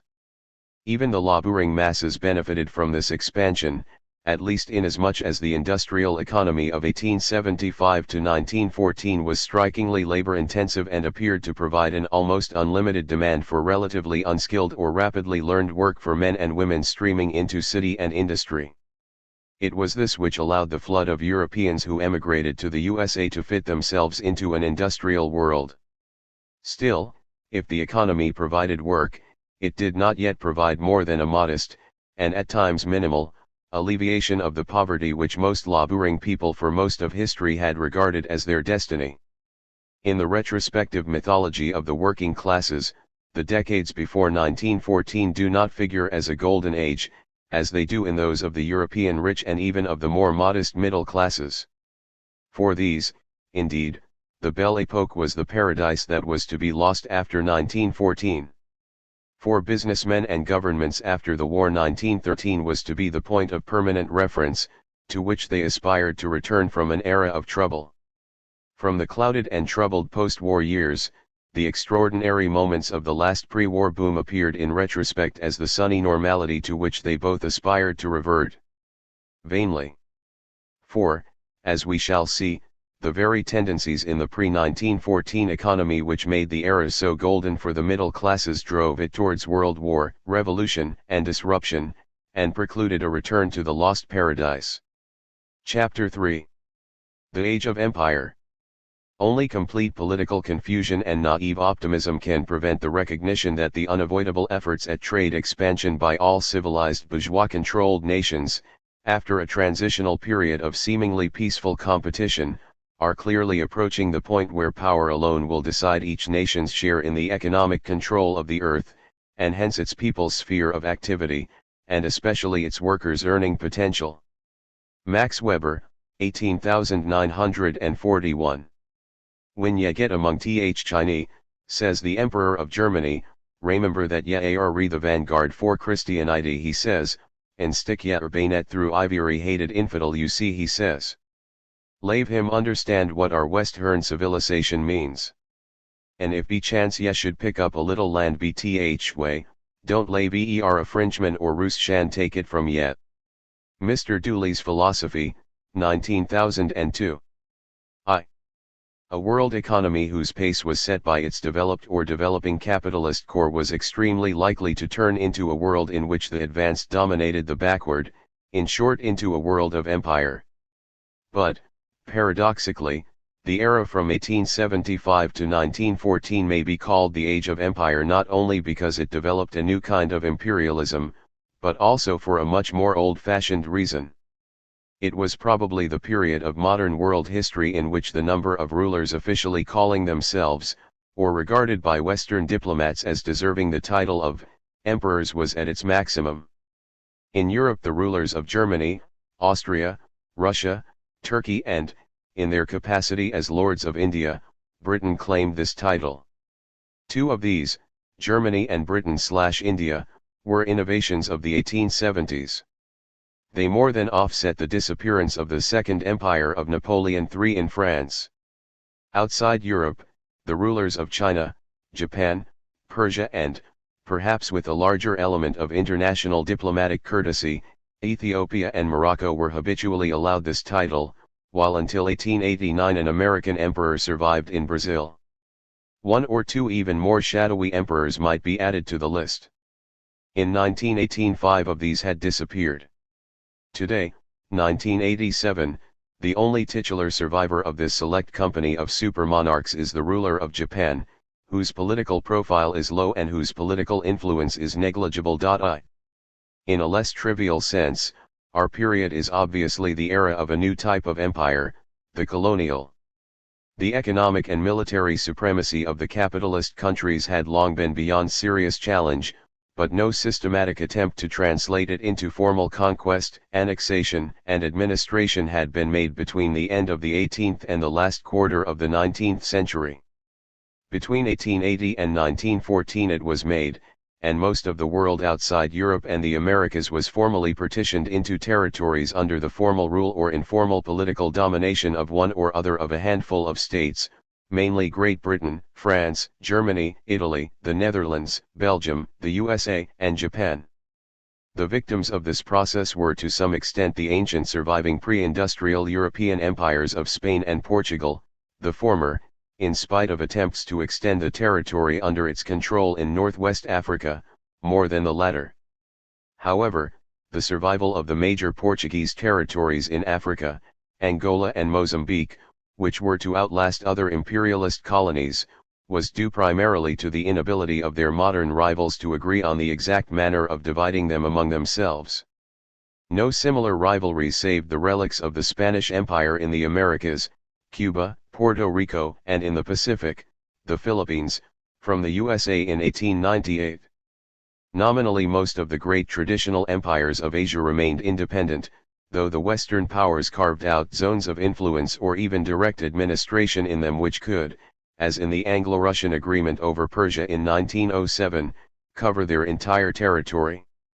In fact, their military and political helplessness was taken for granted.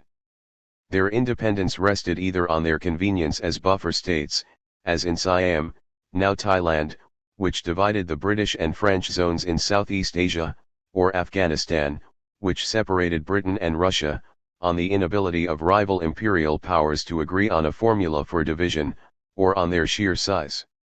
The only non-European state which successfully resisted formal colonial conquest when this was attempted was Ethiopia, which held Italy at bay, the weakest of the imperial states. Two major regions of the world were, for practical purposes, entirely divided up, Africa and the Pacific.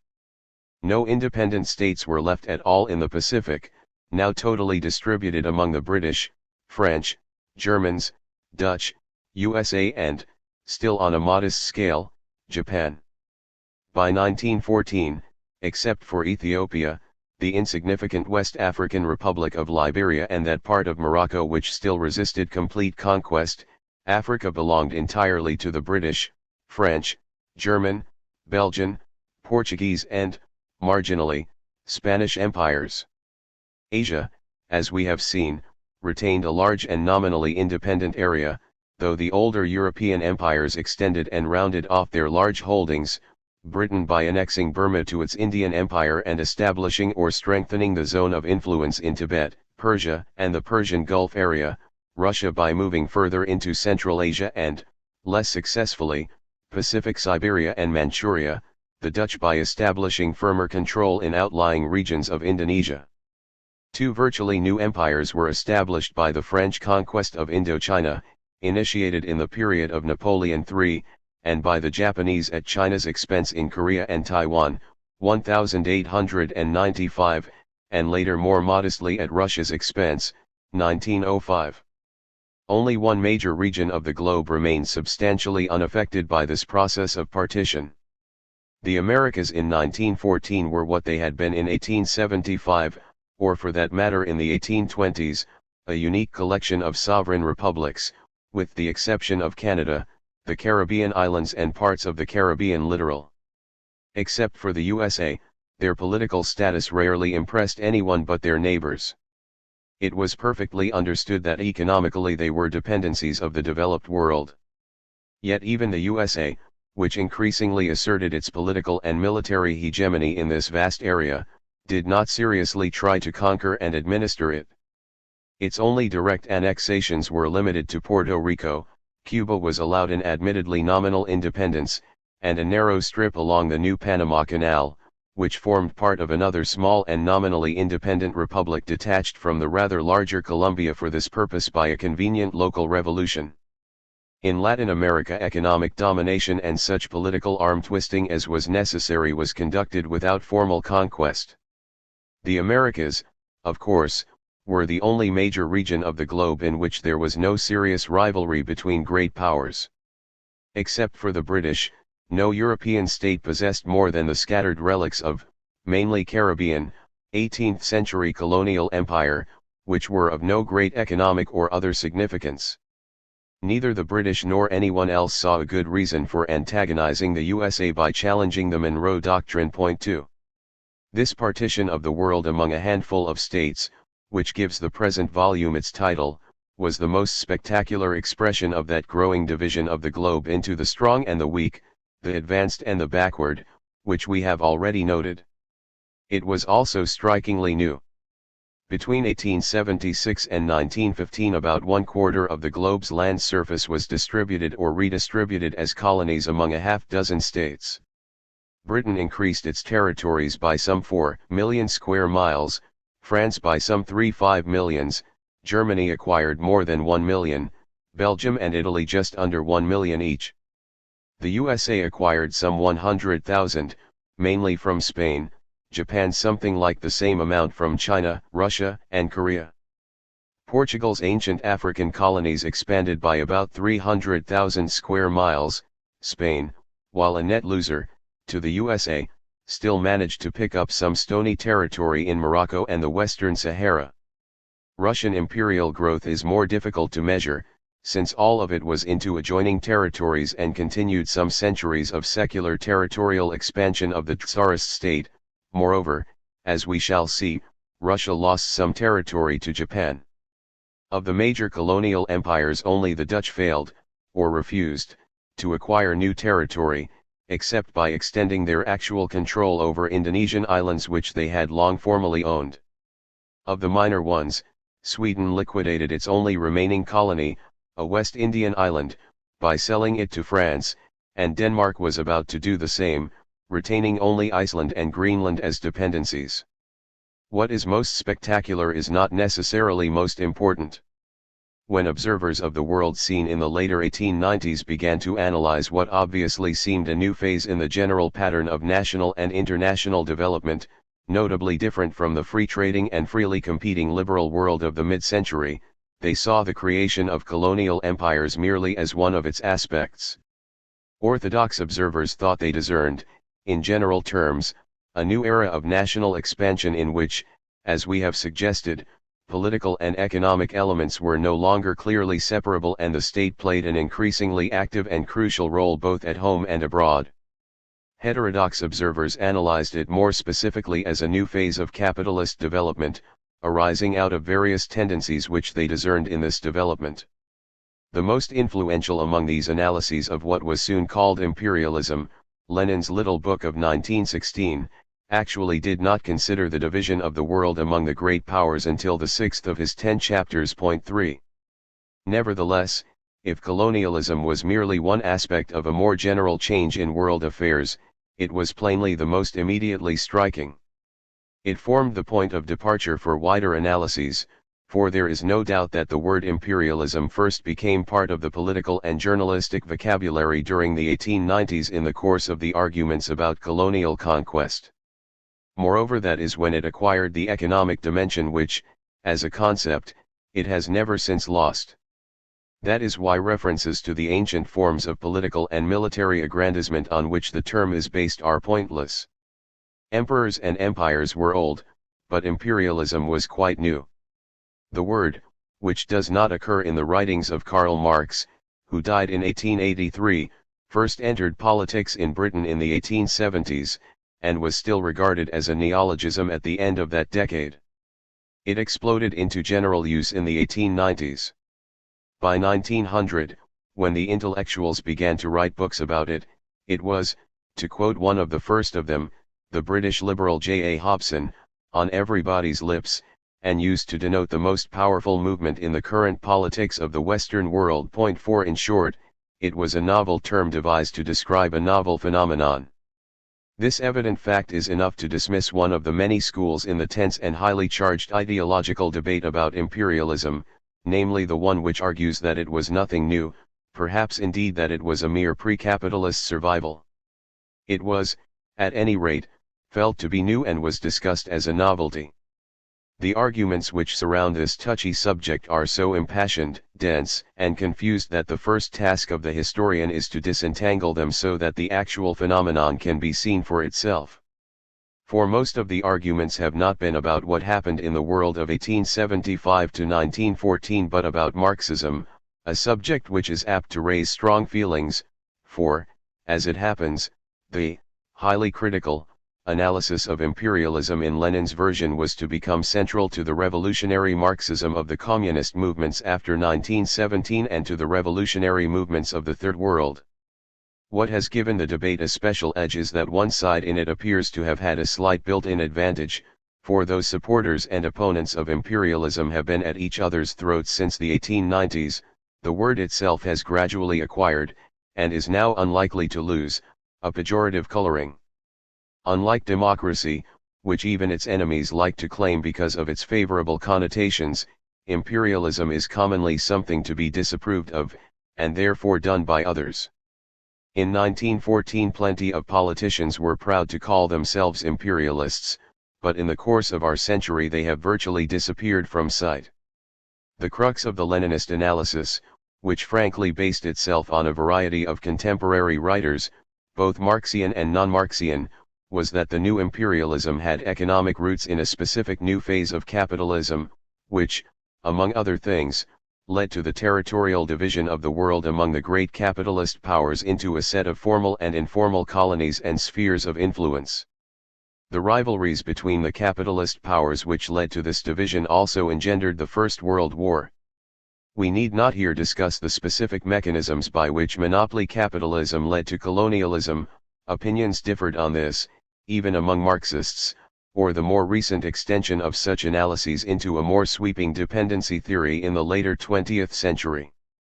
All assume in one way or another that overseas economic expansion and the exploitation of the overseas world were crucial for capitalist countries. To criticize these theories would not be particularly interesting, and would be irrelevant in the present context. The point to note is simply that non-Marxist analysts of imperialism have tended to argue the opposite of what the Marxists said, and in doing so have obscured the subject. They tended to deny any specific connection between the imperialism of the late 19th and 20th centuries with capitalism in general, or with the particular phase of it which, as we have seen, appeared to emerge in the late 19th century. They denied that imperialism had any important economic roots, that it benefited the imperial countries economically, let alone that the exploitation of backward zones was in any sense essential to capitalism, and that it had negative effects on colonial economies. They argued that imperialism did not lead to unmanageable rivalries between the imperial powers, and had no serious bearings on the origin of the First World War. Rejecting economic explanations, they concentrated on psychological, ideological, cultural, and political explanations, though usually careful to avoid the dangerous territory of domestic politics, since Marxists also tended to stress the advantages to metropolitan ruling classes of imperialist policies and propaganda which, among other things, counteracted the growing appeal to the working classes of mass labor movements. Some of these counterattacks have proved powerful and effective, though several of such lines of argument were mutually incompatible. In fact, much of the pioneer theoretical literature of anti-imperialism is not tenable. But the disadvantage of the anti-imperialist literature is that it does not actually explain that conjunction of economic and political, national and international, developments, which contemporaries around 1900 found so striking that they sought a comprehensive explanation for them. It does not explain why contemporaries felt that imperialism at the time was both a novel and historically central development.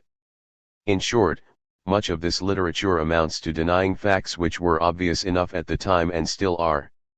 Leaving Leninism and anti-Leninism aside, the first thing for the historian to re-establish is the obvious fact, which nobody in the 1890s would have denied, that the division of the globe had an economic dimension. To demonstrate this is not to explain everything about the imperialism of the period. Economic development is not a sort of ventriloquist with the rest of history as its dummy. For that matter, even the most single-minded businessman pursuing profit into, say, the South African gold and diamond mines, can never be treated exclusively as a money-making machine.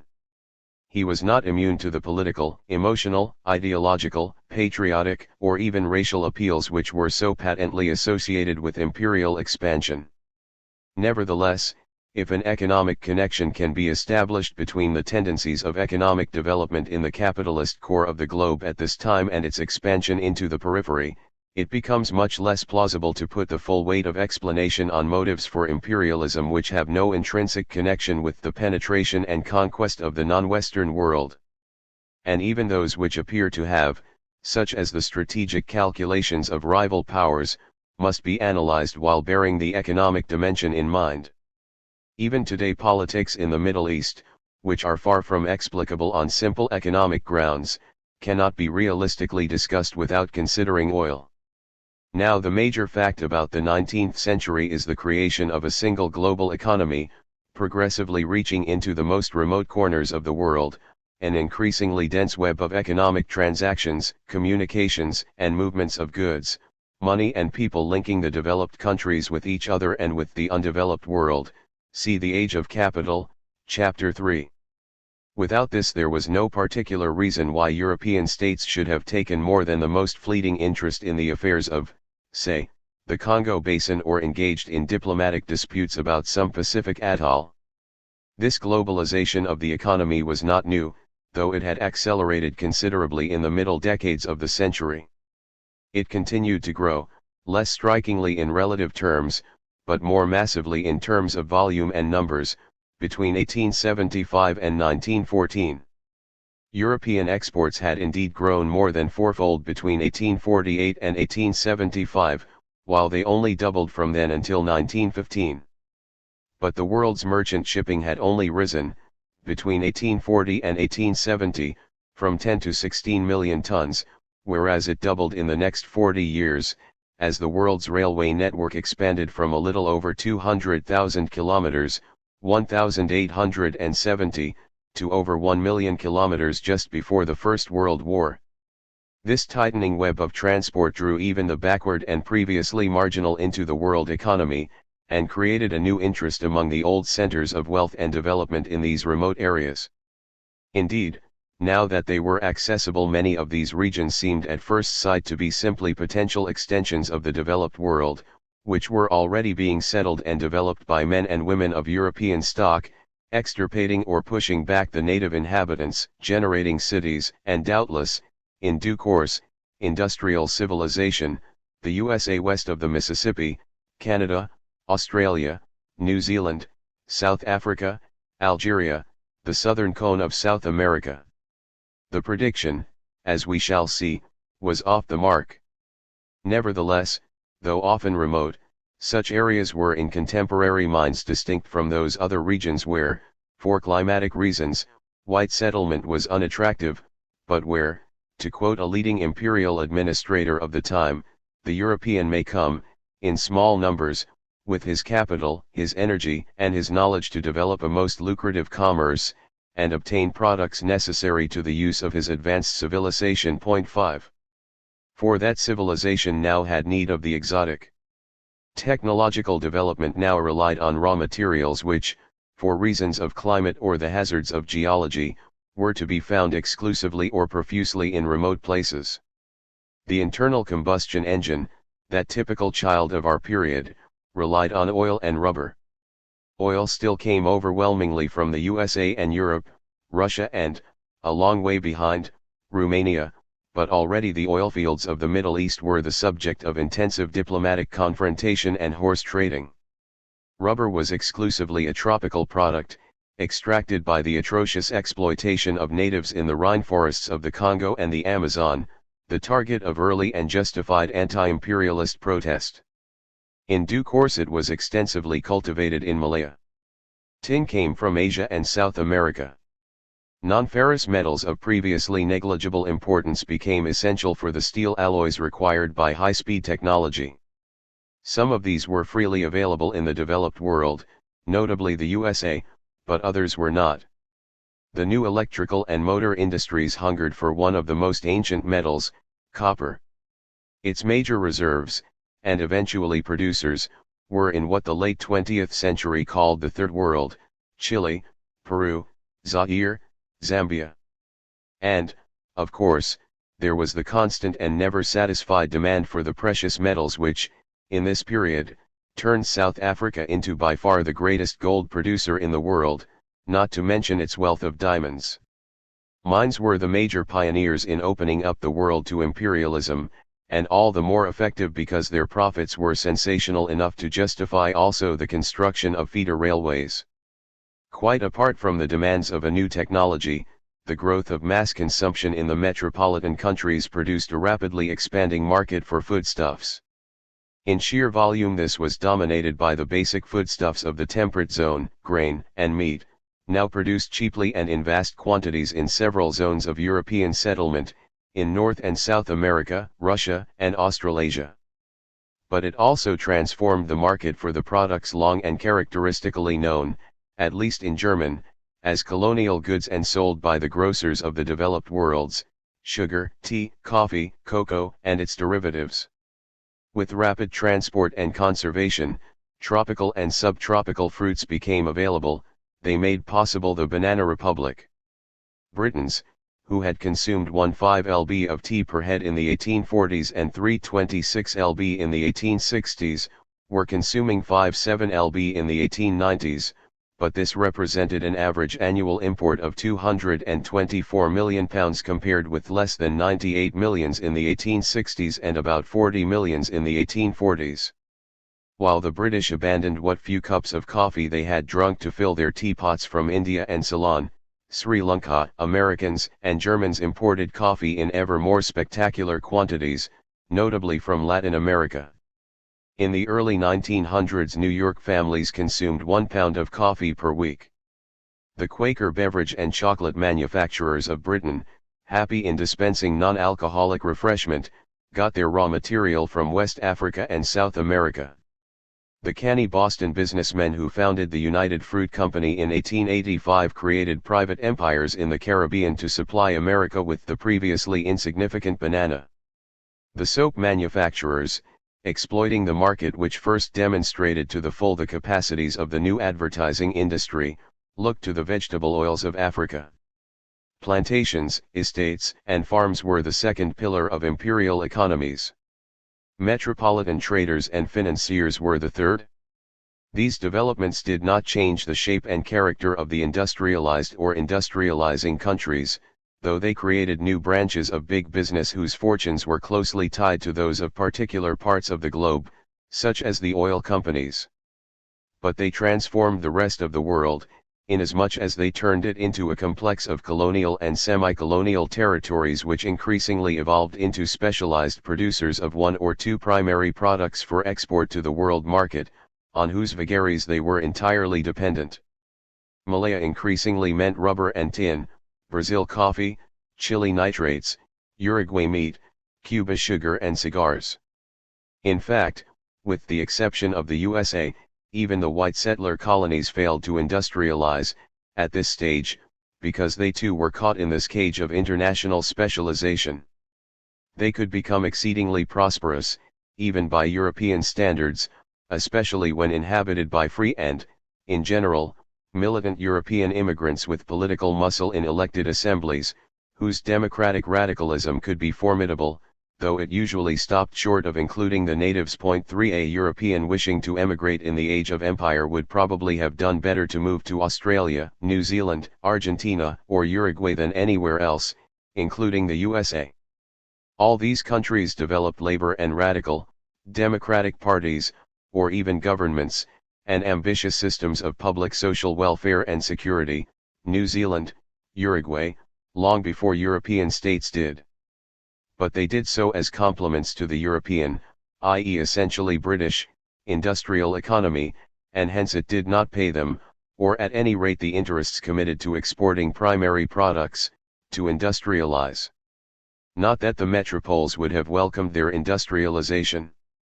Whatever the official rhetoric, the function of colonies and informal dependencies was to complement metropolitan economies and not to compete with them.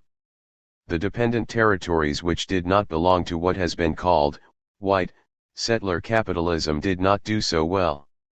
Their economic interest lay in the combination of resources with a labor force which, consisting of natives, cost little and could be kept cheap.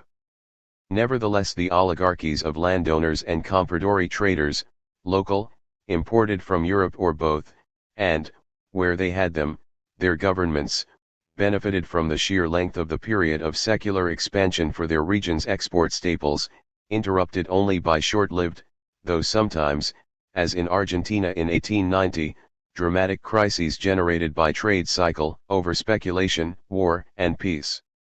However, while the First World War disrupted some of their markets, the dependent producers were remote from it. From their point of view, the era of empire, which began in the late 19th century, lasted until the Great Slump of 1929–33.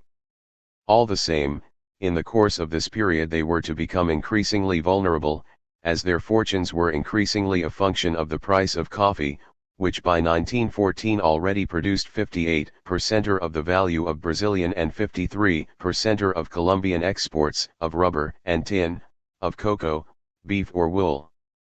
But until the vertical fall in the price of primary commodities during the 1929 slump, this vulnerability did not seem of much long-term significance compared to the apparently unlimited expansion of exports and credits. On the contrary, as we have seen, before 1914 the terms of trade appeared to be, if anything, running in favor of the primary producers. Nevertheless, the growing economic significance of such areas for the world economy does not explain why, among other things, there should have been a rush by the leading industrial states to carve up the globe into colonies and spheres of influence. The anti-imperialist analysis of imperialism has suggested various reasons why this should have been so. The most familiar of these, the pressure of capital for more profitable investment than could be ensured at home, investment secure from the rivalry of foreign capital, is the least convincing. Since British capital exports expanded enormously in the last third of the century, and indeed the income from such investments became essential for the British balance of payments, it was natural enough to connect the new imperialism with capital exports, as J. A. Hobson did. But there is no denying that very little indeed of this massive flow went to the new colonial empires. Most of British foreign investment went to the rapidly developing and generally old white settler colonies, soon to be recognized as virtually independent dominions, Canada, Australia, New Zealand, South Africa, and to what might be called honorary dominions such as Argentina and Uruguay, not to mention the USA. Moreover, the bulk of such investment, 76% in 1913, took the form of public loans to railways and public utilities, which certainly paid better than investment in the British government debt, an average of 5% as against an average of 3%, but were equally certainly less lucrative than the profits of industrial capital at home, except no doubt for the bankers organizing them. They were supposed to be secure rather than high-yield investments. None of this means that colonies were not acquired because some group of investors did not expect to make a killing, or in defense of investments already made. Whatever the ideology, the motive for the Boer War was gold. A more convincing general motive for colonial expansion was the search for markets. The fact that this was often disappointed is irrelevant. The belief that the overproduction of the Great Depression could be solved by a vast export drive was widespread. Businessmen, always inclined to fill the blank spaces on the map of world trade with vast numbers of potential customers, would naturally look for such unexploited areas. China was one which haunted the imagination of salesmen. What if every one of those 300 millions bought only one box of tin tacks? And Africa, the unknown continent, was another. The chambers of commerce of British cities in the depressed early 1880s were outraged by the thought that diplomatic negotiations might exclude their traders from access to the Congo Basin, which was believed to offer untold sales prospects, all the more so as it was being developed as a paying proposition by that crowned businessman, King Leopold II of the Belgians. 7. As it happened, his favorite method of exploitation by forced labor was not designed to encourage high per capita purchases. Even when it did not actually diminish the number of customers by torture and massacre. But the crux of the global economic situation was that a number of developed economies simultaneously felt the same need for new markets. If they were sufficiently strong, their ideal was the open door on the markets of the underdeveloped world, but if not strong enough, they hoped to carve out for themselves territories which, by virtue of ownership, would give national business a monopoly position or at least a substantial advantage. Partition of the unoccupied parts of the Third World was the logical consequence. In a sense, this was an extension of the protectionism which gained ground almost everywhere after 1879, see previous chapter.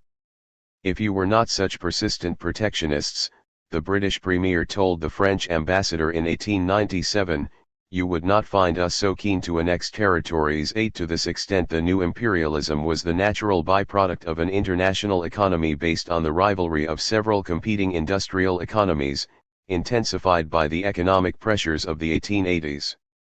It does not follow that any particular colony was expected to turn into El Dorado by itself, though this is what actually happened in South Africa, which became the world's greatest gold producer.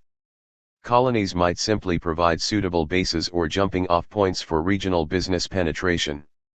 That was clearly stated by an official of the U.S. State Department round the turn of the century, when the USA followed international fashion by making a brief drive for a colonial empire of its own. At this point, the economic motive for acquiring some colonial territory becomes difficult to disentangle from the political action required for the purpose, for protectionism of whatever kind is economy operating with the aid of politics. The strategic motive for colonization was evidently strongest in Britain, which had long established colonies which were crucially placed to control access to various zones of land and sea believed to be vital to Britain's worldwide commercial and maritime interests, or, with the rise of the steamship, which could function as coaling stations. Gibraltar and Malta were old examples of the first. Bermuda and Aden turned out to be useful examples of the second. There was also the symbolic or real significance for robbers of getting an appropriate share of loot. Once rival powers began to carve up the map of Africa or Oceania, each naturally tried to safeguard against an excessive portion, or a particularly attractive morsel, going to the others. Once the status of a great power thus became associated with raising its flag over some palm-fringed beach, or, more likely, over stretches of dry scrub, the acquisition of colonies itself became a status symbol, irrespective of their value. Around 1900 even the USA, whose kind of imperialism has never before or since been particularly associated with the possession of formal colonies, felt obliged to follow the fashion. Germany deeply resented the fact that so powerful and dynamic a nation as herself should own so notably smaller a share of colonial territory than the British and the French, though her colonies were of little economic and less strategic interest. Italy insisted on capturing notably unattractive stretches of African desert and mountain in order to back her standing as a great power, and her failure to conquer Ethiopia in 1896 undoubtedly lowered that standing. For if great powers were states which acquired colonies, small powers had, as it were, no right to them.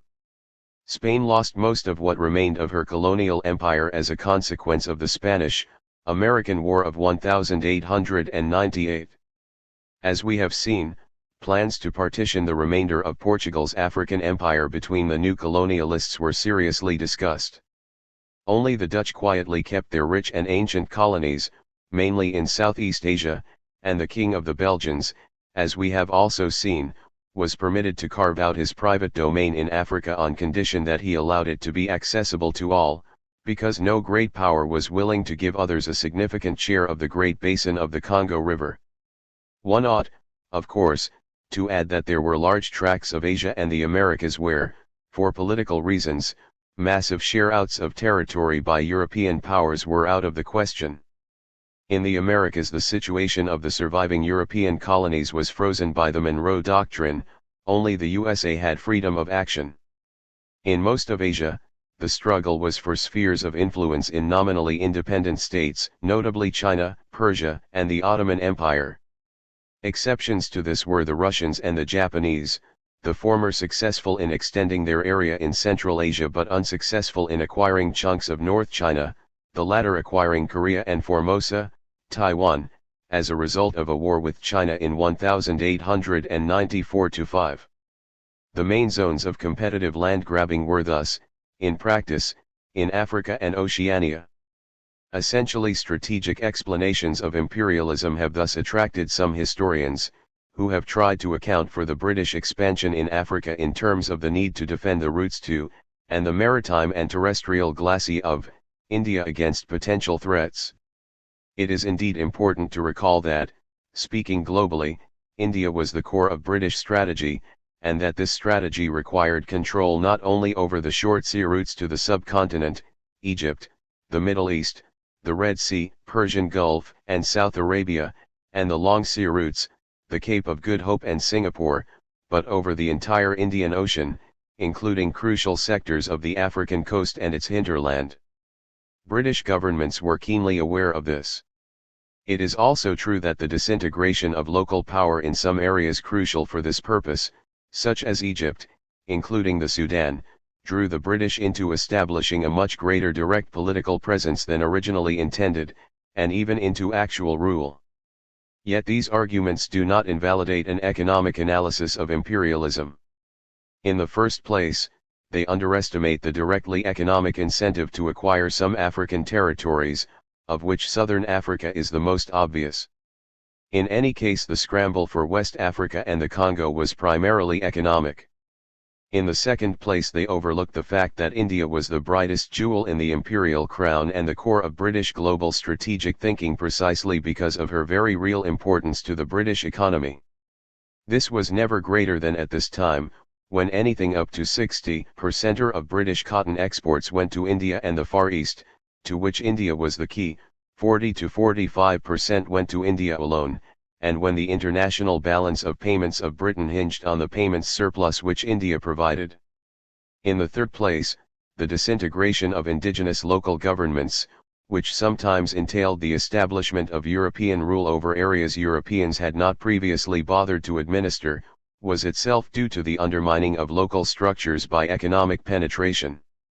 And, finally, the attempt to prove that nothing in the internal development of Western capitalism in the 1880s explains the territorial redivision of the world fails, since world capitalism in this period clearly was different from what it had been in the 1860s.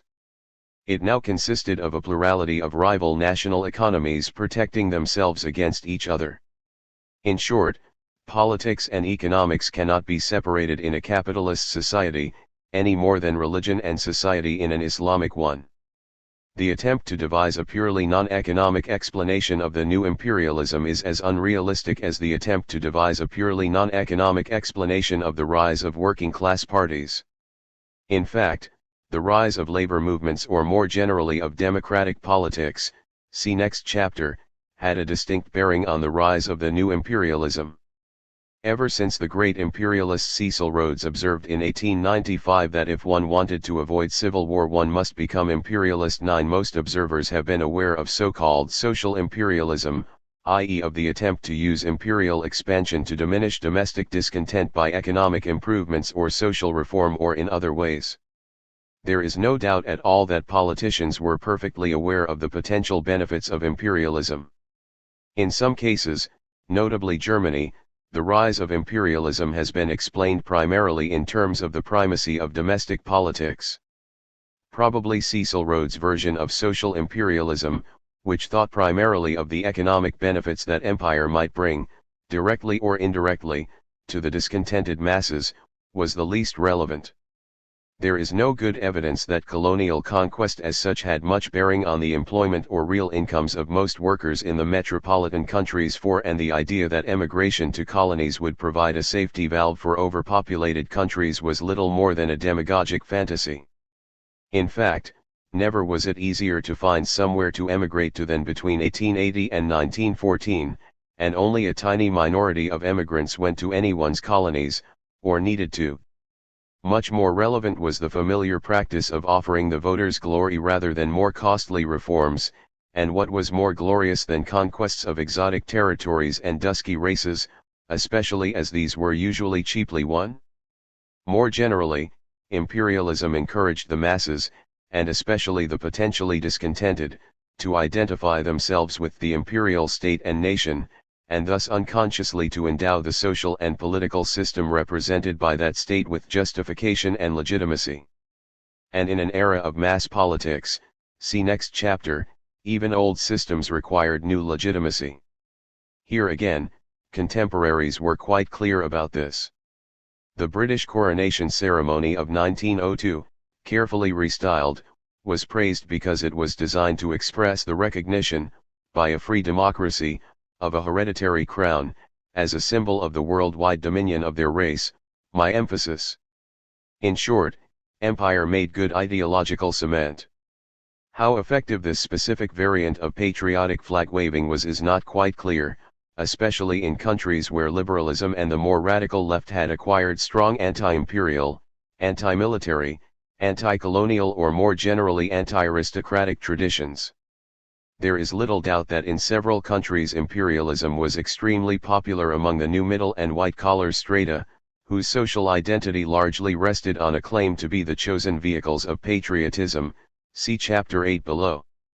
There is much less evidence of any spontaneous enthusiasm of the workers for colonial conquests, let alone wars, or indeed of any great interest in the colonies, new or old, except those of white settlement. Attempts to institutionalize pride in imperialism, as by establishing an Empire Day in Britain, 1902, largely relied for their success on mobilizing the captive audiences of school children. The appeal of patriotism in a more general sense will be considered below. Nevertheless, it is impossible to deny that the idea of superiority to, and domination over, a world of dark-skins in remote places was genuinely popular, and thus benefited the politics of imperialism.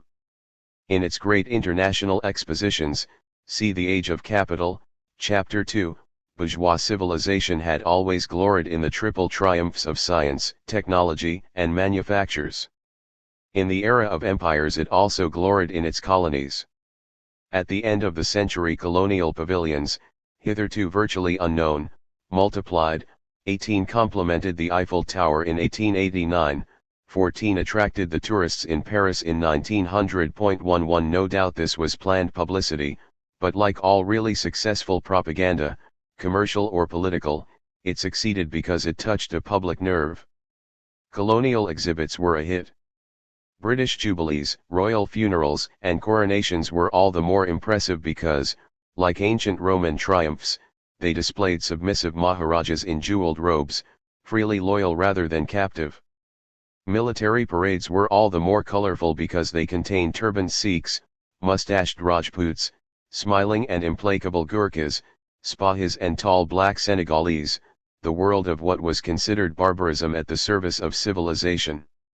Even in Habsburg Vienna, uninterested in overseas colonies, an Ashanti village magnetized the sightseers. The douanier Rousseau was not the only man to dream of the tropics. The sense of superiority which thus united the Western whites, rich, middle class and poor, did so not only because all of them enjoyed the privileges of the ruler, especially when actually in the colonies. In Dakar or Mombasa the most modest clerk was a master, and accepted as a gentleman by people who would not even have noticed his existence in Paris or London.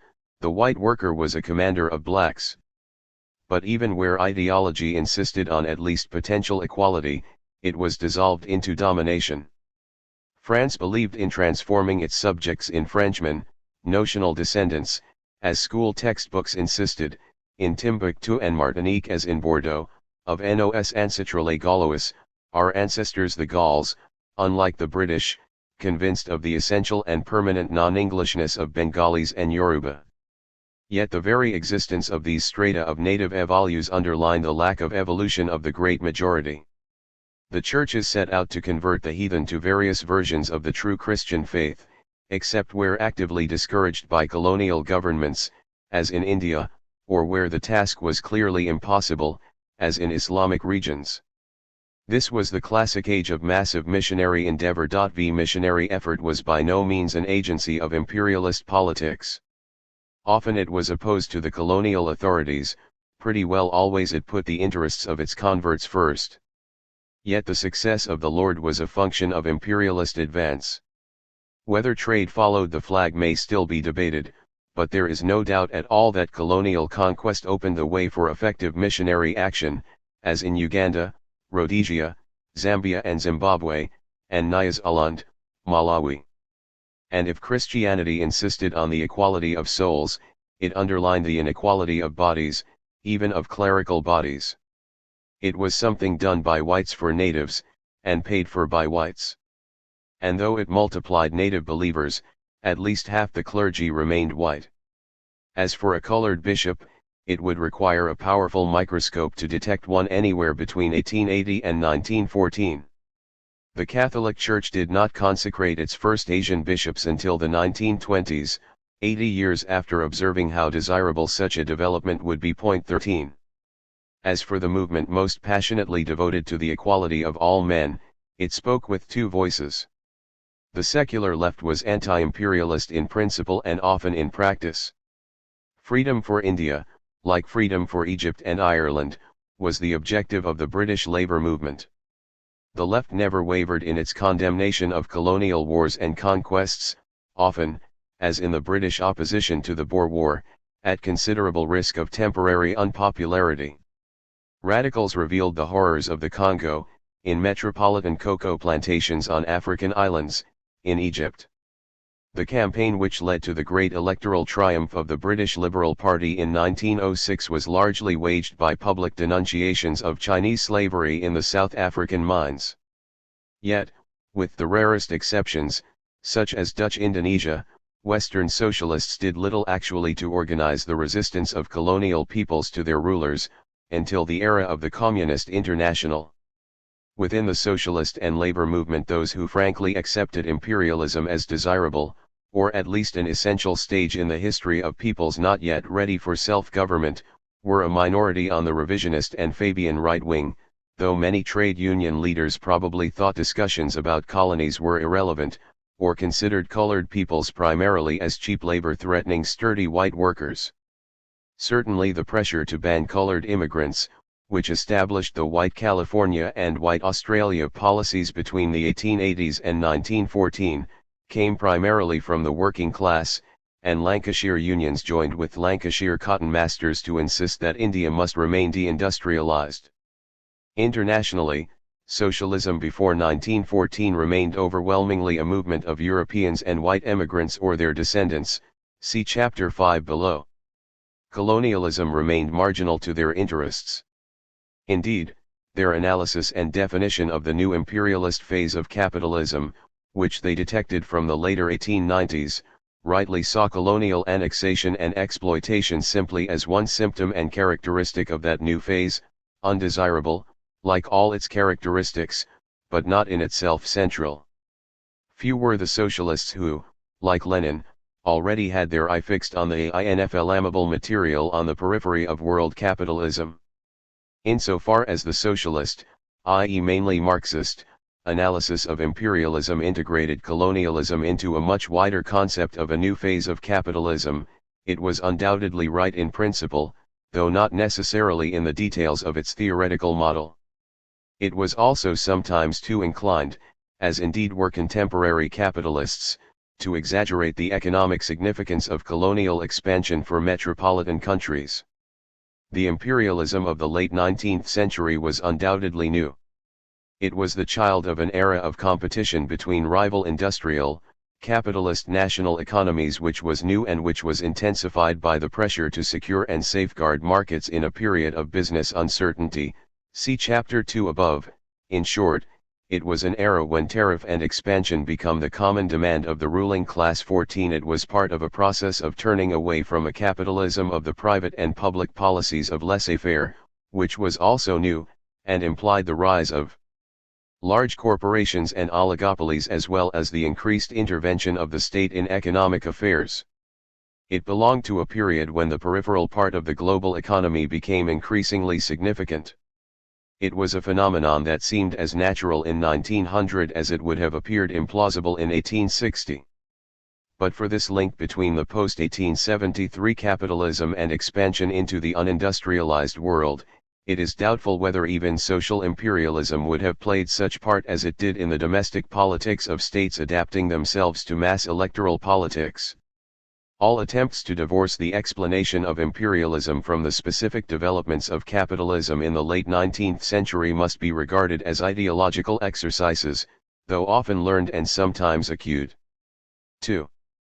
This still leaves us with the questions about the impact of Western, and from the 1890s Japanese, expansion on the rest of the world, and about the significance of the imperial aspects of imperialism for the metropolitan countries.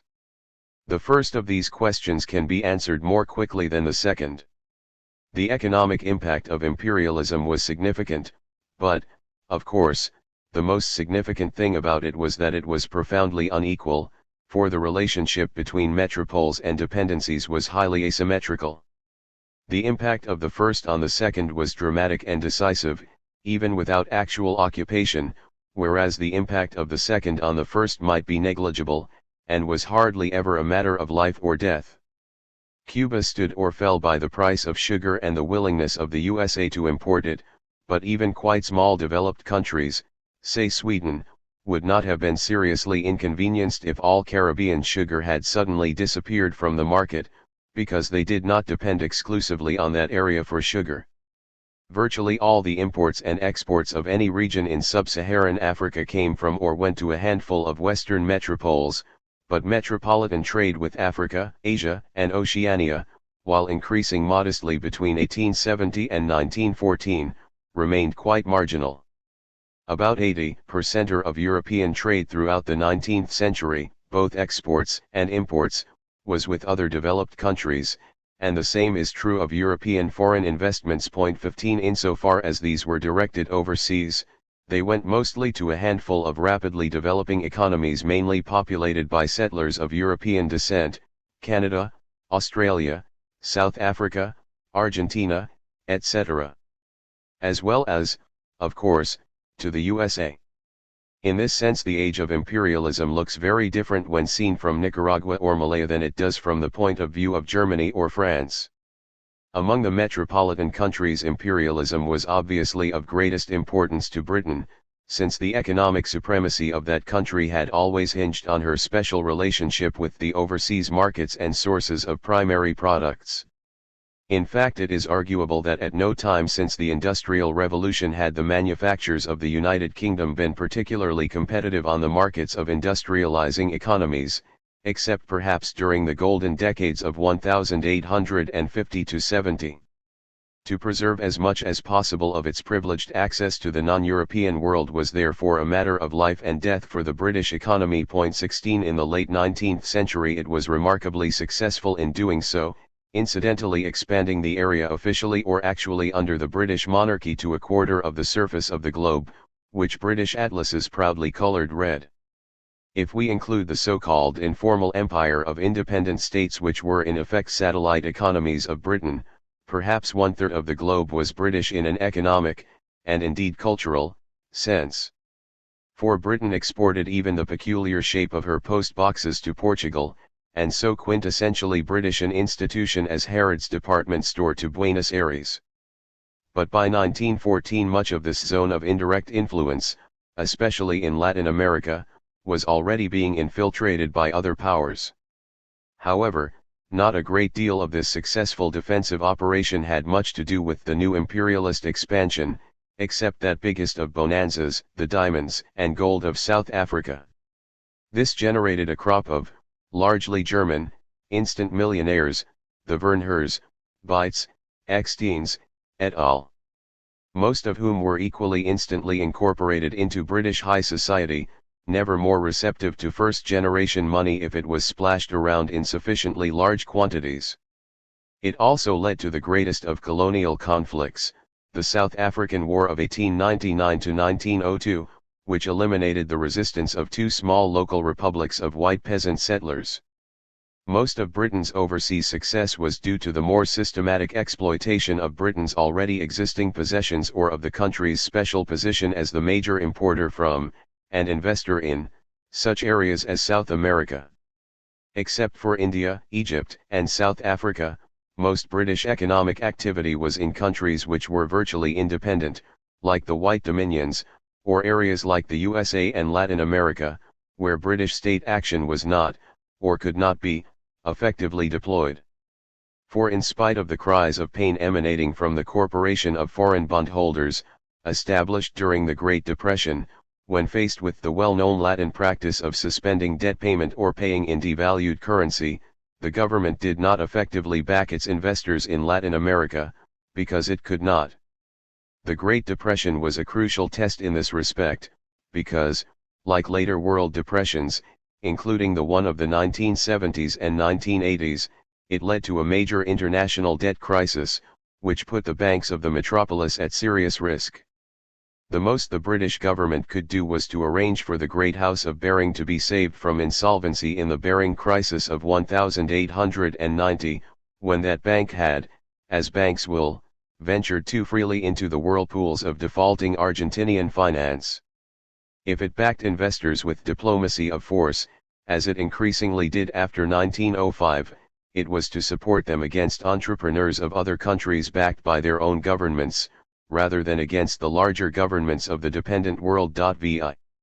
In fact, taking the good years with the bad, British capitalists did rather well out of their informal or free empire. Almost half of all Britain's long-term publicly issued capital in 1914 was in Canada, Australia, and Latin America. More than half of all British savings were invested abroad after 1900. Of course Britain took her share of the newly colonialized regions of the world, and, given British strength and experience, it was a larger and probably more valuable share than that of anyone else. If France occupied most of West Africa, the 4 British colonies in this area controlled the denser African populations, the larger productive capacities, and the preponderance of trade. 17 Yet the British object was not expansion but defense against others encroaching upon territories hitherto, like most of the overseas world, dominated by British trade and British capital. Did other powers benefit proportionately from their colonial expansion? It is impossible to say, since formal colonization was only one aspect of global economic expansion and competition, and, in the case of the 2 major industrial powers, Germany and the USA, not a major aspect of it. Moreover, as we have already seen, for no country other than Britain, with the possible exception of the Netherlands, was a special relationship with the non-industrial world economically crucial. All we can say with fair confidence is this. First, the drive for colonies seems to have been proportionately stronger in economically less dynamic metropolitan countries, where it served to some extent as a potential compensation for their economic and political inferiority to their rivals, and, in the case of France, her demographic and military inferiority. Second, in all cases there were particular economic groups, notably those associated with overseas trade and industries using overseas raw materials, pressing strongly for colonial expansion, which they naturally justified by the prospects of national advantage. Third, while some of these groups did rather well out of such expansion, the Compagnie Française de l'Afrique Occidentale paid dividends of 26% in 191,318. Most of the actual new colonies attracted little capital and their economic results were disappointing. 7 In short, the new colonialism was a byproduct of an era of economic, political rivalry between competing national economies, intensified by protectionism. However, insofar as the metropolitan trade with the colonies almost invariably increased as a percentage of its total trade, that protectionism was modestly successful. Yet the age of empire was not only an economic and political but a cultural phenomenon. The conquest of the globe by its developed minority transformed images, ideas, and aspirations, both by force and institutions, by example and by social transformation. In the dependent countries this hardly affected anyone except the indigenous elites, though of course it must be remembered that in some regions, such as sub-Saharan Africa, it was imperialism itself, or the associated phenomenon of Christian missions, which created the possibility of new social elites based on education in the Western manner. The division between Francophone and Anglophone African states today exactly mirrors the distribution of the French and British colonial empires. 8 Except in Africa and Oceania, where Christian missions sometimes secured mass conversions to the Western religion, the great mass of the colonial populations hardly changed their ways of life if they could help it. And, to the chagrin of the more unbending missionaries, what indigenous peoples adopted was not so much the faith imported from the West as those elements in it which made sense to them in terms of their own system of beliefs and institutions, or demands.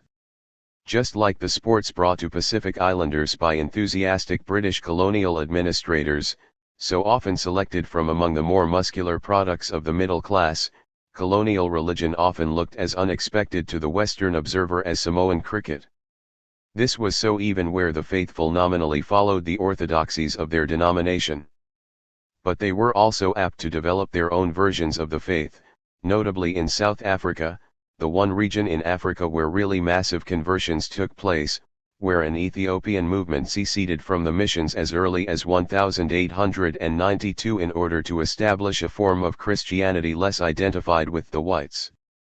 What imperialism brought to the elites or potential elites of the dependent world was therefore essentially westernization. It had, of course, begun to do so long before then. For all governments and elites of countries faced with dependency or conquest, it had been clear for several decades that they had to westernize or go under. See The Age of Capital, chapters 7, 8, 11. And, indeed, the ideologies which inspired such elites in the era of imperialism dated back to the years between the French Revolution and the mid-19th century, as when they took the form of the positivism of Auguste Comte, 1798 to 1857, a modernizing doctrine which inspired the governments of Brazil, Mexico, and the early Turkish Revolution, see pages 284-290 below. Elite resistance to the West remained westernizing even when it opposed wholesale westernization on grounds of religion, morality, ideology, or political pragmatism. The saintly Mahatma Gandhi, wearing loincloth and bearing a spindle, to discourage industrialization, was not only supported and financed by the owners of mechanized cotton factories in Ahmedabad but was himself a Western-educated lawyer visibly influenced by Western-derived ideology. He is quite incomprehensible if we see in him only a Hindu traditionalist. In fact, Gandhi illustrates the specific impact of the era of imperialism rather well. Born into a relatively modest caste of traders and money-lenders not previously much associated with the westernized elite which administered India under British superiors, he nevertheless acquired a professional and political education in England. By the late 1880s this was so accepted an option for ambitious young men from his country that Gandhi himself began to write a guidebook to English life for prospective students of modest circumstances such as himself. Written in superb English, it advised them on everything from the journey by P&O steamer to London and how to find lodgings, to ways of meeting the diet requirements of the pious Hindu and how to get used to the surprising Western habit of shaving oneself rather than having it done by a barber. 19 Gandhi clearly saw himself neither as an unconditional assimilator nor as an unconditional opponent of things British. As many pioneers of colonial liberation have done since, during their temporary stay in the metropole, he chose to move in Western circles which were ideologically congenial, in his case those of British vegetarians, who may safely be taken as being in favor of other progressive causes also. Gandhi learned his characteristic technique of mobilizing traditionalist masses for non-traditionalist purposes by means of passive resistance, in an environment created by the new imperialism. It was, as one might expect, a fusion of Western and Eastern elements, for he made no secret of his intellectual debt to John Ruskin and Tolstoy. Before the 1880s the fertilization of Indian political flowers by pollen carried from Russia would have been inconceivable, but by the first decade of the new century it was already common among Indian, as it was to be among Chinese and Japanese radicals. South Africa, the boom country of diamonds and gold, attracted a large community of modest immigrants from India, and racial discrimination in this novel setting created one of the few situations in which the non-elite Indians were ready for modern political mobilization. Gandhi gained his political experience and won his political spurs as the champion of Indian rights in South Africa. He could hardly as yet have done the same in India itself, where he eventually returned, but only after the outbreak of the 1914 war, to become the key figure in the Indian national movement. In short, the age of empire created both the conditions which formed anti-imperialist leaders and the conditions which, as we shall see, chapter 12 below, began to give their voices resonance. But, of course, it is an anachronism and a misunderstanding to present the history of the peoples and regions brought under the domination and influence of the Western metropoles primarily in terms of resistance to the West. It is an anachronism because, with exceptions to be noted below, the era of significant anti-imperial movements begins for most regions at the earliest with the First World War and the Russian Revolution, and a misunderstanding, because it reads the text of modern nationalism, independence, the self-determination of peoples, the formation of territorial states, etc. See chapter 6 below, into a historical record which did not yet, and could not yet, contain it. In fact, it was the westernized elites which first made contact with such ideas through their visits to the West and through the educational institutions formed by the West, for that is where they came from.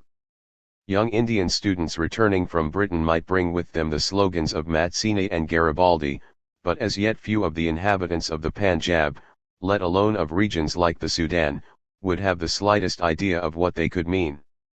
The most powerful cultural legacy of imperialism was, therefore, an education in Western ways for minorities of various kinds, for the favored few who became literate and therefore discovered, with or without the assistance of Christian conversion, the high road of ambition which wore the white collar of the clergyman, teacher, bureaucrat, or office worker.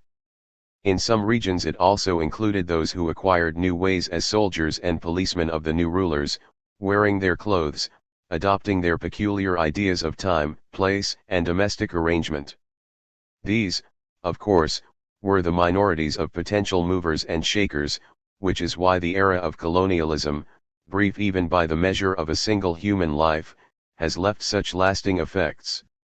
For it is a surprising fact that in most parts of Africa the entire experience of colonialism from original occupation to the formation of independent states, fits within a single lifetime, say that of Sir Winston Churchill, 1874 to 1965.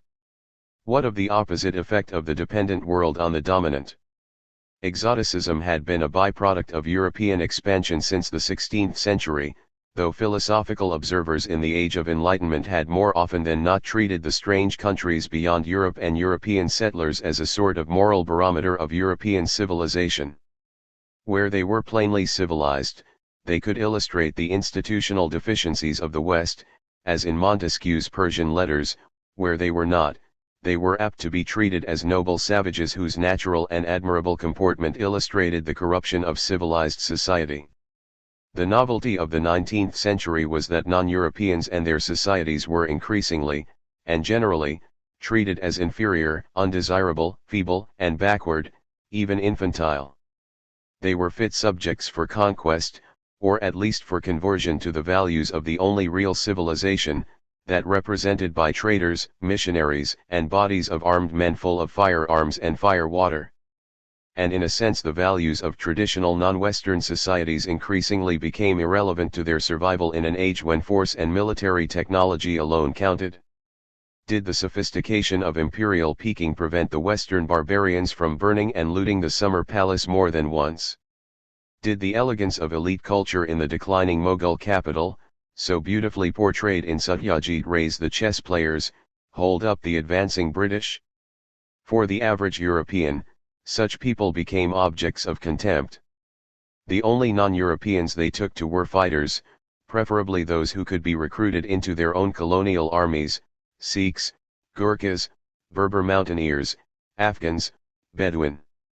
The Ottoman Empire earned a grudging respect, because even in decline it had an infantry which could resist European armies. Japan came to be treated as an equal when it began to win wars. And yet the very density of the network of global communication, the very accessibility of foreign lands, directly or indirectly, intensified the confrontation and the intermingling of the Western and the exotic worlds.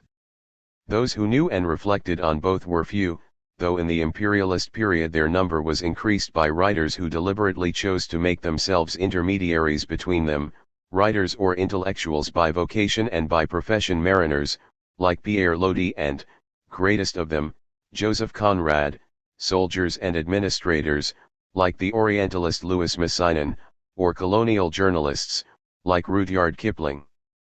But increasingly the exotic became part of everyday education, as in the enormously successful boys' novels of Karl May, 1842 to 1912, whose imaginary German hero ranged through the Wild West and the Islamic East, with excursions into Black Africa and Latin America; in the thrillers, whose villains now included inscrutable and all-powerful Orientals like Sax Rohmer's Dr. Fu Manchu; in the pulp magazine school stories for British boys, which now included a rich Hindu speaking the Baroque Babu. English of the expected stereotype. It could even become an occasional but expected part of everyday experience, as in Buffalo Bill's Wild West show, with its equally exotic cowboys and Indians, which conquered Europe from 1887 on, or in the increasingly elaborate colonial villages or exhibits in the great international expositions. These glimpses of strange worlds were not documentary, whatever their intention. They were ideological, generally reinforcing the sense of superiority of the civilized over the primitive. They were imperialist only because, as the novels of Joseph Conrad show, the central link between the worlds of the exotic and the everyday was the formal or informal penetration of the Third World by the West. When colloquial language, mainly via various forms of slang, notably that of colonial armies, absorbed words from the actual imperial experience, they often reflected a negative view of its subjects. Italian workers called strike breakers crumeri, after a North African tribe, and Italian politicians called the regiments of docile southern voters marched into elections by local patrons askari, colonial native troops. Caciques, the Indian chieftains of Spain's American Empire, had become a synonym for any political boss. Cades, North African indigenous chiefs, provided the term for leaders of criminal gangs in France. Yet there was a more positive side to this exoticism. Intellectually minded administrators and soldiers, businessmen were less interested in such matters, pondered deeply on the differences between their own societies and those they ruled. They produced both bodies of impressive scholarship about them, especially in the Indian Empire, and theoretical reflections which transformed Western social sciences. Much of this work was the byproduct of colonial rule or intended to assist it, and most of it unquestionably rested on a firm and confident sense of the superiority of Western knowledge to any other, except perhaps in the realm of religion, where the superiority of e.g. Methodism to Buddhism was not obvious to impartial observers. Imperialism brought a notable rise in the Western interest in, and sometimes the Western conversion to, forms of spirituality derived from the Orient, or claiming to be so derived. 20 Yet, in spite of post-colonial criticism, this body of Western scholarship cannot be dismissed simply as a supercilious depreciation of non-European cultures. At the very least, the best of it took them seriously, as something to be respected and from which to derive instruction. In the field of art, and especially the visual arts, Western avant-gardes treated non-Western cultures entirely as equals. They were indeed largely inspired by them in this period. This is true not only of arts believed to represent sophisticated civilizations, however exotic, like the Japanese, whose influence on French painters was marked, but of those regarded as primitive, and notably those of Africa and Oceania. No doubt their primitivism was their main attraction, but it is undeniable that the avant-garde generations of the early 20th century taught Europeans to see such works as art, often as great art, in its own right, irrespective of its origin. One final aspect of imperialism must be briefly mentioned, its impact on the ruling and middle classes of the metropolitan countries themselves. In one sense, imperialism dramatized the triumph of these classes and the societies created in their image as nothing else could possibly have done. A handful of countries, mainly in northwestern Europe, dominated the globe. Some imperialists, to the resentment of the Latins not to mention the Slavs, even liked to stress the peculiar conquering merits of those of Teutonic and especially Anglo-Saxon origins who, whatever their rivalries, were said to have an affinity to each other which still echoes through Hitler's grudging respect for Britain. A handful of men of the upper and middle class within these countries, officers, administrators, businessmen, engineers, exercised that domination effectively. Around 1890, a little over 6,000 British officials governed almost 300 million Indians with the help of a little over 70,000 European soldiers, the rank and file of whom were, like the much more numerous indigenous troops, mercenaries who took orders, and who indeed were disproportionately drawn from that older reservoir of native colonial fighters, the Irish. The case is extreme, but by no means untypical. Could there be a more extraordinary proof of absolute superiority? The number of people directly involved in empire was thus relatively small, but their symbolic significance was enormous. When the writer Rudyard Kipling, the bard of the Indian Empire, was believed to be dying of pneumonia in 1899, not only the British and the Americans grieved. Kipling had just addressed a poem on the white man's burden to the USA on its responsibilities in the Philippines, but the Emperor of Germany sent a telegram. 21. Yet imperial triumph raised both problems and uncertainties. It raised problems insofar as the contradiction between the rule of metropolitan ruling classes over their empires and their own peoples became increasingly insoluble. Within the metropoles, as we shall see, the politics of democratic electoralism increasingly, and as it seemed inevitably, prevailed or were destined to prevail. Within the colonial empires autocracy ruled, based on the combination of physical coercion and passive submission to a superiority so great as to appear unchallengeable and therefore legitimate. Soldiers and self-disciplined proconsuls, isolated men with absolute powers over territories the size of kingdoms, ruled over continents, while at home the ignorant and inferior masses were rampant. Was there not a lesson in the sense of Nietzsche's will to power, to be learned here? Imperialism also raised uncertainties. In the first place it confronted a small minority of whites, for even the majority of that race belonged to those destined to inferiority, as the new discipline of eugenics unceasingly warned, see chapter 10 below, with the masses of the black, the brown, perhaps above all the yellow, that yellow peril against which the Emperor William II called for the union and defense of the West. 22 Could world empires, so easily won, so narrowly based, so absurdly easily ruled thanks to the devotion of a few and the passivity of the many, could they last? Kipling, the greatest, perhaps the only, poet of imperialism welcomed the great moment of demagogic imperial pride, Queen Victoria's Diamond Jubilee in 1897, with a prophetic reminder of the impermanence of empires. Far called, our navies melt away. On dune and headland sinks the fire. Lo, all our pomp of yesterday is one with Nineveh and Tyre.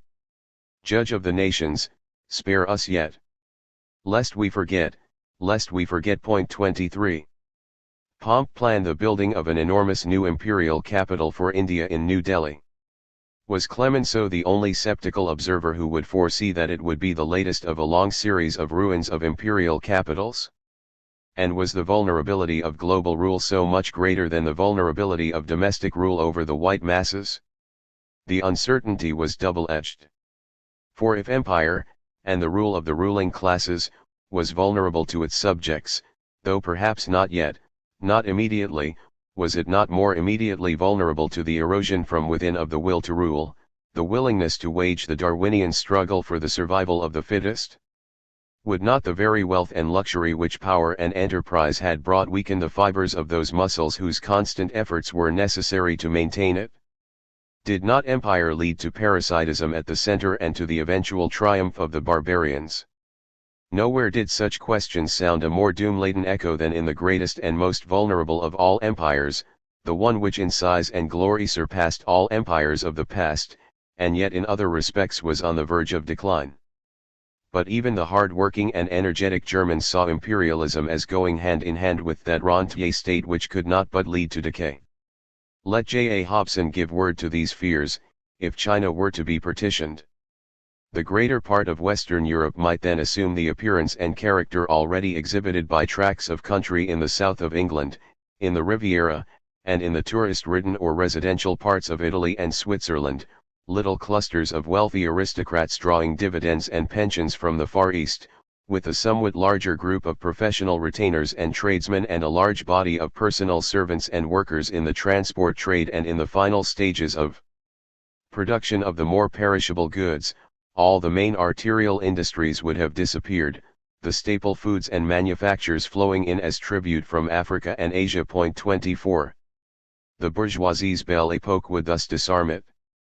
The charming, harmless alloy of H. G. Wells' novel, Living Lives of Play in the Sun, would be at the mercy of the dark Morlocks on whom they depended, and against whom they were helpless. 25 Europe, wrote the German economist Schulz-Governitz, will shift the burden of physical toil, first agriculture and mining, then the more arduous toil in industry, onto the colored races, and itself be content with the role of rentier, and in this way, perhaps, pave the way for the economic and later the political emancipation of the colored races. 26.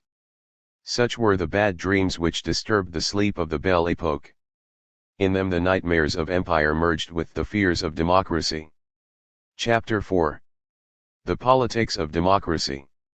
All those who, by wealth, education, intelligence or guile, have an aptitude for leading a community of men and a chance of doing so, in other words, all the cliques in the ruling class, have to bow to universal suffrage once it is instituted, and also, if occasion requires, cajole and fool it.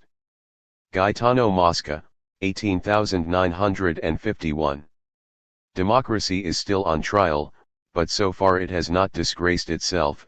It is true that its full force has not yet come into operation, and this for two causes, one more or less permanent in its effect, the other of a more transient nature.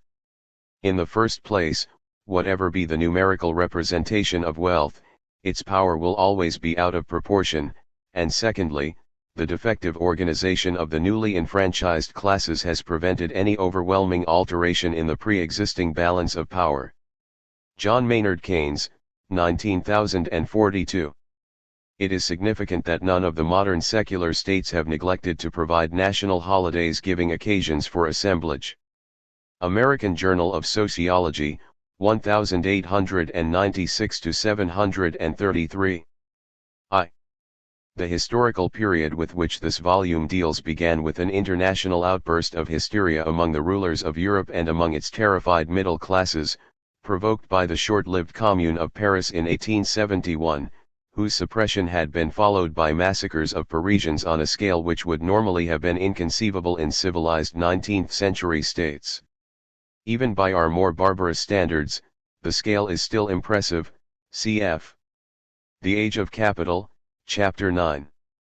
This brief, brutal, and for the time uncharacteristic, unleashing of blind terror by respectable society reflected a fundamental problem of the politics of bourgeois society, that of its democratization.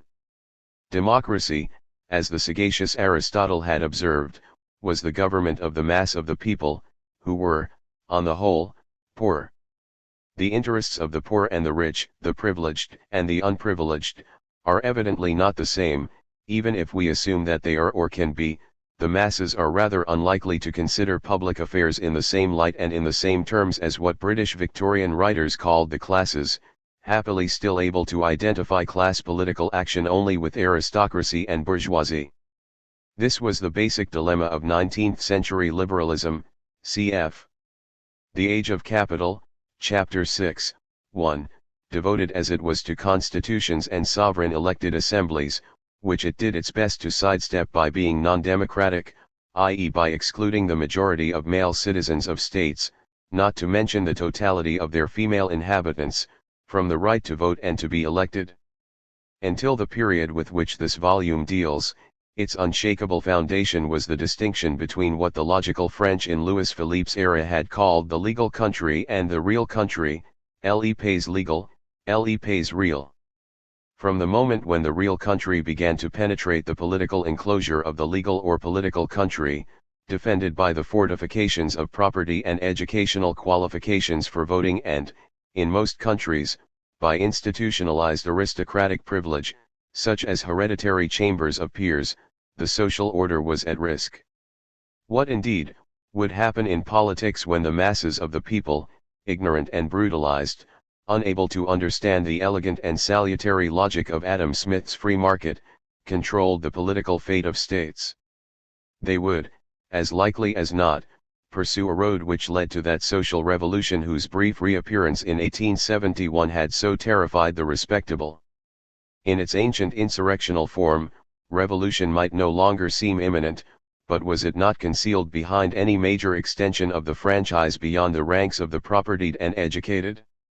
Would this not, as the future Lord Salisbury feared in 1866, inevitably lead to communism? Yet after 1870 it became increasingly clear that the democratization of the politics of states was quite inevitable.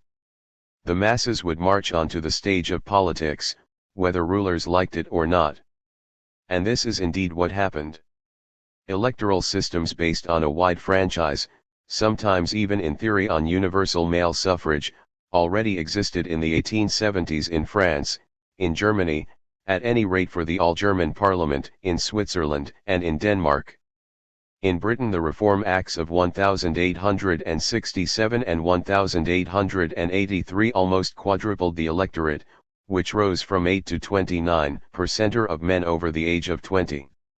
Belgium democratized her franchise in 1894, following a general strike for this reform. The increase was from 39 to 37.3% of the adult male population. Norway doubled it in 1898, from 16.6 to 34.8%. In Finland, a uniquely extensive democracy, 76% of adults, came in with the 1905 revolution. In Sweden, the electorate was doubled in 1908 to bring it level with Norway. The Austrian half of the Habsburg Empire received universal suffrage in 1907, and Italy in 1913. Outside Europe, the USA, Australia, and New Zealand were, of course, already democratic, and Argentina became so in 1912. By later standards, this democratization was still incomplete. The usual electorate under universal suffrage was between 30 and 40% of the adult population, but it should be noted that even votes for women was already more than a utopian slogan.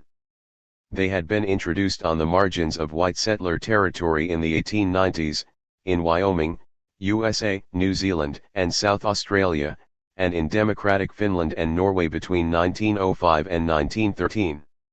These developments were viewed without enthusiasm by the governments that introduced them, even when these were committed by ideological conviction to the representation of the people. Readers will already have observed, incidentally, how late even countries we now think of as profoundly and historically democratic, such as the Scandinavian ones, decided to broaden the vote. This is not to mention the Netherlands, which unlike Belgium resisted systematic democratization before 1918, though their electorate did indeed grow at a comparable rate. Politicians might resign themselves to prophylactic extensions of the vote while they, rather than some extreme left, could still control it. This was probably the case in France and Britain. Among conservatives there were cynics like Bismarck, who had faith in the traditional loyalty, or, as liberals might have claimed, the ignorance and stupidity, of a mass electorate, calculating that universal suffrage would strengthen the right rather than the left. But even Bismarck preferred to run no risks in Prussia, which dominated the German Empire, where he maintained a three-class franchise strongly skewed in favor of the right. This precaution proved to be wise, for the mass electorate turned out to be uncontrollable from above.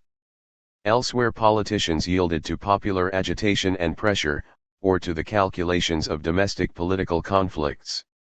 In both cases they feared that the consequences of what Disraeli had called a leap in the dark might be unpredictable. Certainly the socialist agitations of the 1890s, and the direct and indirect repercussions of the First Russian Revolution, accelerated democratization.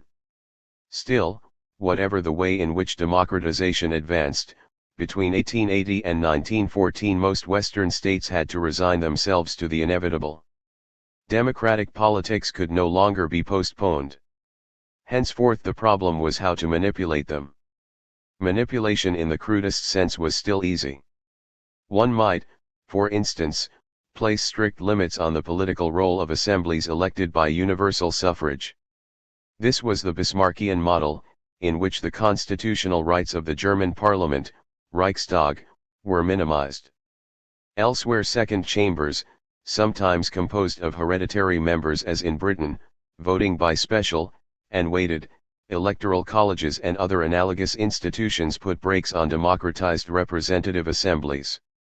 Elements of property suffrage were retained, reinforced by educational qualifications, e.g. additional votes for citizens with higher education in Belgium, Italy, and the Netherlands, and special seats for universities in Britain.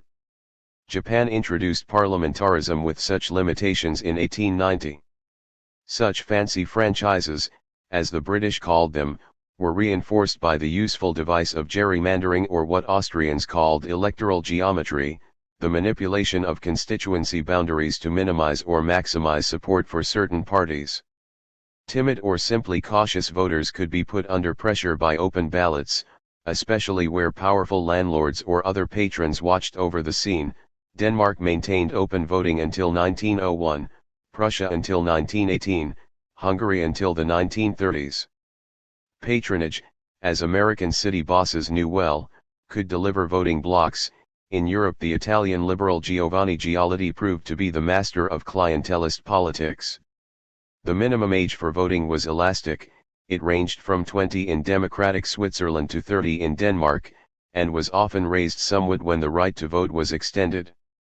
And there was always the possibility of simple sabotage, by complicating the process of getting onto electoral registers. Thus in Britain it has been estimated that in 1914 about half the working class was de facto disenfranchised by such devices. Nevertheless, such breaking devices might slow the movements of the political vehicle towards democracy, but they could not stop its advance. The Western world, including after 1905 even Tsarist Russia, was plainly moving towards systems of politics based on an increasingly wide electorate dominated by the common people. The logical consequence of such systems was the political mobilization of the masses for and through elections, that is to say for the purpose of putting pressure on national governments.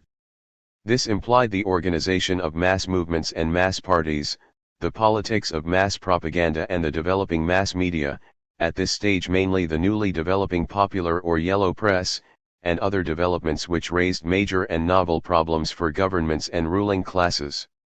Unfortunately for the historian, these problems disappear from the scene of open political discussion in Europe, as the growing democratization made it impossible to debate them publicly with any degree of frankness. What candidate wanted to tell his voters that he considered them too stupid and ignorant to know what was best in politics, and that their demands were as absurd as they were dangerous to the future of the country? What statesman, surrounded by reporters carrying his words to the remotest corner tavern, would actually say what he meant? Increasingly politicians were obliged to appeal to a mass electorate, even to speak directly to the masses or indirectly through the megaphone of the popular press, including their opponents' papers. Bismarck had probably never addressed other than an elite audience. Gladstone introduced mass electioneering to Britain, and perhaps to Europe, in the campaign of 1879. No longer would the expected implications of democracy be discussed, except by political outsiders, with the frankness and realism of the debates which had surrounded the British Reform Act of 1867. But as the men who governed wrapped themselves in rhetoric, the serious discussion of politics retreated to the world of the intellectuals and the educated minority public which read them.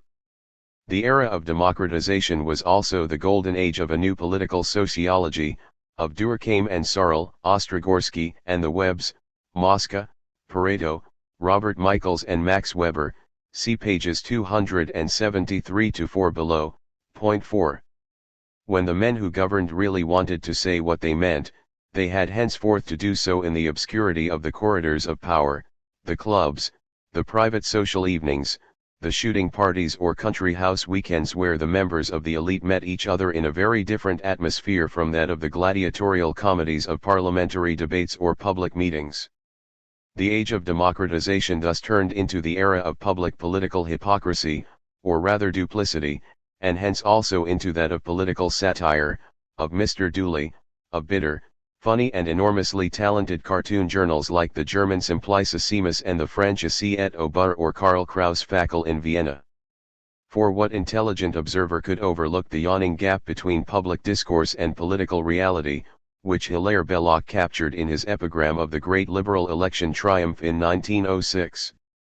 The accursed power that rests on privilege, and goes with women, and champagne, and bridge, broke, and democracy resumed her reign. That goes with bridge, and women, and champagne. Point 5. But who were the masses who now mobilized for political action? In the first place there were classes of social strata hitherto below and outside the political system, several of which might form rather more heterogeneous alliances, coalitions, or popular fronts. The most formidable of these was the working class, now mobilizing in parties and movements on an explicit class basis. These will be considered in the next chapter. There was also that large and ill-defined coalition of discontented intermediate strata uncertain which they feared more, the rich, or the proletariat. This was the old petty bourgeoisie of master artisans and small shopkeepers, undermined by the progress of the capitalist economy, the rapidly increasing new lower middle class of non-manual and white-collar workers. These constituted the hand-workerfrage and the Mittelstandsfrage of German politics during and after the Great Depression. Theirs was a world defined by size, of little people against the big interests, and in which the very word little, as in the little man, le petit commerçant, der kleine Mann, became a slogan and a rallying call. How many radical socialist journals in France did not proudly bear this title: Le Petit Nicois, Le Petit Provençal, La Petite Charente, Le Petit Troyen. Little, but not too little, for small property needed as much defense against collectivism as big property, and the superiority of the clerk needed to be defended against any confusion with the skilled manual worker, who might have a very similar income, especially as the established middle classes were disinclined to welcome the lower middle classes as their equals. This was also, and for good reasons, the political sphere of rhetoric and demagogy par excellence. In countries where the tradition of a radical, democratic Jacobinism was strong, its rhetoric, strong or flowery, kept the little men on the left, though in France this embodied a heavy dose of national chauvinism and a significant potential of xenophobia. In Central Europe its nationalist and especially its anti-Semitic character was unconfined. For Jews could be identified not merely with capitalism, and especially the part of capitalism that impinged on small craftsmen and shopkeepers, bankers, dealers, founders of the new chains of distribution and department stores, but also often with godless socialists and, more generally, with intellectuals who undermined the old and threatened verities of morality and the patriarchal family. From the 1880s on, anti-Semitism became a major component of the organized political movements of little men from the western frontiers of Germany eastwards into the Habsburg Empire, Russia, and Romania. Nor should its significance be underestimated elsewhere. Who would suspect, from the anti-Semitic convulsions which shook France in the 1890s, the decade of the Panama Scandals and the Dreyfus Affair, that there were at this period barely 60,000 Jews in that country of 40 million. See pages 158 to 296 below. There was also, of course, the peasantry, which still formed the majority in many countries, the largest economic group in others. Though peasants and farmers from the 1880s on, the era of depression, increasingly mobilized as economic pressure groups, and indeed joined new organizations for cooperative purchasing, marketing, product processing and credit in impressive masses in countries as different as the USA and Denmark, New Zealand and France, Belgium and Ireland, the peasantry rarely mobilized politically and electorally as a class, assuming that so varied a body can be regarded as a class. Of course no government could afford to neglect the economic interests of so substantial a body of voters as the agricultural cultivators in agrarian countries. Still, insofar as the peasantry mobilized electorally, they did so under non-agricultural banners, even where it was clear that the force of a particular political movement or party, such as the populists in the USA of the 1890s or the social revolutionaries in Russia, after 1902, rested on the support of farmers or peasants. If social groups mobilized as such, so did bodies of citizens united by sectional loyalties such as those of religion and nationality. Sectional, because political mass mobilizations on a confessional basis, even in countries of a single religion, were always blocs counterposed to other blocs, either confessional or secular. And nationalist electoral mobilizations, sometimes, as in the case of the Poles and Irish, coinciding with religious ones, were almost always autonomous movements within multinational states. They had little in common with the national patriotism inculcated by states, and sometimes escaping from their control, or with political movements, normally of the right, which claimed to represent the nation against subversive minorities, see Chapter 6 below. However, the rise of politico-confessional mass movements as a general phenomenon was substantially hampered by the ultra-conservatism of the body with much the most formidable capacity to mobilize and organize its faithful, namely the Roman Catholic Church. Politics, parties, elections were part of that miserable 19th century which Rome had attempted to banish ever since the syllabus of 1864 and the Vatican Council of 1870, see The Age of Capital, Chapter 14, 3. It remained quite unreconciled to it, as witness the proscription of those Catholic thinkers who in the 1890s and 1900s cautiously suggested coming to some sort of terms with contemporary ideas, modernism was condemned by Pope Pius X in 1907. What place could there be for Catholic politics in this infernal world of secular politics, except for total opposition and the specific defense of religious practice, Catholic education, and such other institutions of the Church as were vulnerable to the state in its permanent conflict with the Church? So, while the political potential of Christian parties was enormous, as European history since 1945 was to show too, and while it evidently increased with every extension of the vote, the Church resisted the formation of Catholic political parties formally backed by it, though recognizing, from the early 1890s, the desirability of wresting the working classes away from godless socialist revolution, and, of course, the need to look after its major constituency, the peasants. But, in spite of the Pope's blessing for the Catholics' new concern for social policy, in the encyclical Rerum Novarum, 1891, the ancestors and founders of what were to become the Christian democratic parties of the second post-war era were viewed with suspicion and periodic hostility by the Church, not only because they also, like modernism, seemed to compromise with undesirable tendencies in the lay world, but also because the Church was ill at ease with the cottars from the New Catholic middle and lower middle strata, urban and rural, of the expanding economies, who found a scope for action in them. When the great demagogue Karl Lueger, 1844–1910, succeeded in the 1890s in founding the first major Christian social modern mass party, a strongly anti-Semitic lower middle class movement which conquered the city of Vienna, he did so against the resistance of the Austrian hierarchy. It still survives as the People's Party, which governed independent Austria for most of her history since 1918.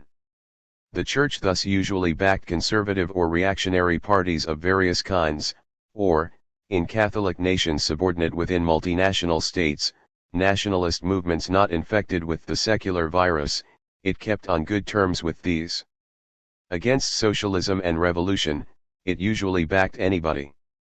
Thus genuine Catholic mass parties and movements were to be found only in Germany, where they had come into being to resist Bismarck's anti-clerical campaigns of the 1870s, in the Netherlands, where all politics took the form of confessional groupings, including the Protestant and the non-religious, organized as vertical blocks, and Belgium, where Catholics and anti-clerical liberals had formed the two-party system long before democratization. Even rarer were Protestant religious parties, and where they existed confessional demands usually merged with other slogans, nationalism and liberalism, as in overwhelming by nonconformist Wales, anti-nationalism, as among the Ulster Protestants who opted for union with Britain against Irish Home Rule, liberalism, as in the British Liberal Party, where nonconformity became more powerful as the old Whig aristocrats and important big business interests defected to the Conservatives in the 1880s. In Eastern Europe, of course, religion in politics was politically indistinguishable from nationalism, including, in Russia, that of the state. The Tsar was not merely the head of the Orthodox Church, but mobilized orthodoxy against revolution. The other great world religions, Islam, Hinduism, Buddhism, Confucianism, not to mention the cults confined to particular communities and people, still operated in an ideological and political universe to which Western democratic politics were unknown and irrelevant. If religion had a vast political potential, national identification was an equally formidable and in practice a more effective mobilizer.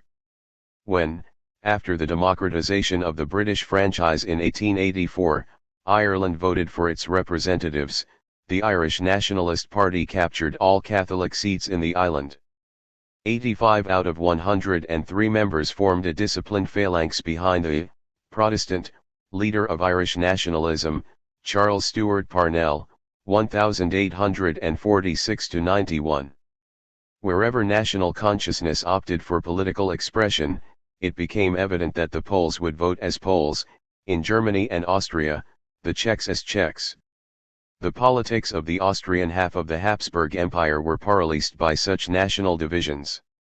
Indeed, after the riots and counter-riots of Germans and Czechs in the mid-1890s, parliamentarianism broke down completely, since no parliamentary majority was henceforth possible for any government. The grant of universal suffrage in 1907 was not only a concession to pressure, but a desperate attempt to mobilize electoral masses who might vote for non-national parties, Catholic or even socialist, against irreconcilable and squabbling national blocs. In its extreme form, the disciplined mass party-cum movement, political mass mobilization remained uncommon. Even among the new labor and socialist movements, the monolithic, all-embracing pattern of German social democracy was by no means universal, see next chapter. Nevertheless, the elements constituting this new phenomenon could now be discerned almost everywhere. They were, first, the constituent organizations which formed its base. The ideal typical mass party-cum movement consisted of a complex of local organizations or branches together with a complex of organizations, each also with local branches, for special purposes, but integrated into a party with wider political objectives. Thus in 1914 the Irish national movement consisted of the United Irish League, which formed its national framework, organized electorally, i.e. in each parliamentary constituency. It organized the electoral congresses, chaired by the president, chairman, of the League and attended not only by its own delegates but also by those of the trades councils, city consortia of trade union branches, of the unions themselves, of the Land and Labor Association which represented farmers' interests, of the Gaelic Athletic Association, of mutual aid associations like the Ancient Order of Hibernians, which incidentally linked the island to the American emigration, and of other bodies. This was the cadre of the mobilized which formed the essential link between the nationalist leadership in and out of Parliament, and the mass electorate which defined the outer boundaries of those who supported the cause of Irish autonomy. The activists thus organized could themselves be a very substantial mass. In 1913 the League had 130,000 members out of a total Irish Catholic population of 3.6 million. In the second place, the new mass movements were ideological. They were more than simple groupings for pressure and action in favor of particular objects, such as the defense of viticulture. Such organized specific interest groups naturally also multiplied, since the logic of democratized politics required interests to exert pressure on national governments and assemblies in theory sensitive to it.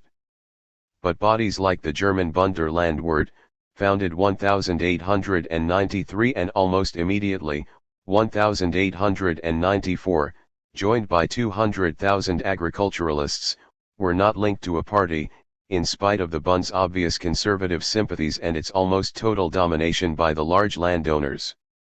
In 1898 it relied on the support of 118, out of 397, Reichstag deputies who belonged to 5 distinct parties. 7 Unlike such special interest groups, however powerful, the new party-cum movement represented a total vision of the world.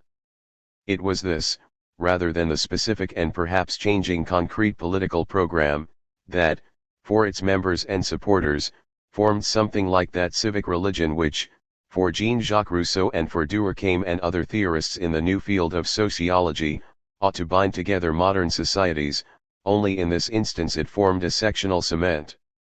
Religion, nationalism, democracy, socialism, the precursor ideologies of interwar fascism, these held together the newly mobilized masses, whatever material interests their movements also represented. Paradoxically, in countries of strong revolutionary traditions such as France, the USA, and rather more remotely England, the ideology of their own past revolutions allowed old or new elites to domesticate at least part of the new mass mobilization, by strategies long familiar to 4th of July orators in democratic North America. British liberalism, which was heir to the glorious Whig Revolution of 1688 and which did not overlook the occasional appeal to the regicides of 1649 for the benefit of the descendants of the Puritan sects, succeeded in holding up the development of a mass Labour Party until after 1914. Moreover, the Labour Party, founded 1900, such as it was, sailed in the wake of the Liberals. Republican radicalism in France tried to absorb and assimilate popular mass mobilizations by brandishing the banner of republic and revolution against its enemies. and not without success. The slogans "No Enemies on the Left" and "Unity of All Good Republicans" did much to bind the new popular left to the men of the center who ran the Third Republic. In the third place, it follows that the mass mobilizations were, in their way, global. They either shattered the old localized or regional framework of politics, or pushed it to the margin, or integrated it into wider comprehensive movements. In any case, national politics in democratized countries left less scope for purely regional parties, even in states with as strongly marked regional differences as Germany and Italy. Thus in Germany the regional character of Hanover, annexed by Prussia as recently as 1866, where anti-Prussian feeling and loyalty to the old Guelph dynasty were still marked, showed itself only by giving a marginally smaller percentage of its vote, 85% as against 94 to 100% elsewhere, to the various nationwide parties. 8 That confessional or ethnic minorities, or for that matter social and economic groups, were sometimes limited to particular geographical areas should not mislead us. In contrast to the electoral politics of the older bourgeois society, the new mass politics were increasingly incompatible with the old localized politics based on the men of local power and influence, known, in the French political vocabulary, as notables. There were still many parts of Europe and the Americas, especially in such areas as the Iberian and Balkan peninsulas, in southern Italy and in Latin America, where caciques or patrons, persons of local power and influence, could deliver blocks of client votes to the highest bidder or to even greater patrons. The boss did not even disappear in democratic politics, but there, increasingly, it was the party which made the notable, or at least which saved him from isolation and political impotence, rather than the other way round. Older elites transforming themselves to fit in with democracy might well develop various combinations between the politics of local patronage and influence and those of democracy. And, indeed, the last decades of the old century and the first of the new were filled with complex conflicts between old-style notability and the new political operators, local bosses, or other key elements controlling the local party fortunes. The democracy which thus replaced the politics of notables, insofar as it had already succeeded in doing so, did not substitute the people for patronage and influence, but the organization, that is to say the committees, the party notables, the activist minorities. This paradox was soon noted by realistic observers of politics, who pointed to the crucial role of such committees, or caucuses, in the Anglo-American term, or even to the iron law of oligarchy which Robert Michels believed he could derive from his study of the German Social Democratic Party. Michels also noted the tendency for the new mass movements to venerate leader figures, though he made too much of it. 9 For the admiration which undoubtedly tended to surround some leaders of national mass movements, and which was embodied on many a modest wall in portraits of Gladstone, the grand old man of liberalism, or of Babel, the leader of German social democracy, in our period reflected the cause which united the faithful rather than the man himself. Moreover, there were enough mass movements without charismatic chiefs. When Charles Stewart Parnell fell, in 1891, victim of the complications of his private life and the joint hostility of Catholic and nonconformist morality, the Irish abandoned him without hesitation, and yet no leader aroused more passionate personal loyalties than he, and the Parnell myth long survived the man. In short, for its supporters the party or movement represented them and acted on their behalf.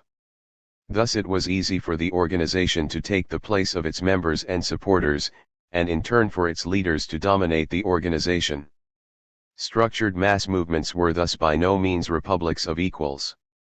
But their combination of organization and mass support gave them an enormous and barely suspected capacity. They were potential states. Indeed, the major revolutions of our century were to replace old regimes, old states, and old ruling classes by parties cum movements institutionalized as systems of state power.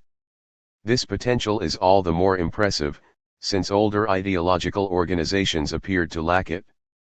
In the West, religion, for instance, in this period seemed to have lost the capacity for transforming itself into theocracy, and certainly did not aim to do so. What victorious churches established, at least in the Christian world, was clerical regimes operated by secular institutions.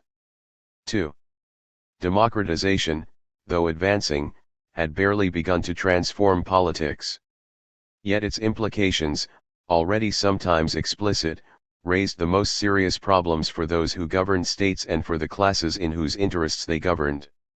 There was the problem of maintaining the unity, even the existence, of states, which was already urgent in multinational politics confronted with national movements. In the Austrian Empire it was already the central problem of the state, and even in Britain the emergence of mass Irish nationalism shattered the structure of established politics. There were the problems of how to maintain the continuity of sensible policies, as seen by the elites of the country, above all in economic affairs. Would not democracy inevitably interfere with the operations of capitalism, and, as businessmen considered, for the worse? Would it not threaten free trade in Britain, to which all parties were religiously attached? Would it not threaten sound finance and the gold standard, keystone of all respectable economic policy? This last threat seemed urgent in the USA, as the mass mobilization of populism in the 1890s, which directed its most passionate rhetorical thunderbolts against, to quote its great orator William Jennings Bryan, the crucifixion of mankind on a cross of gold.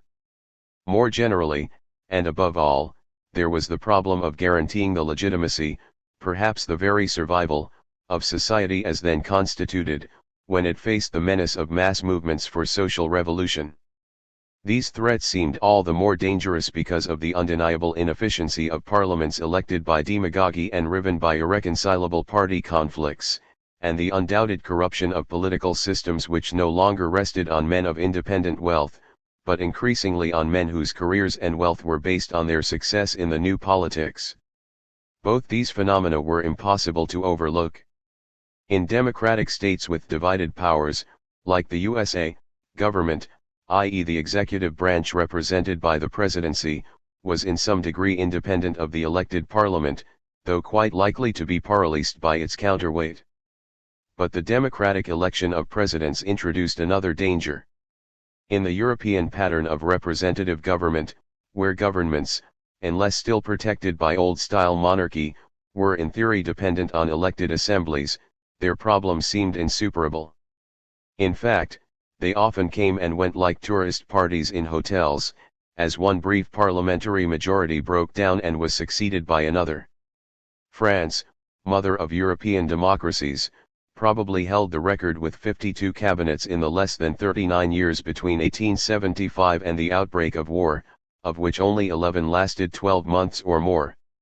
Admittedly, the same names tended to reappear in most of them. Small wonder that the effective continuity of government and policy was in the hands of the permanent, non-elected, and invisible functionaries of the bureaucracy. As for corruption, it was probably no greater than in the early 19th century, when governments such as the British had shared out the correctly named offices of profit under the crown and lucrative sinecures among their kinsmen and dependants. Yet even when it was not, it was more visible, as self-made politicians cashed in one way or another, on the value of their support or opposition to businessmen or other interested parties. It was all the more visible, since the incorruptibility of permanent senior public administrators and judges, now mostly protected, in constitutional countries, against the twin hazards of election and patronage, with the major exception of the US Abbey, was now generally taken for granted, at least in Western and Central Europe. Political corruption scandals occurred not only in countries where the sound of money changing hands was not muffled, like France, the Wilson scandal of 1885, the Panama scandal in 1892-3, but even where it was, as in Britain, the Marconi scandal of 1913, in which two such self-made men, Lloyd George and Rufus Isaacs, later Lord Chief Justice and Viceroy of India, were involved. 7 Parliamentary instability and corruption could, of course, be linked where governments built majorities. Essentially on what was in effect the buying of votes for political favors which almost inevitably had a financial dimension. As already noted, Giovanni Giolitti in Italy was the master of this strategy. contemporaries from the upper ranks of society were acutely aware of the dangers of democratized politics and, more generally, of the growing centrality of the masses. This was not merely a worry of men in public affairs, like the editor of Le Temps and La Revue de Deux Mondes, fortresses of French respectable opinion, who in 1897 published a book characteristically entitled The Organization of Universal Suffrage, The Crisis of the Modern State 11, or the thinking conservatives proconsul and later minister Alfred Milner, 1854–1925, who in 1902 called the British Parliament, privately, that mob at Westminster. 12 Much of the pervasive pessimism of bourgeois culture from the 1880s on, see pages 226–258–9 below, undoubtedly reflected the sense of leaders abandoned by their former followers, of elites whose defenses against the masses were crumbling, of the educated and cultured minority, i.e. primarily the children of the well-to-do, invaded by those just being emancipated from illiteracy or semi-barbarism 13, or cut off by the rising tide of a civilization geared to these masses. The new political situation developed only by steps, and unevenly, depending on the domestic history of the various states. This makes a comparative survey of politics in the 1870s and 1880s difficult, and almost pointless.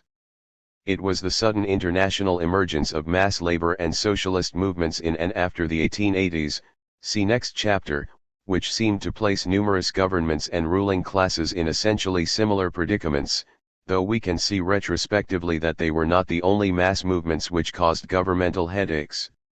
Broadly speaking, in most of the European states of limited constitutions or restricted franchise, the mid-century political predominance of the liberal bourgeoisie, see The Age of Capital, chapters 6, 1, 13, 3, broke down in the course of the 1870s, if not for other reasons, then as a byproduct of the Great Depression, in Belgium in 1870, in Germany and Austria in 1879, in Italy in the 1870s, in Britain in 1874.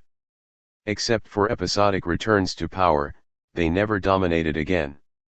No equally clear political pattern emerged in Europe in the new period, though in the USA the Republican Party, that had led the North to victory in the Civil War, usually continued to win the presidency until 1913.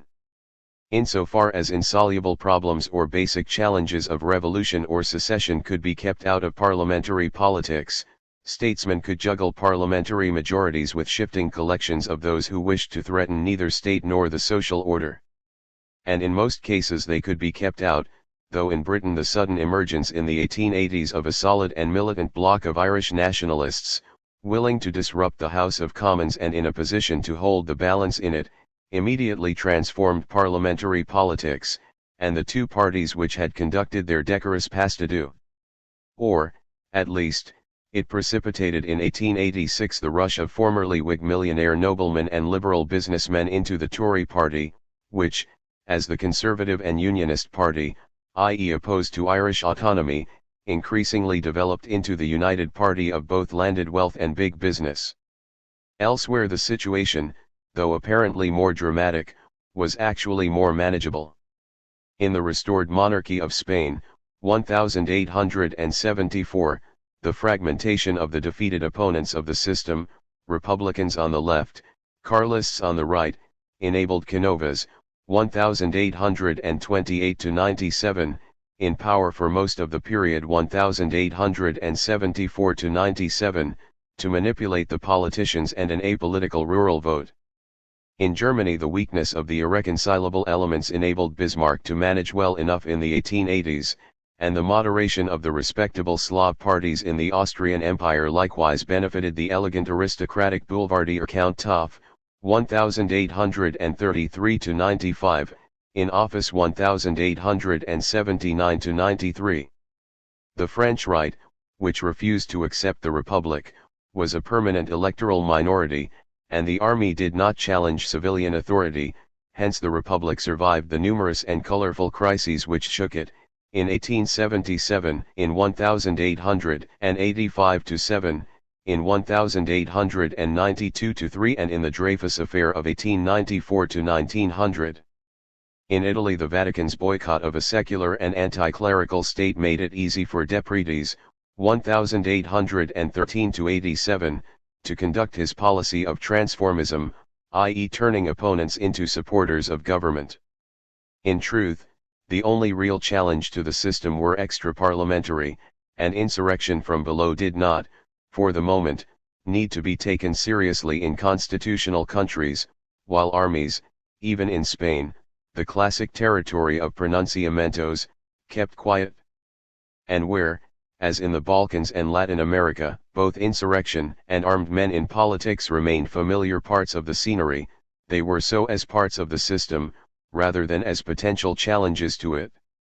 Yet this situation was unlikely to last. And when governments found themselves confronting the rise of apparently irreconcilable forces in politics, their first instinct, more often than not, was to coerce. Bismarck, the master of manipulating the politics of a limited franchise, was at a loss in the 1870s when facing what he regarded as an organized mass of Catholics owing loyalty to a reactionary Vatican beyond the mountains, hence the term ultramontane, and declared anti-clerical war against them, the so-called Kulturkampf or cultural struggle of the 1870s. Faced with the rise of the Social Democrats, he outlawed the party in 1879. Since a return to straightforward absolutism appeared impossible, and indeed unthinkable, the band's Social Democrats were allowed to put up electoral candidates. He failed in both cases. Sooner or later, in the case of the Socialists, after his fall in 1889, governments had to live with the new mass movements. The Austrian emperor, whose capital was captured by the demagogy of the social Christians, refused 3 times to accept their leader, Luiger, as mayor of Vienna, before resigning himself to the inevitable in 1897. In 1886 the Belgian government suppressed with military force the wave of strikes and riots by Belgian workers, among the most miserable in Western Europe, and jailed socialist leaders, whether they were involved in the disturbances or not. Yet 7 years later it conceded a sort of universal suffrage after an effective general strike. Italian governments shot down Sicilian peasants in 1893 and Milanese workers in 1898. Yet after the 50 corpses of Milan, they changed course. Broadly speaking, the 1890s, the decade of the emergence of socialism as a mass movement, marked the turning point. An era of new political strategies began. Generations of readers who have grown up since the First World War may find it surprising that no government seriously envisaged the abandonment of constitutional and parliamentary systems at this time. For after 1918 liberal constitutionalism and representative democracy were indeed to retreat on a broad front, though partly restored after 1945. In our period this was not the case. Even in Tsarist Russia the defeat of the 1905 revolution did not lead to the total abolition of elections and parliament, the Duma. Unlike 1849, see The Age of Capital, Chapter 1, there was no simple return to reaction, even if at the end of his period of power Bismarck played with the idea of suspending or abolishing the constitution. Bourgeois society may have been uneasy about where it was going, but it was confident enough, and not least because the worldwide economic surge forward hardly encouraged pessimism. Even politically moderate opinion, unless it had diplomatic or financial interests to the contrary, looked forward to a Russian revolution, which was generally expected to turn a blot on European civilization into a decent bourgeois, liberal state, and indeed within Russia the 1905 revolution, unlike that of October 1917, was enthusiastically supported by middle classes and intellectuals. Other insurrectionaries were insignificant. Governments remained remarkably cool during the anarchist epidemic of assassinations in the 1890s, to which 2 monarchs, 2 presidents, and 1 prime minister fell victim. And after 1900 nobody seriously bothered about anarchism outside Spain and parts of Latin America. At the outbreak of war in 1914 the French Minister of the Interior did not even bother to arrest the, mainly anarchist and anarcho-syndicalist, revolutionaries and anti-militarist subversives regarded as dangers to the state, of whom his police had long compiled a list for just such a purpose.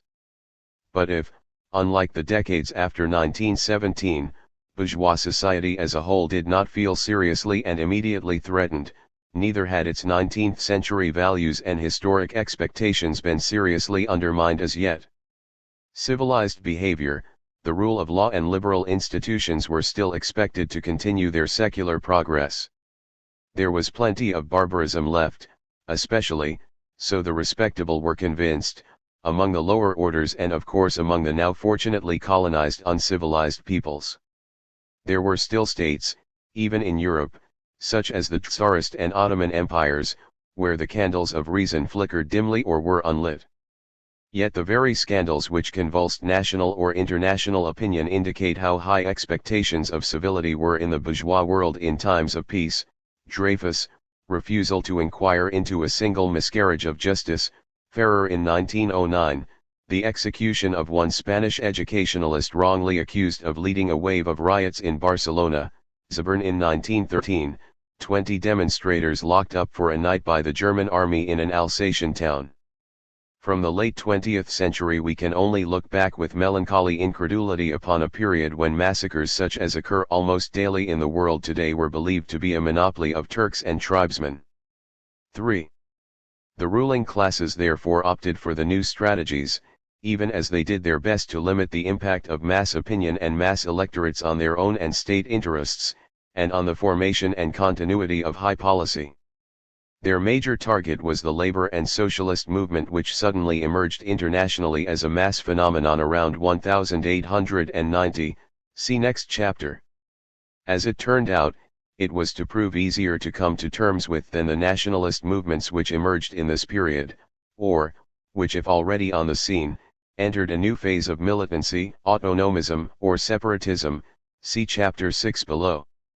As for the Catholics, they were, unless identified with some autonomous nationalism, relatively easy to integrate, since they were socially conservative. This was so even in the case of the rare social Christian parties such as Luigers, and usually content with the safeguarding of specific church interests. Bringing labor movements into the institutionalized game of politics was difficult, insofar as employers, faced with strikes and unions, were distinctly slower than politicians to abandon the policy of the strong fist for that of the velvet glove, even in Pacific Scandinavia. The growing power of big business was particularly recalcitrant. In most countries, notably in the USA and Germany, employers as a class were never reconciled to unions before 1914, and even in Britain, where they had long been accepted in principle, and often in practice, the 1890s saw a counter-offensive of employers against unions, even as government administrators pursued policies of conciliation and the Liberal Party leaders did what they could to reassure and captivate the labor vote. It was also difficult politically, where the new parties of labor refused all compromise with the bourgeois state and system nationally.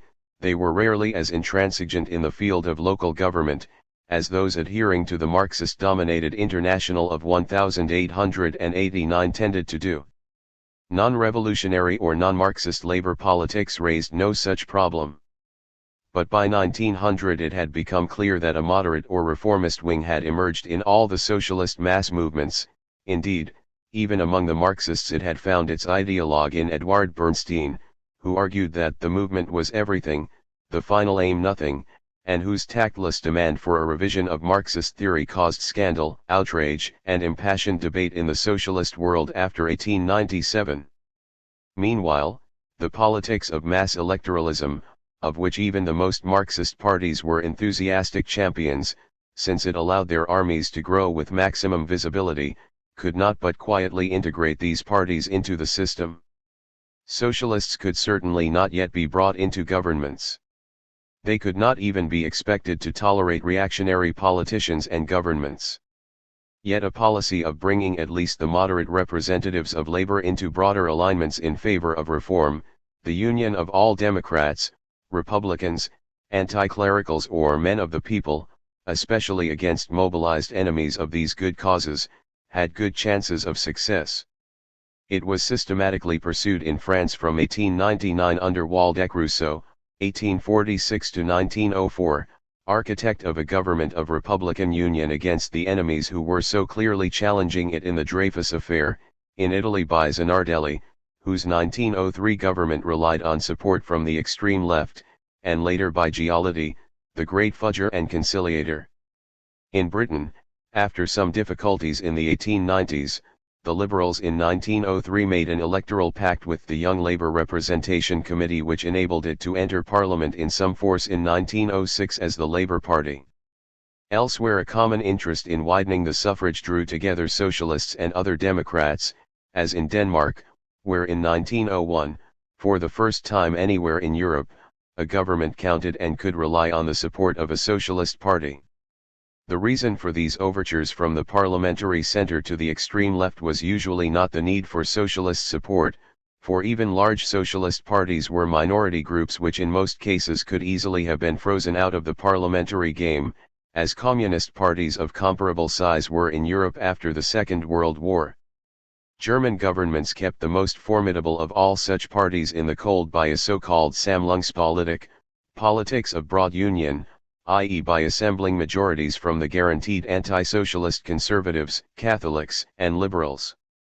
It was rather the desire to exploit the possibilities of domesticating these wild beasts of the political forest, which sensible men in the ruling classes soon discerned.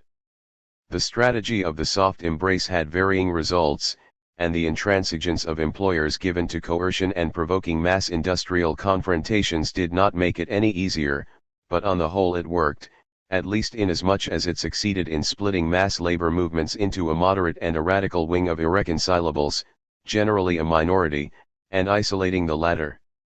However, democracy would be the more easily tameable, the less acute its discontents.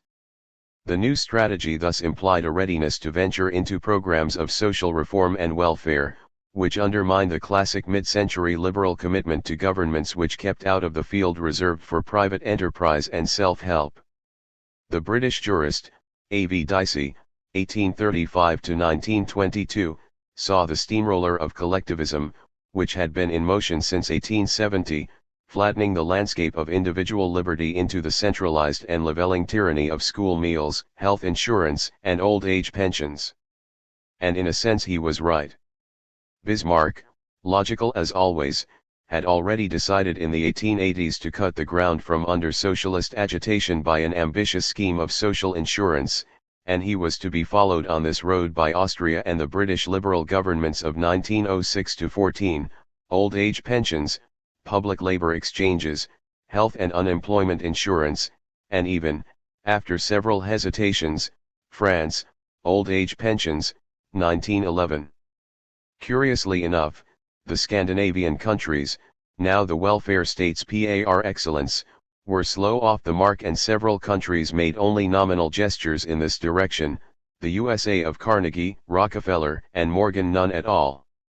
In that paradise of free enterprise even child labor remained uncontrolled by federal law, though by 1914 laws nominally prohibiting it, in theory, existed even in Italy, Greece, and Bulgaria.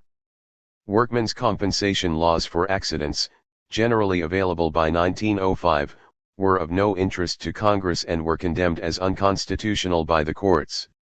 With the exception of Germany, such social welfare schemes were modest until the last years before 1914, and even in Germany they visibly failed to halt the growth of the Socialist Party.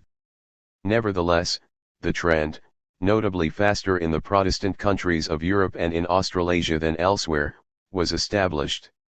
Dicey was also right in stressing the inevitable growth in the role and weight of the state apparatus, once the ideal of state non-intervention was abandoned. By modern standards, bureaucracy remained modest, though it grew at a rapid rate, nowhere more so than Great Britain, where government employment tripled between 1891 and 1911. In Europe, around 1914, it ranged from a low of about 3% of the labor force in France, a somewhat surprising fact, to a high of 5.56% in Germany and, an equally surprising fact, Switzerland. 14 for comparison, in the EEC countries of the 1970s it formed between 10 and 13% of the occupied population. But could not the loyalties of the masses be acquired without expensive social policies which might cut into the profits of entrepreneurs on whom the economy depended? As we have seen, it was believed not only that imperialism could pay for social reform but that it was also popular. As it turned out, war, or at least the prospects of successful war, had an even greater built-in demagogic potential. The British Conservative government used the South African War, 1899–1902, to sweep away its liberal opponents in the cocky election of 1900, and American imperialism mobilized the popularity of guns successfully for war against Spain in 1898. Indeed, the ruling elites of the USA, headed by Theodore Roosevelt, 1858–1919, President in 1901–9, had just discovered the gun-toting cowboy as symbol of true Americanism, freedom, and native white tradition against the invading hordes of low-class immigrants and the uncontrollable big city. That symbol has been extensively exploited ever since. However, the problem was wider than this. Could the regimes of states and ruling classes be given a new legitimacy in the minds of democratically mobilized masses? Much of the history of our period consists of attempts to answer this question. The task was urgent, because the ancient mechanisms of social subordination were often clearly breaking down. Thus the German conservatives, essentially the party of electors loyal to the large landed proprietors and nobles, lost half of their share of the total vote between 1881 and 1912, for the simple reason that 71% of their vote came from villages of less than 2,000 inhabitants, which housed a declining share of the population, and only 5% from big cities over 100,000, into which Germans were pouring. The old loyalties might still work on the estates of the Pomeranian Junker Six where the conservatives held on to almost half the vote, but even in Prussia as a whole they could only mobilize 11 to 12% of electors. 15 The situation of that other master class, the liberal bourgeoisie, was even more dramatic. It had triumphed by shattering the social cohesion of ancient hierarchies and communities, by choosing the market against human relations, Gesellschaft against Gemeinschaft, and when the masses entered the political stage pursuing their own concerns, they were hostile to all that bourgeois liberalism stood for.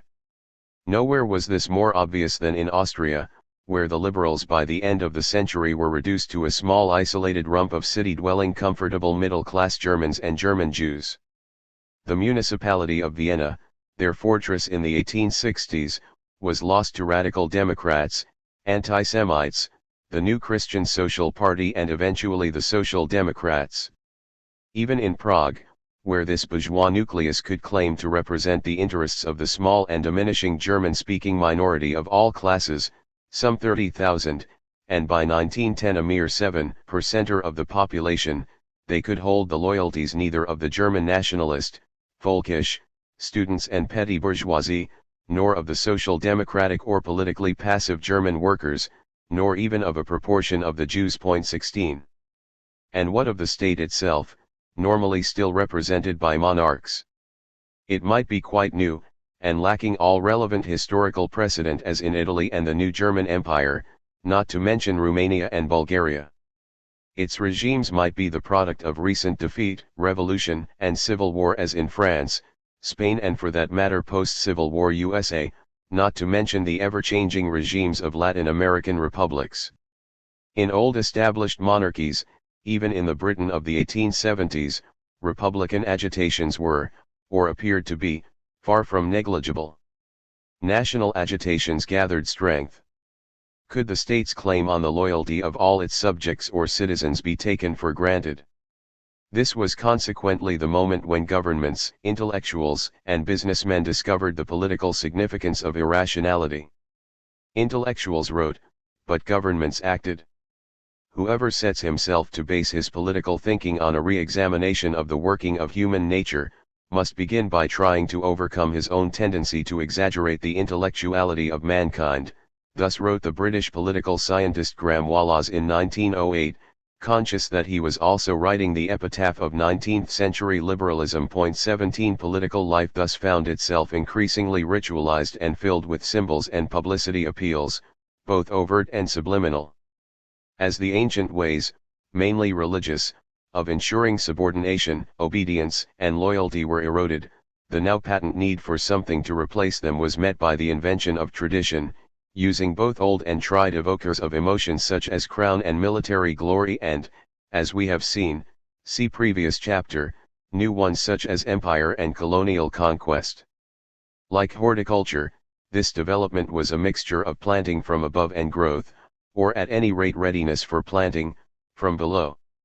Governments and ruling elites certainly knew what they were doing when they instituted new national festivals, like the 14th of July in France, in 1880, or developed the ritualization of the British monarchy, which has become increasingly hieratic and Byzantine since it began in the 1880s. 18 Indeed, the standard commentator of the British Constitution, after the franchise extension of 1867, distinguished lucidly between the efficient parts of it by which government was actually carried on and the dignified parts whose function was to keep the masses happy while they were being governed. 19 The masses of marble and towering masonry with which states anxious to confirm their legitimacy, notably the new German Empire, filled their open spaces had to be planned by authority, and were so planned, to the financial rather than artistic benefit of numerous architects and sculptors. British coronations were now, quite consciously, organized as politico-ideological operations for the attention of the masses. Yet they did not create the demand for emotionally satisfying ritual and symbolism. They rather discovered and filled a void left by the political rationalism of the liberal era, by the new need to address the masses and by the transformation of these masses themselves. In this respect the invention of traditions ran parallel to the commercial discovery of the mass market and of mass spectacle and entertainment, which belongs to the same decades. The advertising industry, though pioneered in the USA after the Civil War, for the first time came into its own.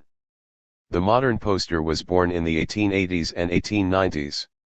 A common frame of social psychology, the psychology of the crowd, became a flourishing topic for both French professors and American advertising gurus, bound together the annual Royal Tournament, initiated in 1880, a public display of the glory and drama of the British Armed Forces, and the illuminations on the seafront of Blackpool, playground of the new proletarian holidaymakers, Queen Victoria and the Kodak Girl, product of the 1900s, the Emperor William's monuments to Hohenzollern. Rulers and Toulouse-Lautrec's posters for famous variety artists. Official initiatives naturally succeeded best where they exploited and manipulated spontaneous and undefined grassroots emotion, or integrated themes from unofficial mass politics. The 14th of July in France established itself as a genuine national day because it mobilized both the people's attachment to the Great Revolution and the demand for an institutionalized carnival. 20 The German government, countless tons of marble and masonry to the contrary, failed to establish the Emperor William I as father of the nation, but cashed in on the unofficial nationalist enthusiasm which erected Bismarck columns by the hundred after the death of the great statesman, whom the Emperor William XI, reigned 1888 to 1918, had sacked. Conversely, unofficial nationalism was welded to the little Germany it had so long opposed, by military might and global ambition, as witness the triumph of Deutschland über alles over more modest national anthems, and of the new Prusso-German black-white-red flag over the old black-red-gold of 1848, both of which triumphs occurred in the 1890s. 21. Political regimes thus conducted a silent war for the control of the symbols and rights of belonging to the human race within their frontiers, not least through their control of the public school system, especially the primary schools, the essential basis in democracies for educating our masters in the right spirit, and, generally where the churches were politically unreliable, through the attempt to control the great ceremonies of birth, marriage, and death. Of all such symbols, perhaps the most powerful were music, in its political forms of the national anthem and the military march, both played for all they were worth in this age of J.P. Sosa, 1854 to 1932, and Edward Elgar, 1857 to 1934, 11, and above all the national flag. In the absence of monarchies, the flag itself could become the virtual embodiment of state, nation, and society, as in the USA, where the practice of worshipping the flag as a daily ritual in the country's schools spread from the end of the 1880s until it became universal. 24. Lucky the regime which could rely on mobilizing universally acceptable symbols, such as the British monarch, who even began his annual appearance at that festival of the proletariat, the Football Cup final, thus underlining the convergence between mass public ritual and mass spectacle. In this period, both public and political ceremonial spaces, for instance around the new German national monuments, and the new sports halls and stadia, which could also double as political areas, began to multiply. Elderly readers may recall speeches by Hitler in Berlin's Sportpalast, Sport Palace. Lucky the regime which could at least associate itself with some great cause for which there was mass grassroots support, like revolution and republic in France and the USA. For states and governments competed for symbols of togetherness and emotional loyalty with the unofficial mass movements, which might devise their own counter-symbols, such as the Socialist Internationale, when the former anthem of revolution, the Marseillaise, had been taken over by the state. 25 Though the German and Austrian socialist parties are usually cited as the extreme examples of such separate communities, counter-societies, and counter-culture, see next chapter, they were in fact only incompletely separatists, since they remained linked to official culture by their faith in education, i.e. the public school system, in reason and science, and in the values of the bourgeois arts, the classics. They were, after all, the heirs of the Enlightenment. It was religious and nationalist movements which rivaled the state by setting up rival school systems on linguistic or confessional bases. Still, all mass movements tended, as we have seen in the Irish case, to form a complex of associations and counter-communities around centers of loyalty which rivaled the state. 4. Did the political societies and ruling classes of Western Europe succeed in managing these potentially or actually subversive mass mobilizations? On the whole, in the period up to 1914, they did, except in Austria, that conglomerate of nationalities all of whom looked elsewhere for their future prospects, and which was now held together only by the longevity of her ancient Emperor Francis Joseph, reigned 1848 to 1916, by the administration of a sceptical and rationalist bureaucracy, and by being less undesirable than any alternative fate for a number of the national groups. By and large, they let themselves be integrated into the system. For most states of the bourgeois and capitalist West, the situation in other parts of the world was, as we shall see, very different. See chapter 12 below. The period from 1875 and 1914, and certainly from 1900 to 1914, was, in spite of alarums and excursions, one of political stability. Movements rejecting the system, like socialism, were caught in its web, or else, if sufficiently powerless, they could even be used as catalysts of a majority consensus. This was the function of reaction in the French Republic, perhaps, of anti-socialism in Imperial Germany, nothing united as much as a common enemy. Even nationalism could sometimes be managed. Welsh nationalism served to strengthen liberalism, its champion Lloyd George becoming government minister and chief demagogic container and conciliator of democratic radicalism and labour. Irish nationalism, after the dramas of 1879–91, appeared to have been tranquilized by agrarian reform and political dependence on British liberalism. Pan-German extremism was reconciled to Little Germany by the militarism and imperialism of William's empire. Even the Flemings in Belgium still remained within the fold of the Catholic party, which did not challenge the existence of the unitary binational state. The irreconcilables of the ultra-right and the ultra-left could be isolated. The great socialist movements announced the inevitable revolution, but they had other things with which to occupy themselves at present. When war broke out in 1914, most of them joined their governments and ruling classes in patriotic union. The major West European exception actually proves the rule. For the British Independent Labour Party, which continued to oppose the war, did so because it shared the long Pacific tradition of Britain nonconformity and bourgeois liberalism, which actually made Britain the only country from whose cabinet in August 1914 liberal ministers resigned from such motives. 12. The socialist parties which accepted the war often did so without enthusiasm, and chiefly because they feared to be abandoned by their followers, who flocked to the colors with spontaneous zeal. In Britain, which had no conscription, 2 millions were to volunteer for military service between August 1914 and June 1915, melancholy proof of the success of the politics of integrating democracy. Only where the effort to make the poor citizen identify with nation and state had hardly begun to be seriously pursued, as in Italy, or where it could hardly succeed, as among the Czechs, did the masses in 1914 remain indifferent or hostile to the war. The mass anti-war movement did not seriously begin until much later. Since political integration succeeded, regimes therefore faced only the immediate challenge of direct action. Such forms of unrest certainly spread, above all in the last years before the war. But they constituted a challenge to public order rather than to the social system, given the absence of revolutionary or even pre-revolutionary situations in the central countries of bourgeois society.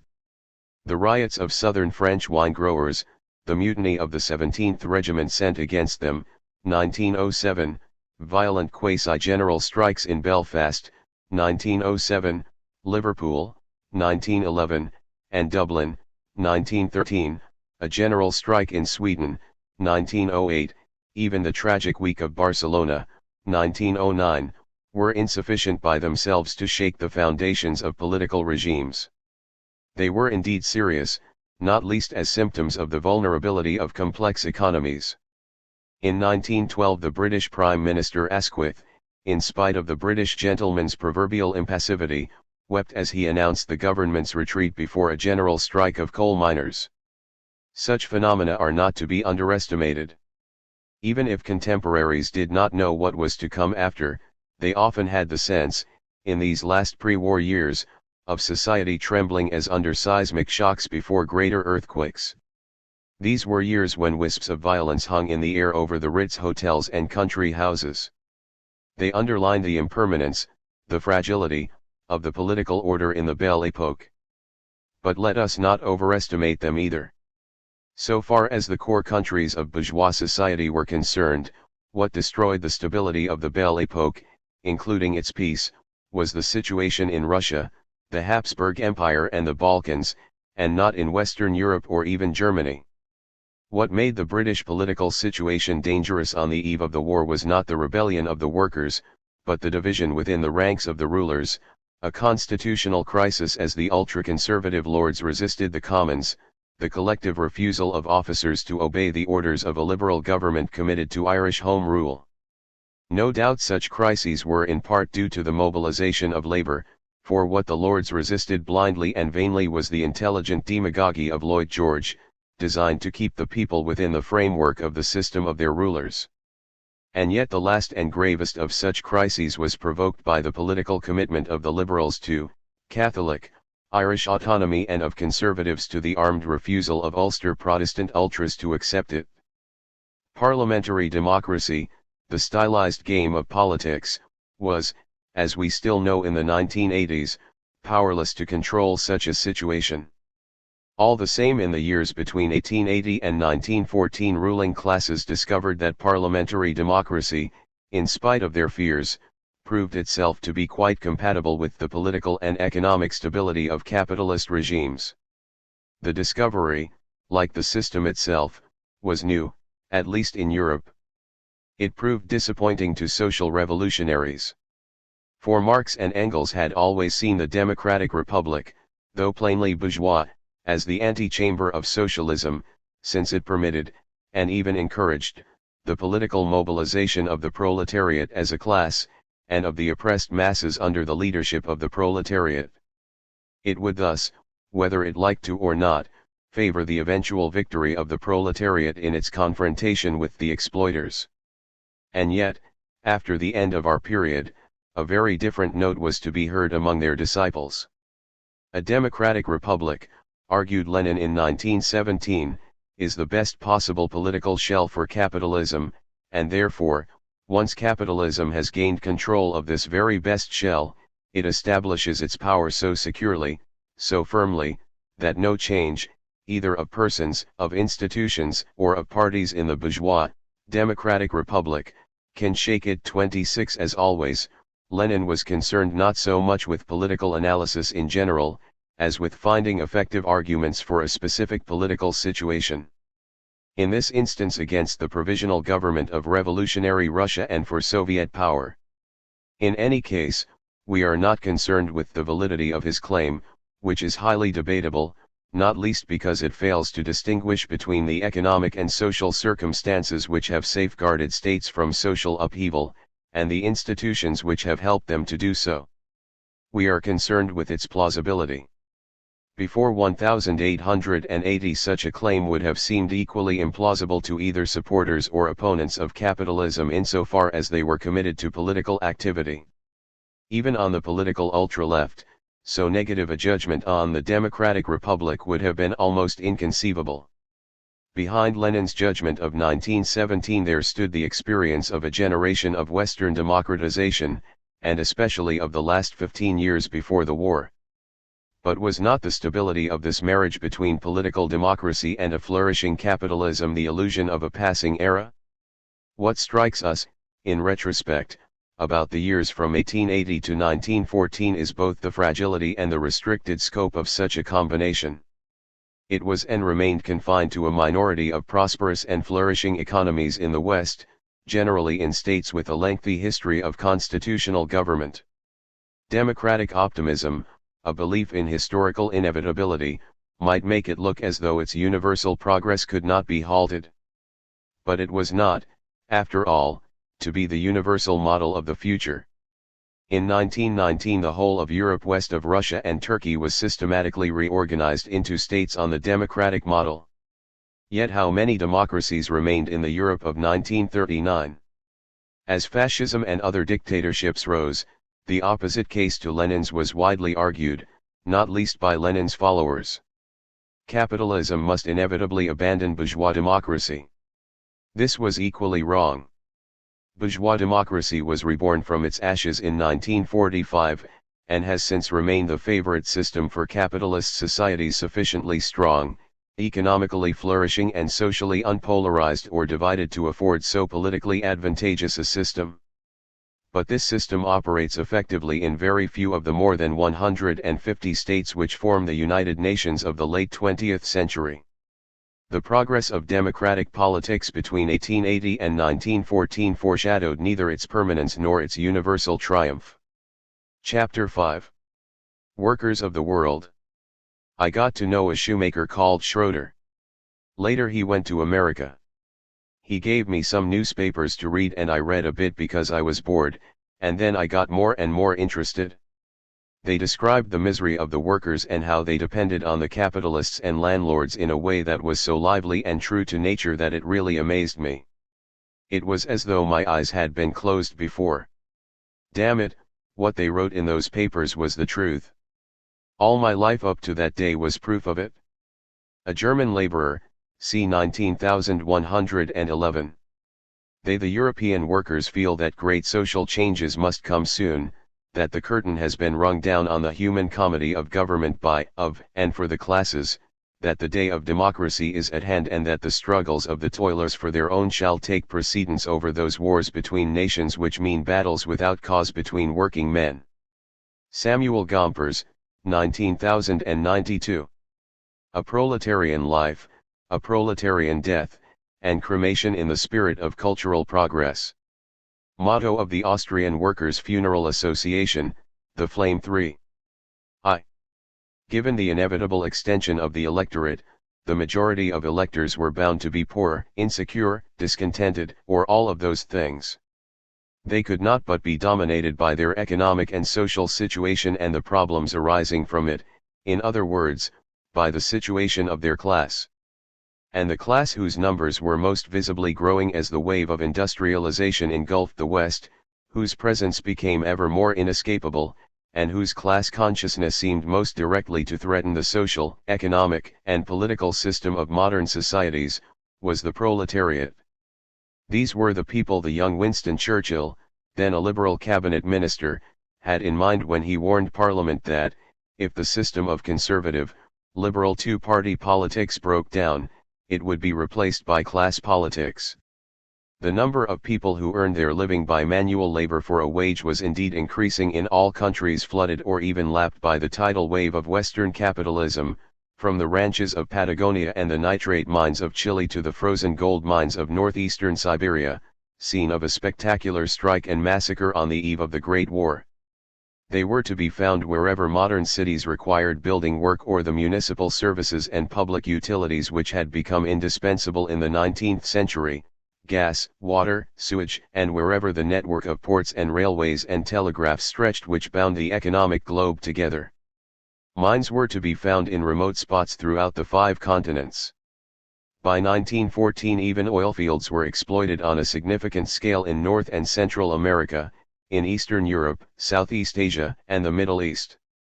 More significantly, even in predominantly agrarian countries urban markets were supplied with manufactured food, drink, stimulants and elementary textiles by cheap labor working in a sort of industrial establishment, and in some, India is a case in point, fairly significant textile and even iron and steel industries were developing. Yet the number of wage workers multiplied most spectacularly, and formed recognized classes of such labor, chiefly in the countries of old established industrialization, and in the growing number of countries which, as we have seen, entered their period of industrial revolution between the 1870s and 1914, that is to say mainly in Europe, North America, Japan, and some of the areas of white mass settlement overseas. They grew mainly by transfer from the 2 great reservoirs of pre-industrial labor, the handicrafts and the agricultural countryside, which still held the majority of human beings. By the end of the century urbanization had probably advanced more rapidly and massively than ever before, and important currents of migration, for instance from Britain and East European Jewry, came from towns, though sometimes small ones. These could and did transfer from one kind of non-agricultural work to another. As for the men and women who fled from the land, to use the then current term, landflucht, relatively few of them had the chance to go into agriculture, even if they wanted to.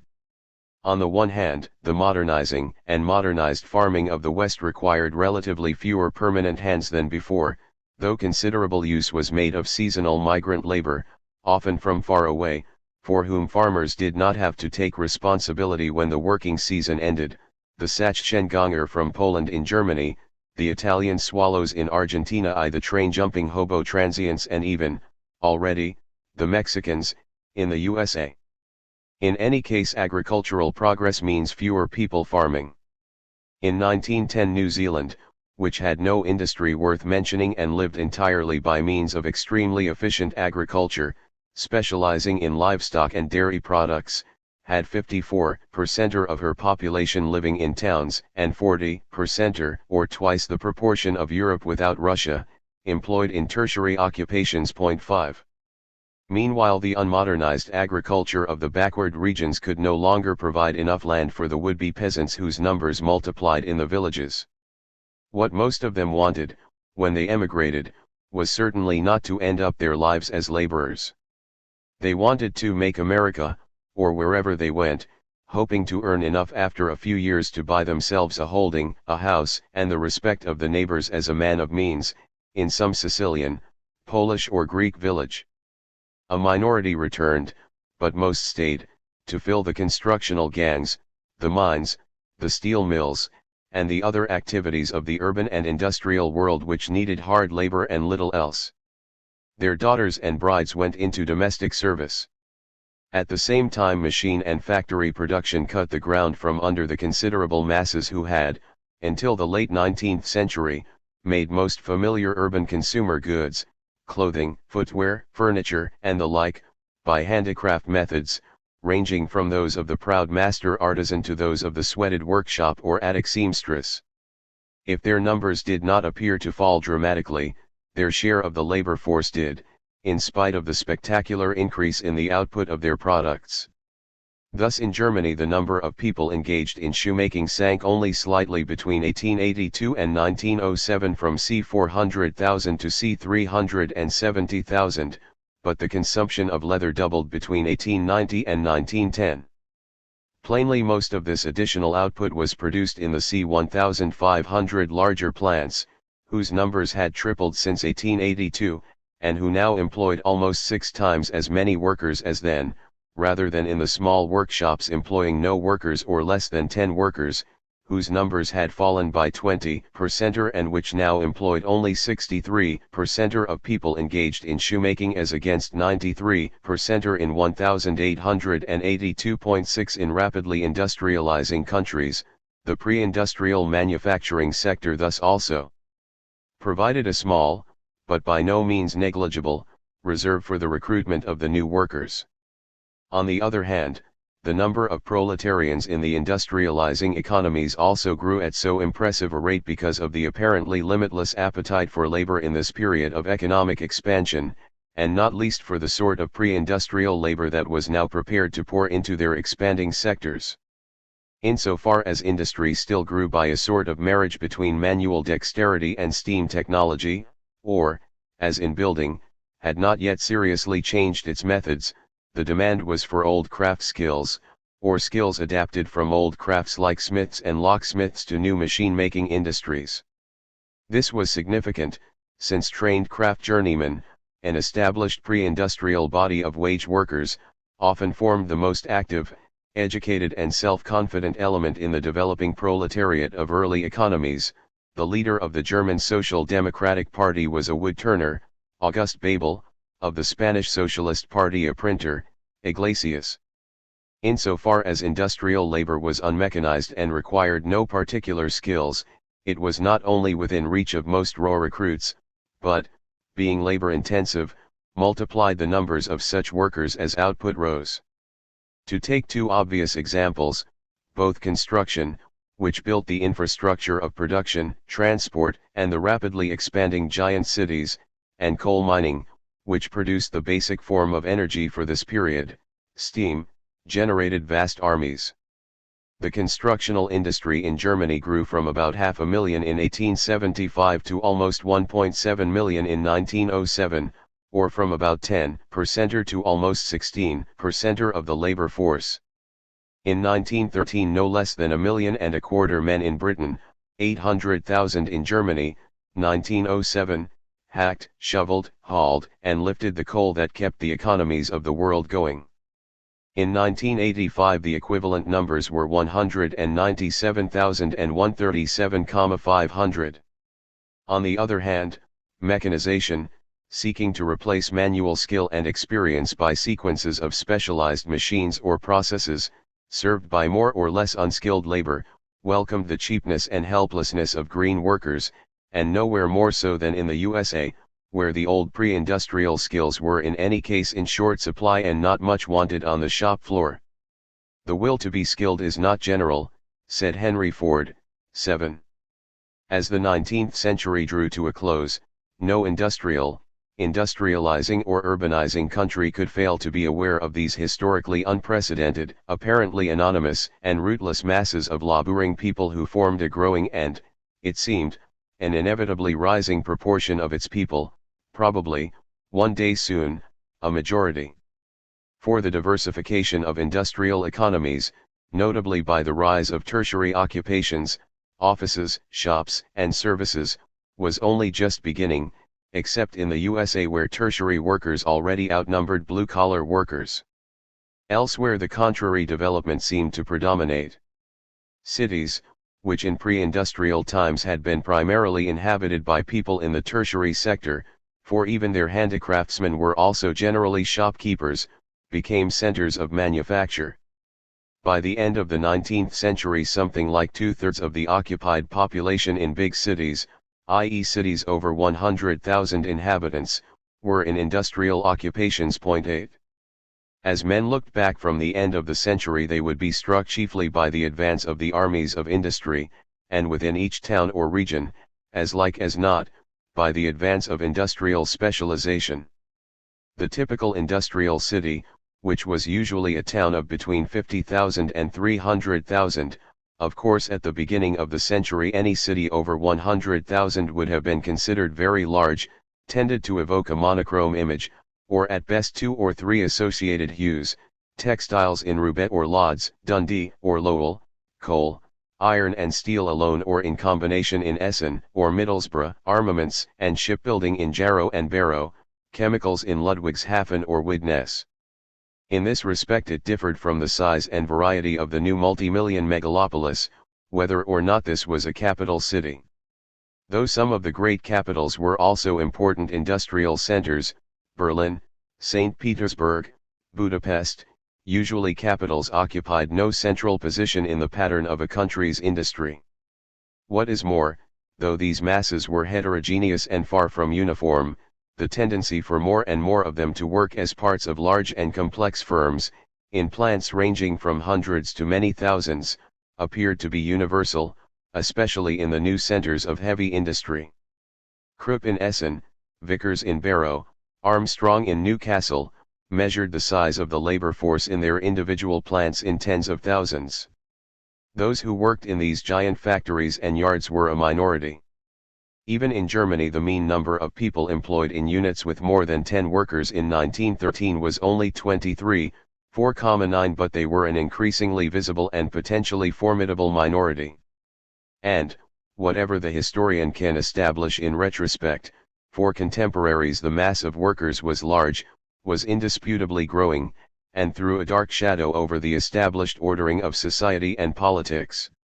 What indeed would happen if, as a class, they organized politically? This is precisely what happened, on a European scale, suddenly and with extraordinary speed.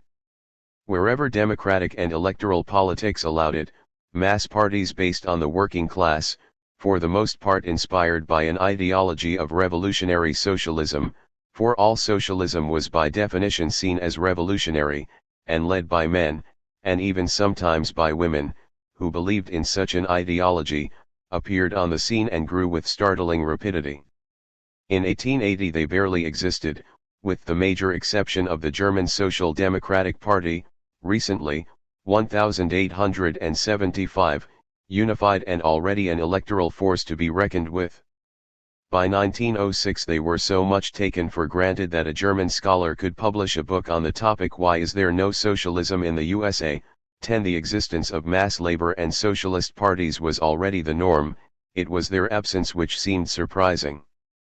In fact, by 1914 there were mass socialist parties even in the USA, where the party's candidate in 1912 polled almost 1 million votes, and in Argentina, where the party had 10% of the vote in 1914, while in Australia an admittedly quite non-socialist Labour Party already formed the federal government in 1912. As for Europe, socialist and Labour parties were serious electoral forces almost everywhere where conditions permitted. They were indeed minorities, but in some states, notably Germany and Scandinavia, they were already the largest national parties, with up to 35 to 40% of the total vote, and every extension of the right to vote revealed the industrial masses ready to choose socialism. And they not only voted, but organized in gigantic armies. The Belgian Labour Party in its small country had 276,000 members in 1911, the great German SPD had more than 1 million, and the less directly political workers' organizations, linked with such parties and often founded by them, were even more massive, trade unions and cooperative societies. Not all the armies of labor were as large, solid, and disciplined as in Northern and Central Europe. But even where workers' parties consisted rather of groups of activist irregulars, or local militants, ready to lead mobilizations when they occurred, the new labor and socialist parties had to be taken seriously. They were a significant factor in national politics. Thus the French Party, whose membership in 1914, 76,000, was neither united nor large, nevertheless elected 103 deputies by virtue of its 1.4 million votes. The Italian Party, with an even more modest membership, 50,000 in 1914, had almost 1 million who voted for it. 11 In short, Labor and socialist parties were almost everywhere growing at a rate which, depending on one's point of view, was extremely alarming or marvelous. Their leaders cheered themselves with triumphant extrapolations of the curve of past growth. The proletariat was destined, one had only to look at industrial Britain and the record of national censuses over the years, to become the great majority of the people. The proletariat was joining its parties. It was only a question of time, according to systematic and statistically minded German socialists, before these parties would pass the magic figure of 51% of votes, which, in democratic states, must surely be a decisive turning point. Or, as the new anthem of world socialism put it, the Internationale will be the human race. We need not share this optimism, which proved to be misplaced.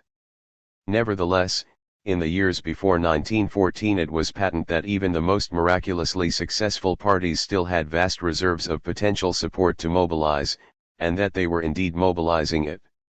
And it is natural that the extraordinary rise of socialist labor parties since the 1880s should give their members and supporters, as well as their leaders, a sense of excitement, of marvelous hope, of the historic inevitability of their triumph. Never before had there been such an age of hope for those who labored with their hands in factory, workshop, and mine.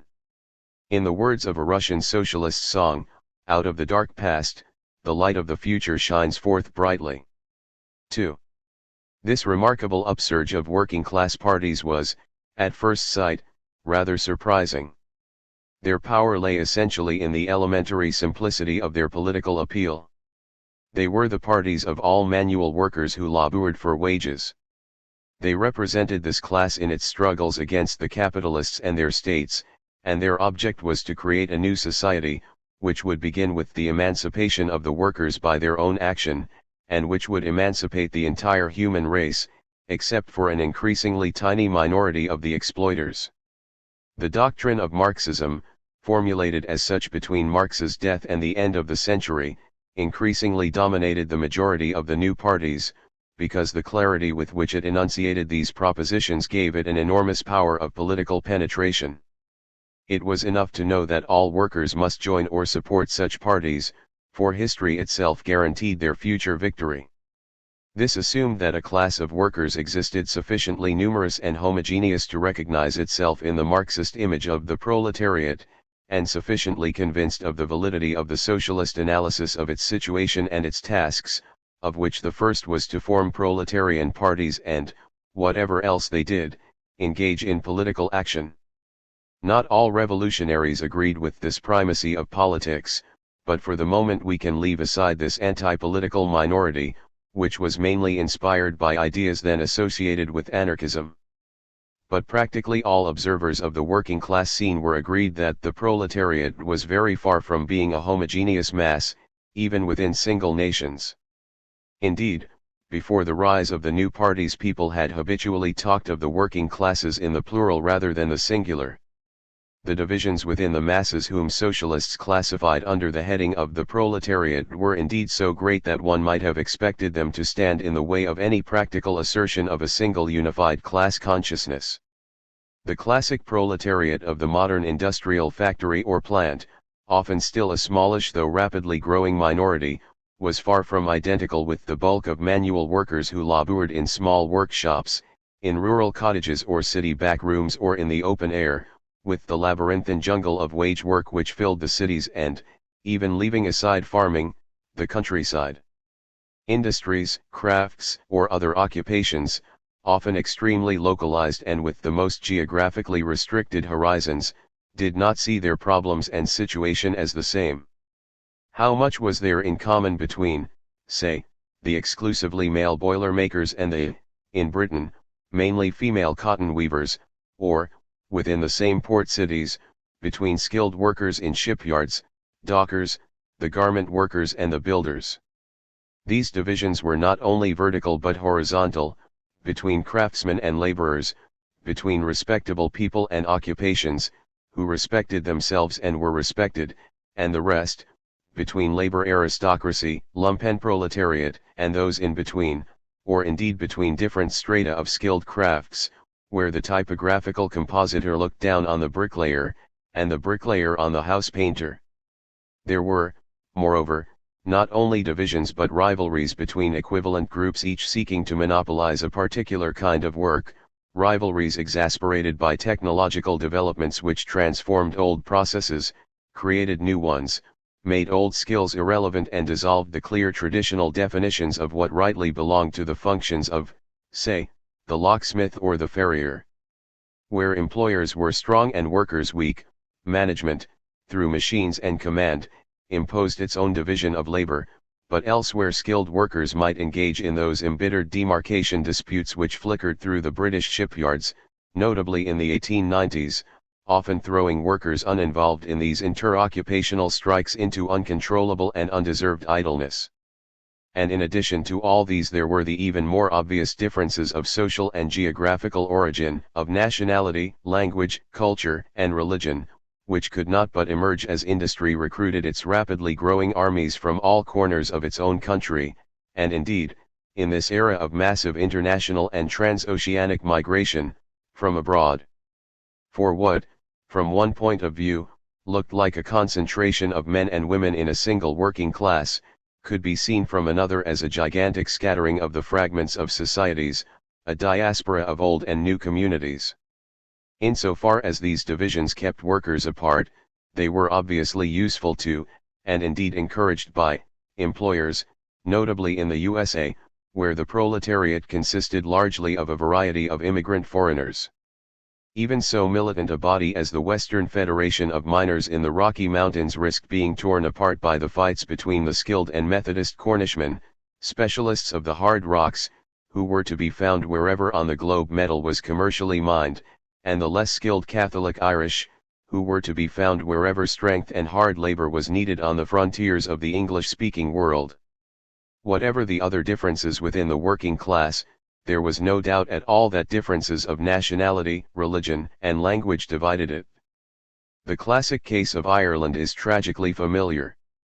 But even in Germany Catholic workers resisted the appeal of social democracy far more than Protestant ones, and in Bohemia Czech workers resisted integration in a pan-Austrian movement dominated by workers of German speech.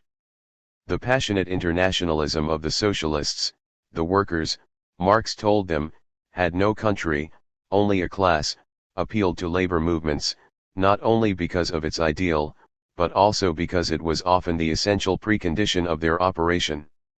How otherwise could workers be mobilized as such in a city like Vienna, where a third of them were Czech immigrants, or in Budapest, where the skilled operatives were Germans, the rest Slovaks or Magyars?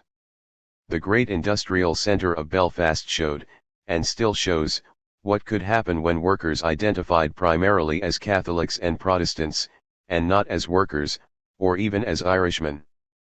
Fortunately the appeal to internationalism or, what was almost the same in large countries, to interregionalism, was not entirely ineffective.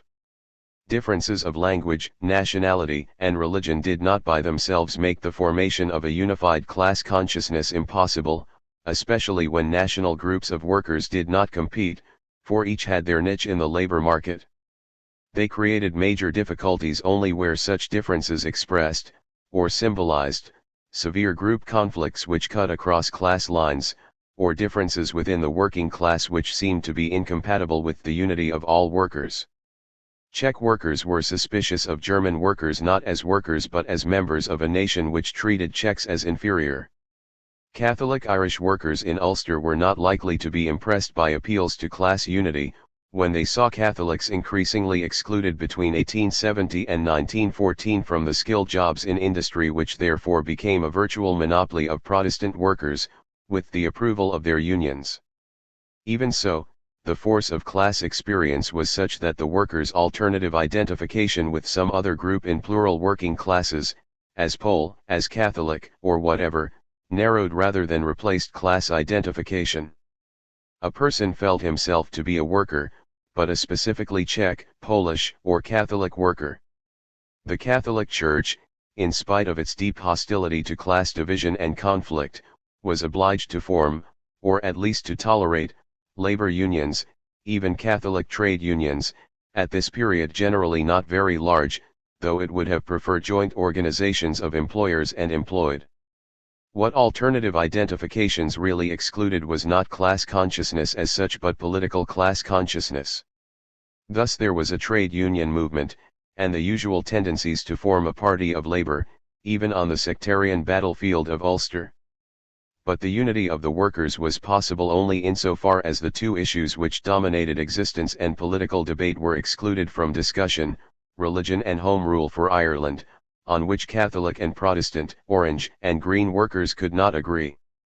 Some kind of trade union movement and industrial struggle was possible under these circumstances, but not, except within each community, and then only feebly or intermittently, a party based on class identification. Add to these factors which stood in the way of labor class consciousness and organization, the heterogeneous structure of the industrial economy itself, as it developed. Here Britain was quite exceptional, since a strong non-political class feeling and labor organization already existed. The sheer antiquity, and archaism, of this country's pioneer industrialization had allowed a rather primitive, largely decentralized trade unionism, mainly of craft unions, to sink roots into the basic industries of the countries, which, for a number of reasons, developed less through machinery replacing labor than through a marriage of manual operations and steam power. In all the great industries of the former workshop of the world, in cotton, mining, and metallurgy, the construction of machines and ships, the last industry dominated by Britain, a nucleus of labor organization, mainly along craft or occupational lines, existed, capable of transformation into mass unionism. Between 1867 and 1875 trade unions had actually acquired a legal status and privileges so far-reaching that militant employers, conservative governments, and judges did not succeed in reducing or abolishing them until the 1980s. Labor organization was not merely present and accepted, but powerful, especially in the workplace. This exceptional, indeed unique, power of labor was to create growing problems for the British industrial economy in the future, and indeed even during our period major difficulties for industrialists who wished to mechanize or administer it out of existence. Before 1914 they failed in the most crucial cases, but for our purposes it is sufficient simply to note the anomaly of Britain in this respect. Political pressure might help in reinforcing workshop strength, but it did not, in effect, have to take its place. Elsewhere the situation was rather different. Broadly speaking, effective trade unions only functioned on the margins of modern and especially large-scale industry, in workshops, on worksites, or in small and medium enterprises. Organization might in theory be national, but in practice it was extremely localized and decentralized. In countries like France and Italy its effective groupings were alliances of small local unions grouped round local labor halls. The French National Trade Union Federation, CGT, required only a minimum of 3 local unions to constitute a national union. 12 In the large plants of modern industry unions were negligible. In Germany the strength of social democracy and its free trade unions was not to be found in the heavy industries of Rhineland and Ruhr. In the USA unionism in the great industries was virtually eliminated during the 1890s, it would not return until the 1930s, but it survived in small-scale industry and among the craft unions of the building trade, protected by the localism of the market in the large cities, where rapid urbanization, not to mention the politics of graft and municipal contracting, gave it greater scope. The only real alternative to the local union of small knots of organized labor, to the mainly skilled craft union, was the occasional and rarely permanent mobilization of masses of workers in intermittent strikes, but this also was mainly local. There were only some striking exceptions, among which the miners stand out by their very difference from the carpenters and cigar makers, the locksmith mechanics, the printers and the rest of the journeyman artisans who formed the normal working class cadre of the new proletarian movements. In one way or another these masses of muscular men, laboring in darkness, often living with their families in separate communities as forbidding and harsh as their pits, bound together by the solidarity of work and community and by the hardness and danger of their toil, showed a marked tendency to engage in collective struggle, Even in France and the USA, coal miners formed at least intermittently powerful unions. 2 Given the size of the mining proletariat, and its marked regional concentrations, its potential, and in Britain its actual, role in labor movements could be formidable. Two other, partly overlapping, sectors of non-craft unionism also deserve attention: transport and public employment. Employees of the state were still, even in France, the later stronghold of public service unions, excluded from labor organization, and this notably retarded the unionization of railways, which were frequently state-owned. However, even private railways proved difficult to organize, outside large and thinly populated land spaces, where their indispensability gave some of those employed on them considerable strategic leverage, especially the engine drivers and train crews. Railway companies were by far the largest enterprises in the capitalist economy, and were virtually impossible to organize except over the whole of what might be an almost nationwide network. In the 1890s, the London and North Western Railway Company, for instance, controlled 65,000 workers over a system of 7,000 kilometers of line and 800 stations. By contrast, the other key sector of transport, the maritime, was extraordinarily localized in and around the seaports, where, in turn, the entire economy tended to pivot on it. Here, therefore, any strike in the docks tended to turn into a general transport strike, which might grow into a general strike. The economic general strikes, which multiplied in the first years of the new century, and were to lead to impassioned ideological debates within the socialist movement, were thus mainly strikes in port cities: Trieste, Genoa, Marseilles, Barcelona, Amsterdam. These were giant battles, but unlikely to lead as yet to permanent mass union organization, given the heterogeneity of an often unskilled labor force. But while rail and sea transport were so different, they had in common their crucial strategic importance for national economies, which could be paralysed by their cessation.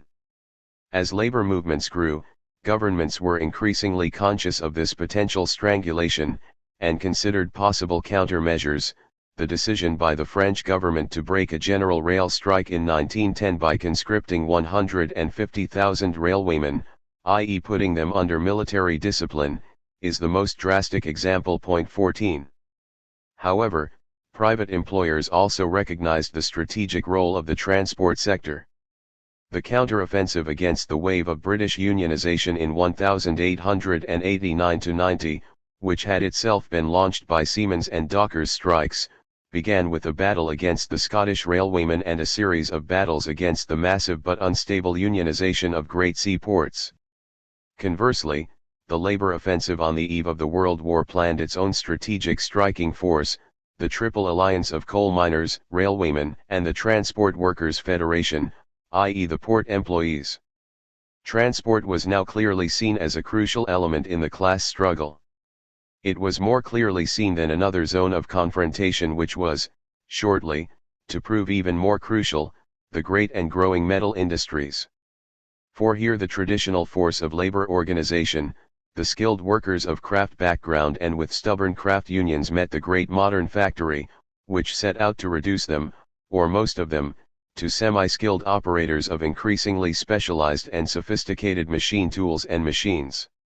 Here, on the rapidly moving frontier of technological advance, the conflict of interest was clear. While peace lasted, by and large, the situation favored management, but after 1914 it is not surprising that the cutting edge of labor radicalization would be found everywhere in the great armament plants. Behind the metal workers' turn to revolution during and after the World War we discern the preparatory tensions of the 1890s and 1900s.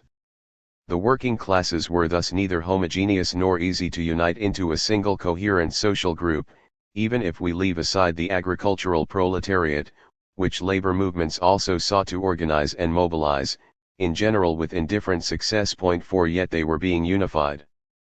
But how? 3. One powerful way was through ideology carried by organization. Socialists and anarchists carried their new gospel to masses hitherto neglected by almost all agencies except their exploiters and those who told them to be quiet and obedient, and even primary schools, where they reached them, were mainly content to inculcate the civic duties of religion, while organized churches themselves, apart from a few plebeian sects, were slow to move into proletarian territory, or ill-suited to deal with populations so different from the structured communities of ancient rural or city parishes. Workers were unknown and forgotten people in proportion as they were a new social group. How unknown, scores of writings by middle-class social explorers and observers testify. How forgotten, any reader of the letters of the painter Van Gogh, who went into the Belgian coal field as an evangelist, can judge. The socialists were often the first to come to them. Where conditions were right, they impressed on the most varied groups of workers, from craft journeymen or vanguards of militants to entire working communities of outworkers or miners, a single identity, that of the proletarian. In 1886 the cottagers in the Belgian valleys round Liege, traditionally manufacturing guns, had no politics. They lived ill-paid lives varied for the males among them only by pigeon fancying, fishing and cockfighting. From the moment the Workers' Party arrived on the scene, they converted to it en masse. 80 to 90% of the Val de Vesdre henceforth voted socialist, and even the last ramparts of local Catholicism were breached. The people of the Legois found themselves sharing an identification and a faith with the weavers of Ghent, whose very language, Flemish, they could not understand, and thereby with all who shared the ideal of a single, universal working class. This message of the unity of all who worked and were poor was brought into the remotest corners of their countries by the agitators and propagandists. But they also brought organization, the structured collective action without which the working class could not exist as a class, and through organization they acquired that cadre of spokesmen who could articulate the feelings and hopes of men and women who were unable to do so themselves. These possessed or found the words for the truths they felt. Without this organized collectivity, they were only poor laboring folk. For the ancient corpus of wisdom, proverbs, sayings, songs, which formulated the Weltanschauung of the laboring poor of the pre-industrial world was no longer enough. They were a new social reality, requiring new reflection. This began at the moment when they understood their new spokesman's message: you are a class, you must show that you are. Hence, in extreme cases, it was enough for the new parties merely to enunciate their name, the Workers' Party. Nobody except the militants of the new movement brought this message of class consciousness to the workers. It unified all those who were prepared to recognize this great truth across all differences among them. But people were prepared to recognize it, because the gap which separated those who were, or were becoming, workers from the rest, including other branches of the socially modest little people, was widening, because the working class world was increasingly separate, and, not least, because the conflict between those who paid wages and those who lived by them was an increasingly dominant existential reality. This was plainly the case in places virtually created by and for industry like Bochum, 4,200 inhabitants in 1842, 120,000 in 1907, of whom 78% were workers, 0.3% capitalists, or Middlesbrough, 6,000 in 1841, 105,000 in 1911. In these centers, mainly of mining and heavy industry, which mushroomed in the second half of the century, perhaps even more than in the textile mill towns which had been the typical centers of industry earlier, men and women might live without regularly even seeing any member of the non-wage earning classes who did not in some way command them, owner, manager, official, teacher, priest, except for the small artisans and shopkeepers and publicans who served the modest needs of the poor, and who, dependent on their clientele, adjusted to the proletarian environment. V. Bochum's consumer production contained, apart from the usual bakers, butchers, and brewers, a few hundred seamstresses, and 48 milliners, but only 11 laundresses, 6 hat and cap makers, 8 furriers, and, significantly, no single person making that characteristic status symbol of the middle and upper classes, gloves. 15. Yet even in the great city, with its miscellaneous and increasingly diversified services and social variety, functional specialization, supplemented in this period by town planning and property development, separated the classes, except on such neutral territories as parks, railway stations, and the structures of entertainment. The old popular quarter declined with the new social segregation. In Lyon, La Croix-Rousse, ancient stronghold of the riotous silk weavers descending into the city center, was in 1913 described as a quarter of small employees. The bee swarm of workers has left the plateau and its slopes of access. 16 Workers moved from the old city to the other bank of the Rhône and its factories. Increasingly the grey uniformity of new working class quarters, extruded from the central city areas, took over. Wedding and Neukölln in Berlin, Favoriten and Ottakring in Vienna, Poplar and West Ham in London, counterparts to the rapidly developing segregated middle and lower middle class quarters and suburbs. And if the much-discussed crisis of the traditional craft sector drove some groups among the master artisans to the anti-capitalist and anti-proletarian radical right, as in Germany, it could also, as in France, intensify their anti-capitalist Jacobinism or Republican radicalism. As for their journeymen and apprentices, it could hardly fail to convince them that they were now no more than proletarians. And it was not natural for the hard-pressed proto-industrial cottage industries, often, like the handloom weavers, symbiotic with the early stages of the factory system, to identify with the proletarian situation? Localized communities of this kind, in various hilly regions of central Germany, Bohemia, or elsewhere, became natural strongholds of the movement. All workers were, for good reasons, apt to be convinced of the injustice of the social order, but the crux of their experience was their relation with employers. The new socialist labor movement was inseparable from the discontents of the workplace, whether or not expressed in strikes and, more rarely, organized trade unions. Time and again the rise of a local socialist party is inseparable from a particular group of locally central workers, whose mobilization it released or reflected. In Rouen, France, the weavers formed the core of the Parti ouvrier, when weaving in the region organized in 1889–91 the rural cantons suddenly switched their politics from reaction to socialism and industrial conflict passed over into political organization and electoral activity.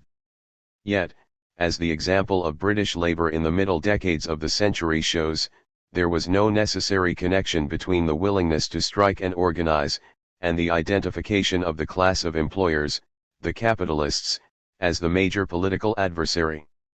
Indeed, traditionally a common front had united those who laboured and produced, workers, artisans, shopkeepers, bourgeois against the idle and against privilege, the believers in progress, a coalition which also crossed class boundaries, against reaction. Yet this alliance, largely responsible for the earlier historic and political force of liberalism, see The Age of Capital, Chapter 6, 1, crumbled, not only because electoral democracy revealed the divergent interests of its various components, see pages 88–90 above, but because the class of employers, increasingly typified by size and concentration, as we have seen, the key word big, as in big business, grande industry, grand patronate, gross industry, appears more frequently 17, became more visibly integrated into the undifferentiated zone of wealth, state power, and privilege. It joined the plutocracy which Edwardian demagogues in Britain liked to excoriate, a plutocracy which, as the era of depression gave way to the intoxicating surge of economic expansion, increasingly flaunted itself, visibly and through the new mass media. The British government's chief labour expert claimed that newspapers and the motor car, in Europe a monopoly of the rich, made the contrast between rich and poor inescapable. 18. But as the political fight against privilege merged with the hitherto separate fight at and around the place of employment, the world of the manual worker was increasingly separated from those above it by the growth, rapid and striking in some countries, of the tertiary sector of the economy which generated a stratum of men and women who worked without getting their hands dirty. Unlike the ancient petty bourgeoisie of small craftsmen and shopkeepers which could be seen as a transitional zone or no man's land between labor and bourgeoisie, these new lower middle classes separated the two, if only because the very modesty of their economic situation, often little better than those of well-paid workers, made them stress precisely what separated them from manual labor and what they hoped they had or thought they ought to have, in common with their social superiors. See Chapter 7. They formed a layer isolating the workers below them. If economic and social developments thus favored the formation of a class consciousness of all manual workers, a third factor virtually forced unification on them, the national economy and the nation-state, both increasingly intertwined. The nation-state not only formed the framework of the citizen's life, established its parameters, and determined the concrete conditions and the geographical limits of the workers' struggle, but its political, legal, and administrative interventions were more and more central to working-class existence. The economy increasingly operated as an integrated system, or rather one in which a trade union could no longer function as an aggregate of loosely linked local units, concerned in the first instance only with local conditions, but was compelled to adopt a national perspective, at least for its own industry. In Britain, the novel phenomenon of organized national labor conflicts appears for the first time in the 1890s, while the specter of national transport and coal strikes became a reality in the 1900s. Correspondingly, industries began to negotiate nationwide collective agreements, which had been practically unknown before 1889. By 1910 they were quite usual. The growing tendency among trade unions, especially socialist ones, to organize workers in comprehensive bodies each covering a single national industry, industrial unionism, reflected this sense of the economy as an integrated whole. Industrial unionism as an aspiration recognized that the industry had ceased to be a theoretical classification for statisticians and economists and was now becoming a nationwide operational or strategic concept, the economic framework of trade union struggle, however localized. Fiercely attached though British coal miners were to the autonomy of their coal field or even their pit, conscious of the specificity of their problems and customs, South Wales and Northumberland, Fife and Staffordshire, they found themselves for this reason inevitably drawn together between 1888 and 1908 into national organization.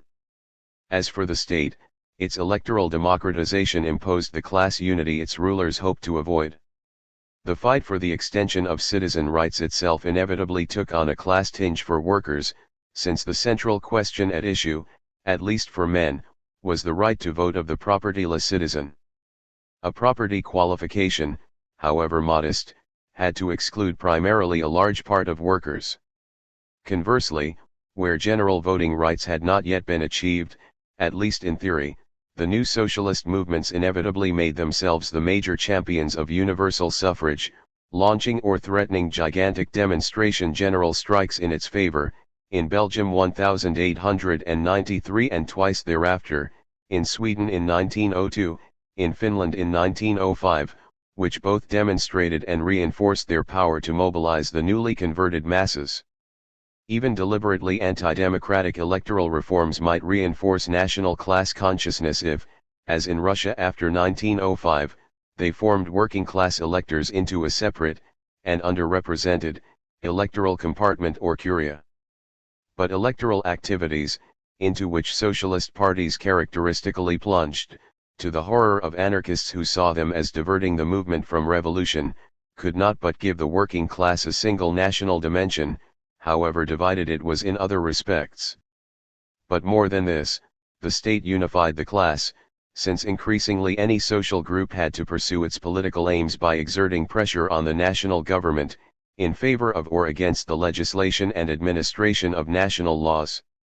No class had a more consistent and continuous need for positive state action on economic and social matters, to compensate for the inadequacies of their unaided collective action, and the more numerous the national proletariat, the more, reluctantly, sensitive politicians were to the demands of so large and dangerous a body of voters. In Britain the old mid-Victorian trade unions and the new labor movement divided, in the 1880s, essentially on the issue of the demand for an 8-hour day to be established by law and not by collective bargaining. That is to say, a law universally applicable to all workers, by definition a national law, and even, as the Second International thought, fully conscious of the significance of the demand, an international law. The agitation did indeed generate what is probably the most visceral and moving institution asserting working-class internationalism, the annual May Day demonstrations, inaugurated in 1890. In 1917 the Russian workers, at last free to celebrate it, even jumped their own calendar in order to demonstrate on precisely the same day as the rest of the world, 619, and yet the force of working-class unification within each nation inevitably replaced the hopes and theoretical assertions of working-class internationalism, except for a noble minority of militants and activists. As the behavior of most national working classes in August 1914 demonstrated, the effective framework of their class consciousness was, except at brief moments of revolution, the state and the politically defined nation. 4. It is neither possible nor necessary here to survey the full range of geographical, ideological, national, sectional, or other variations, actual or potential, on the general theme of the formation of the working classes of 1870 to 1914 as conscious and organized social groups. It was quite plainly not yet taking place, to any significant extent, among that part of humanity whose skins were a different shade of color, even when, as in India and, of course, Japan, industrial development was already undeniable. This advance of class organization was chronologically uneven. It accelerated rapidly in the course of two short periods. The first major leap forward occurred between the end of the 188 OS and in the early years of the 1890s, years marked both by the re-establishment of a labor international, the second, to distinguish it from Marx's International of 1864 to 72, and by that symbol of working-class hope and confidence, May Day. These were the years when socialists first appeared in significant numbers in the parliaments of several countries, while even in Germany, where their party was already strong, the force of the SPD more than doubled between 1887 and 1893, from 10.1 to 23.3%. The second period of major advance falls sometime between the Russian Revolution of 1905, which greatly influenced it, especially in Central Europe, and 1914. The massive electoral advance of labor and socialist parties was now assisted by the spread of a democratized suffrage which allowed it to be effectively registered. At the same time, waves of labor agitation produced a major advance in the strength of organized trade unionism. While the details varied enormously with national circumstances, these two waves of rapid labor advance are to be found, in one way or another, almost everywhere. Yet the formation of a working-class consciousness cannot be simply identified with the growth of organized labor movements, though there are examples, particularly in Central Europe and in some industrially specialized zones, where the identification of the workers with their party and movement was almost total. Thus in 1913 an analyst of elections in a central German constituency, Naumburg-Merseburg, expressed surprise that only 88% of workers had voted for the SPD. Plainly here the equation worker equals social democrat was assumed to be the norm. 20 But this case was as yet neither typical nor even usual. What was increasingly usual, whether or not workers identified with their party, was a non-political class identification, a conscious membership of a separate workers' world which included but went far beyond the class party. For it was based on a separate life experience, a separate manner and style of living which emerged, across the regional variations of speech and custom, in shared forms of social activity, for instance, versions of sport specifically identified with proletarians as a class, as association football came to be in Britain from the 1880s, or even class-specific and novel kinds of clothing, such as the proverbial worker's peaked cap. Still, without the simultaneous appearance of the movement, even the non-political expressions of class consciousness would have been neither complete nor even fully conceivable, for it was through the movement that the plural working classes were fused into the singular working class. But, in turn, the movements themselves, insofar as they became mass movements, were imbued with the workers' non-political but instinctive distrust of all who did not get their hands dirty in labor. This pervasive voyeurisme, as the French called it, reflected reality in mass parties, for these, as distinct from small or illegal organizations, were overwhelmingly composed of manual workers. the 61,000 members of the Social Democratic Party in Hamburg in 1911-12 contained only 36 authors and journalists and 2 members of the higher professions. Indeed, only 5% of its members were non-proletarian, and half of these consisted of innkeepers. 21 But distrust of non-workers did not exclude the admiration for great teachers from a different class such as Karl Marx himself, nor for a handful of socialists of bourgeois origin, founding fathers, national leaders, and orators, 2 functions which were often hard to distinguish, or theorists. And indeed in their first generation the socialist parties attracted admirable middle-class figures of great gifts who deserved such admiration: Victor Adler in Austria, 1852-1918, Jaurès in France, 1859-1914, Turati in Italy, 1857-1932, Branting in Sweden, 1860-1925. What then was the movement which, in extreme cases, could be virtually coextensive with the class? Everywhere it included the most basic and universal organization of workers, the trade union, though in different forms and varying strength. It also frequently included cooperatives, mainly in the form of shops for workers, occasionally, as in Belgium, as the central institution of the movement. 7 In countries of mass socialist parties it might include virtually every association in which workers participated, from cradle to grave, or rather, given their anti-clericalism, to the crematorium, which the advance strongly favored as being better suited to the age of sciences and progress. 22 These might range from the 200,000 members of the German Federation of Worker Choirs in 1914 and the 130,000 members of the Workers' Cycling Club Solidarity, 1910, to the worker stamp collectors and worker rabbit breeders, whose traces are still occasionally found in the suburban inns of Vienna. But in essence all these were subordinate to, or part of, or at least closely linked with, the political party which was its essential expression, almost always called either socialist, social democratic, or even more simply workers' or labor party.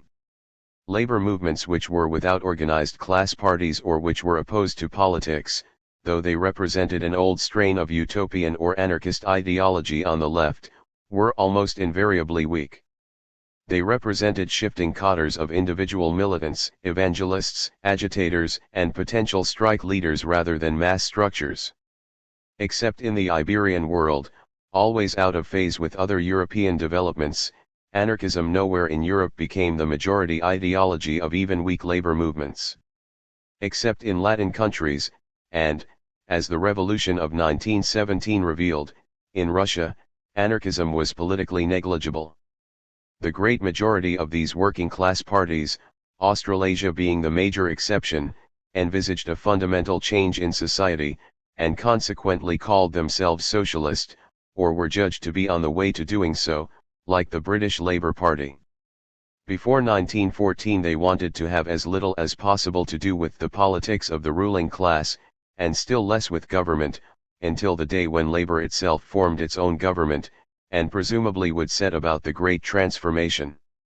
Labour leaders tempted into compromises with middle-class parties and governments were execrated unless they kept very quiet, as J.R. Macdonald did about the electoral arrangement with the Liberals, which first gave the British Labour Party significant parliamentary representation in 1906. For understandable reasons the party's attitude to local government was rather more positive.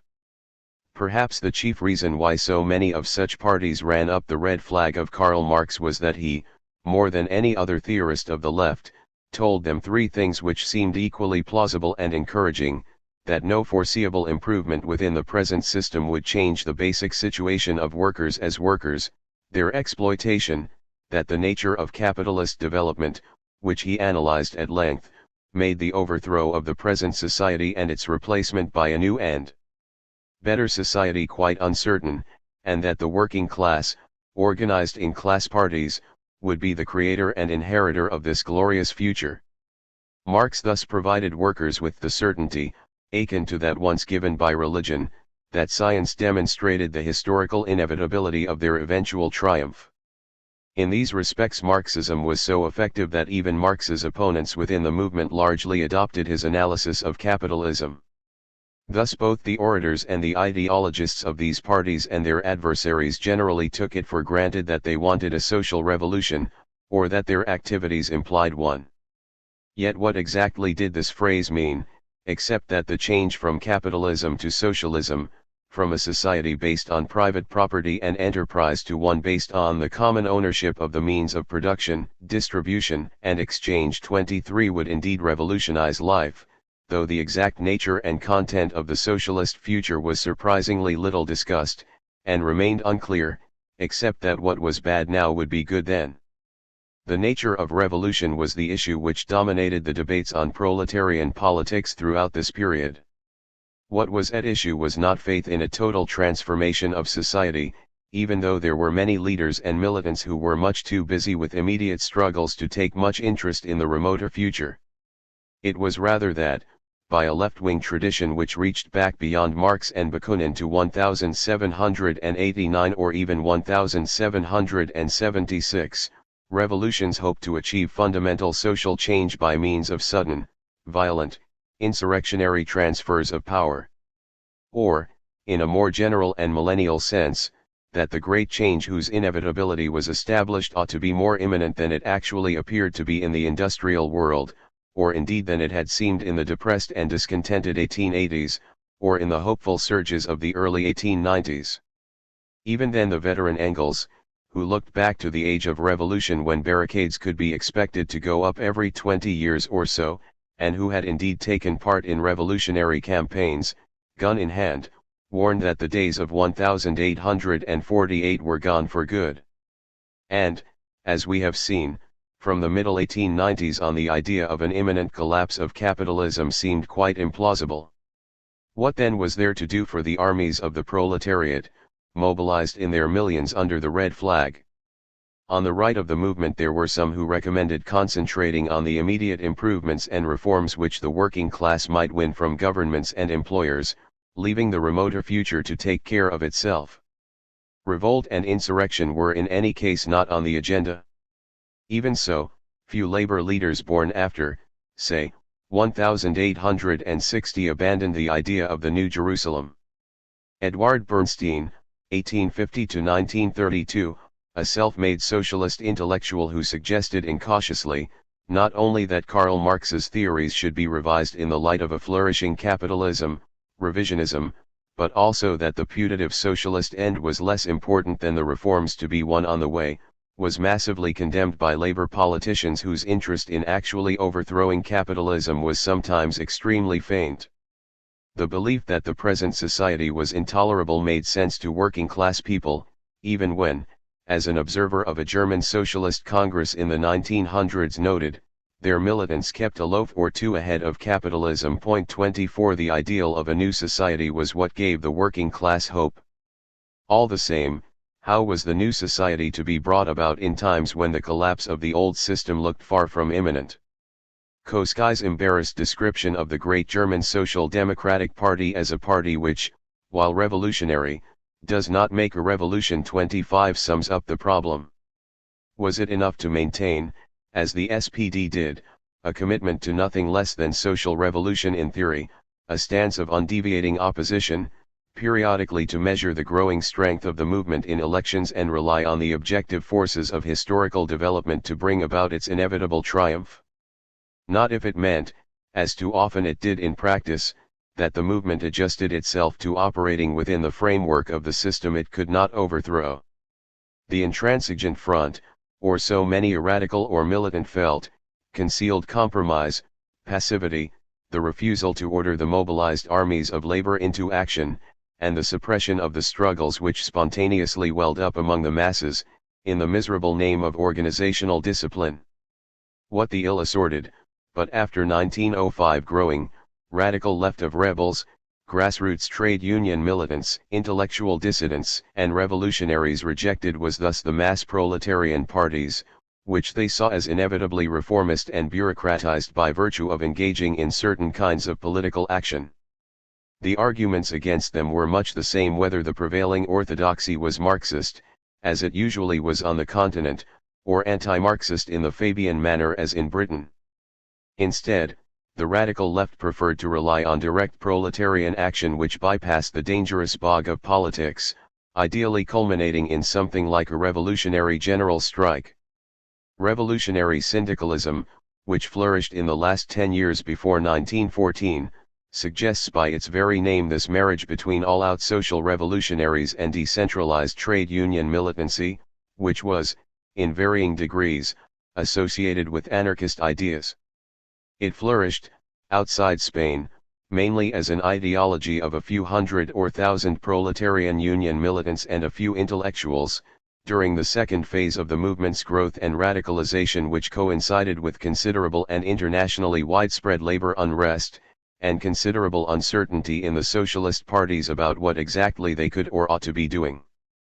Between 1905 and 1914 the typical revolutionary in the West was likely to be some kind of revolutionary syndicalist who, paradoxically, rejected Marxism as the ideology of parties which used it as an excuse for not trying to make revolution. This was a little unfair to the shades of Marx, for the striking thing about the Western mass proletarian parties which ran up his banner on their flagpoles was how modest the role of Marx actually was in them.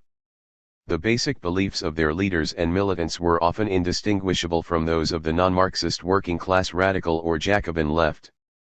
They all believed equally in the struggle of reason against ignorance and superstition, that is to say clericalism, in the struggle of progress against the dark past, in science, in education, in democracy, and in the secular trinity of liberty, equality and fraternity. Even in Germany, where almost 1 in 3 citizens voted for a social democratic party which had declared itself formally Marxist in 1891, the Communist Manifesto before 1905 was published in editions of a mere 2,000 to 3,000 copies, and the most popular ideological work in workers' libraries was one whose title is self-explanatory, Darwin vs. Moses. 26 Actually, even native Marxist intellectuals were scarce. The leading theorists of Germany were imported from the Habsburg Empire, like Koskai and Hilferding, or from the Tsar's Empire, like Parvus and Rosa Luxemburg. For from Vienna and Prague eastwards, Marxism and Marxist intellectuals were in abundant supply. And in these regions Marxism had retained its revolutionary impulse undiluted, and the link between Marxism and revolution was obvious, if only because the prospects of revolution were immediate and real. And here, indeed, lay the key to the pattern of labor and socialist movements, as of so much else in the history of the 50 years before 1914. They emerged in the countries of the dual revolution, and indeed in the zone of Western and Central Europe in which every politically minded person looked back on the greatest of revolutions, that of France in 1789, and any city dweller born in the year of Waterloo was quite likely in the course of a lifetime of 60 years to have lived through at least 2 or even 3 revolutions at first or second hand.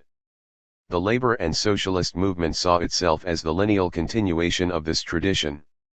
The Austrian Social Democrats celebrated March Day, anniversary of the victims of the Vienna Revolution of 1848, before they celebrated the new May Day. Yet social revolution was rapidly retreating from its original zone of incubation. And in some ways the very emergence of massive, organized and above all disciplined class parties accelerated its retreat. The organized mass meeting, the carefully planned mass demonstration or procession, the election campaign, replaced rather than prepared riot and insurrection. The sudden upsurge of red parties in the advanced countries of bourgeois society was indeed a worrying phenomenon for its rulers, but few of them actually expected to see the guillotine erected in their capitals. They could recognize such parties as bodies of radical opposition within a system which, nevertheless, provided room for improvement and conciliation. These were not, or not yet, or no longer, societies in which, in spite of rhetoric to the contrary, much blood flowed. What kept the new parties committed to the complete revolution of society, at least in theory, and the masses of ordinary workers committed to them, was certainly not the inability of capitalism to bring them some improvement. It was that, so far as most workers who hoped for improvement could judge, all significant amelioration came primarily through their action and organization as a class. Indeed, in some respects the decision to choose the road of collective improvement foreclosed other options. In the regions of Italy where poor landless farm laborers chose to organize in unions and cooperatives, they did not choose the alternative of mass emigration. The stronger the sense of a working-class community and solidarity, the stronger the social pressures to keep within it, though they did not exclude, especially for groups like the miners, the ambition to give one's children the schooling that would keep them out of the pit. What lay behind the socialist convictions of working-class militants and the approval of their masses was, more than anything, the segregated world imposed on the new proletariat. If they had hope, and their organized members were indeed proud and hopeful, it was because they had hope in the movement. If the American dream was individualist, the European workers was overwhelmingly collective. Was this revolutionary? Almost certainly not in the insurrectionary sense, to judge by the behavior of the majority of the strongest of all revolutionary socialist parties, the German SPD. But there was in Europe a vast semicircular belt of poverty and unrest in which revolution actually was on the agenda, and, at least in one part of it, actually broke out. It stretched from Spain through large parts of Italy, via the Balkan Peninsula into the Russian Empire. Revolution migrated from Western to Eastern Europe in our period. We shall consider the fortunes of the revolutionary zone of the continent and the globe below. Here we can only note that in the East Marxism retained its original explosive connotations. After the Russian Revolution it returned to the West as well as expanding into the East as the quintessential ideology of social revolution, which it was to remain for so much of the 20th century. Meanwhile the gap in communication between socialists speaking the same theoretical language widened almost without their being aware of it, until its width was suddenly revealed by the outbreak of war in 1914, when Lenin, long the admirer of German social democratic orthodoxy, discovered that its chief theorist was a traitor. Even though socialist parties in most countries, in spite of national and confessional divisions, plainly seemed to be on the way to mobilize the majority of their working classes, it was undeniable that, except for Great Britain, the proletariat was not, socialists confidently claimed not yet, anything like a majority of the population. As soon as socialist parties acquired a mass basis, ceasing to be propagandist and agitational sects, bodies of cotters or scattered local strongholds of converts, it thus became evident that they could not confine their attention exclusively to the working class. The intensive debate on the agrarian question which began among Marxists in the middle 1890s reflects precisely this discovery. While the peasantry was no doubt destined to fade away, as Marxists argued, correctly, since this has virtually happened in the later 20th century, what could or ought socialism to offer meanwhile to the 36%er in Germany, the 43%er in France who lived by agriculture, 1900, not to mention the European countries which were, as yet, overwhelmingly agrarian. The need to widen the appeal of socialist parties from the purely proletarian could be formulated and defended in various ways, from simple electoral calculations or revolutionary considerations to general theory. Social democracy is the party of the proletariat, but, it is simultaneously a party of social development, envisaging the development of the entire social body from the present capitalist stage to a higher form. Point 27. It could not be denied, since the proletariat could almost everywhere be outvoted, isolated, or even repressed by the united force of other classes. But the very identification between party and proletariat made the appeal to other social strata more difficult. It stood in the way of the political pragmatists, the reformists, the Marxist revisionists, who would have preferred to broaden socialism from a class party into a people's party, for even practical politicians ready to leave doctrine to a few comrades classified as theorists appreciated that the almost existential appeal to the workers as workers was what gave the parties their real force. What is more, the political demands and slogans specifically tailored to proletarian measurements, such as the 8-hour day and socialization, left other strata indifferent, or even risked antagonizing them by the implied threat of expropriation.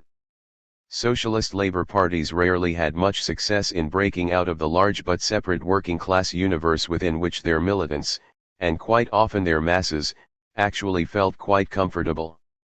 And yet the appeal of such parties sometimes went far beyond the working classes, and even those mass parties most uncompromisingly identifying themselves with one class patently mobilized support from other social strata. There were, for instance, countries in which socialism, in spite of its ideological lack of rapport with the rural world, captured large areas of the countryside, and not only the support of those who might be classified as rural proletarians, as in parts of southern France, of central Italy and of the USA, where the most solid stronghold of the Socialist Party was, surprisingly, to be found among the Bible-punching poor white farmers of Oklahoma, with a vote of more than 25% or for its 1912 presidential candidate in the 23 most rural counties of that state. Equally remarkable, small artisans and shopkeepers were notably overrepresented in the membership of the Italian Socialist Party, compared to their numbers in the total population. There were, no doubt, historical reasons for this. Where the political tradition of the secular, left, Republican, Democratic, Jacobin or the like, was old and strong, socialism might seem a logical extension of it, today's version, as it were, of that declaration of faith in the eternal great causes of the left. In France, where it was clearly a major force, those grassroots intellectuals of the countryside and champions of republican values, the primary school teachers, were much attracted to socialism, and the major political grouping of the Third Republic paid its respects to the ideals of its electorate by naming itself Republican Radical and Radical Socialist Party in 1901. It was patently neither radical nor socialist. Yet socialist parties drew strength, as well as political ambiguity, from such traditions only because, as we have seen, they shared them, even when they were no longer felt to be sufficient. Thus in states where the franchise was still restricted, their militant and effective combat for democratic voting rights won support from other Democrats. As the parties of the least privileged, it was natural that they should now be seen as standard bearers of that fight against inequality and privilege which had been central to political radicalism since the American and French revolutions, all the more so since so many of its former standard bearers had, like the liberal middle class, joined the forces of privilege themselves. Socialist parties benefited even more clearly by their status as the unqualified opposition to the rich. They stood for a class which was, without exception, poor, though not necessarily very poor by contemporary standards. They denounced exploitation, wealth, and its growing concentration with unceasing passion. Others who were poor and felt exploited, though not proletarian, might well find such a party congenial. Thirdly, socialist parties were, almost by definition, parties devoted to that key concept of the 19th century, progress. They stood, especially in their Marxist form, for the inevitable forward march of history towards a better future, whose precise content might be unclear, but which would certainly see the continued and accelerated triumph of reason and education, science and technology. When Spanish anarchists speculated about their utopia, it was in terms of electricity and automatic waste disposal machines.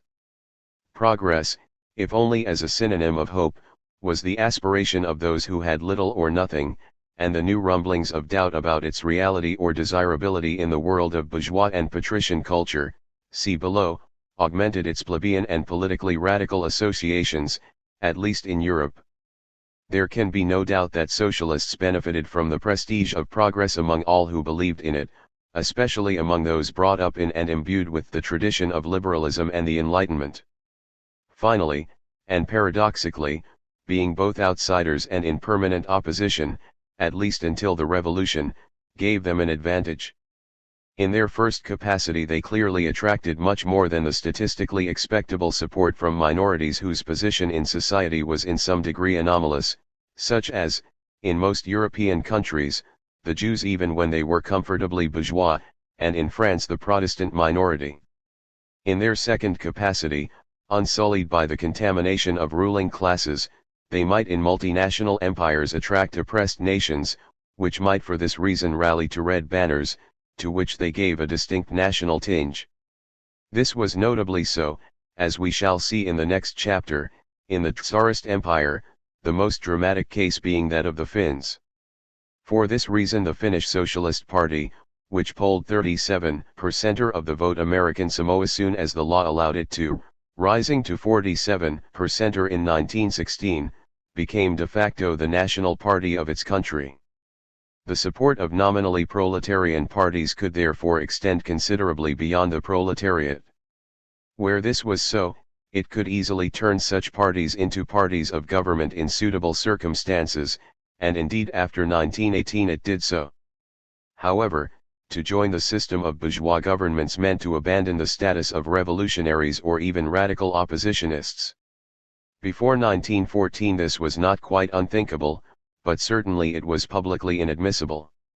The first socialist who joined a bourgeois government, even with the excuse of unity in defense of the Republic against the imminent threat of reaction, Alexander Milrand, 1899, he subsequently became President of France, was solemnly drummed out of the national and international movement. Before 1914 no serious socialist politician was fool enough to make his mistake. In fact, in France the Socialist Party did not join a government until 1936. On the face of it the parties remained pure and uncompromising until the war. One last question must, however, be asked.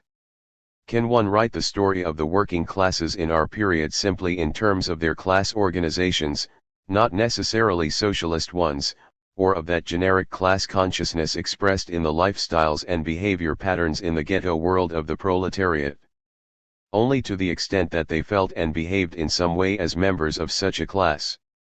Such consciousness could extend very far, into entirely unexpected quarters, such as the ultra-pious Hasidic weavers of ritual Jewish prayer shawls in a lost corner of Galicia, Colombia, who went on strike against their employers with the help of the local Jewish socialists. And yet a great many of the poor, and especially the very poor, did not think of themselves or behave as proletarians, or find the organizations and modes of action of the movement applicable or relevant to them. They saw themselves as belonging to the eternal category of the poor, the outcast, the unlucky or the marginal. If they were immigrants into the big city from the countryside or some foreign region, they might live in a ghetto which could overlap with the working class slum, but was more likely to be dominated by the street, the market, the innumerable petty ways, legal or non-legal, in which poor families kept body and soul together, only some of which were in any real sense wage work. What counted for them was not union or class party, but neighbors, family, patrons who could do favors or provide jobs, otherwise avoiding rather than pressuring public authorities, priests, people from the same place in the old country, anybody and anything that made life in a new and unknown environment possible. If they belonged to the old urban inner-city plebs, the admiration of anarchists for their underworlds and half-worlds would not make them more proletarian or political. The world of Arthur Morrison's A Child of the Yago, 1896, or of Aristide Bruant's song Belleville Menilmontant is not that of class consciousness, except insofar as the sense of resentment against the rich is shared by both. The ironic, shoulder-shrugging, accepting, utterly apolitical world of English music hall song 8, which had its golden age in these years, is closer to that of the conscious working class, but its themes, mothers-in-law, wives, no money for the rent, belonged to any community of 19th-century urban underdogs. We should not forget these worlds. In fact, they are not forgotten because, paradoxically, they attracted the artists of the time more than the respectable and monochrome and especially the provincial world of the classical proletariat. But neither should we counterpose it to the proletarian world. The culture of the plebeian poor, even the world of the traditional outcasts, shaded over into that of class consciousness where both coexisted. Both recognized one another, and where class consciousness and its movement were strong, as in, say, Berlin or the great seaport of Hamburg, the pre-industrial miscellaneous world of poverty fitted into it, and even the pimps, thieves and fences would pay their respects to it. They had nothing independent to contribute to it, though anarchists thought differently. They certainly lacked the permanent militancy, let alone the commitment, of the activist, but so, as every activist knew, did the great bulk of ordinary working class people anywhere.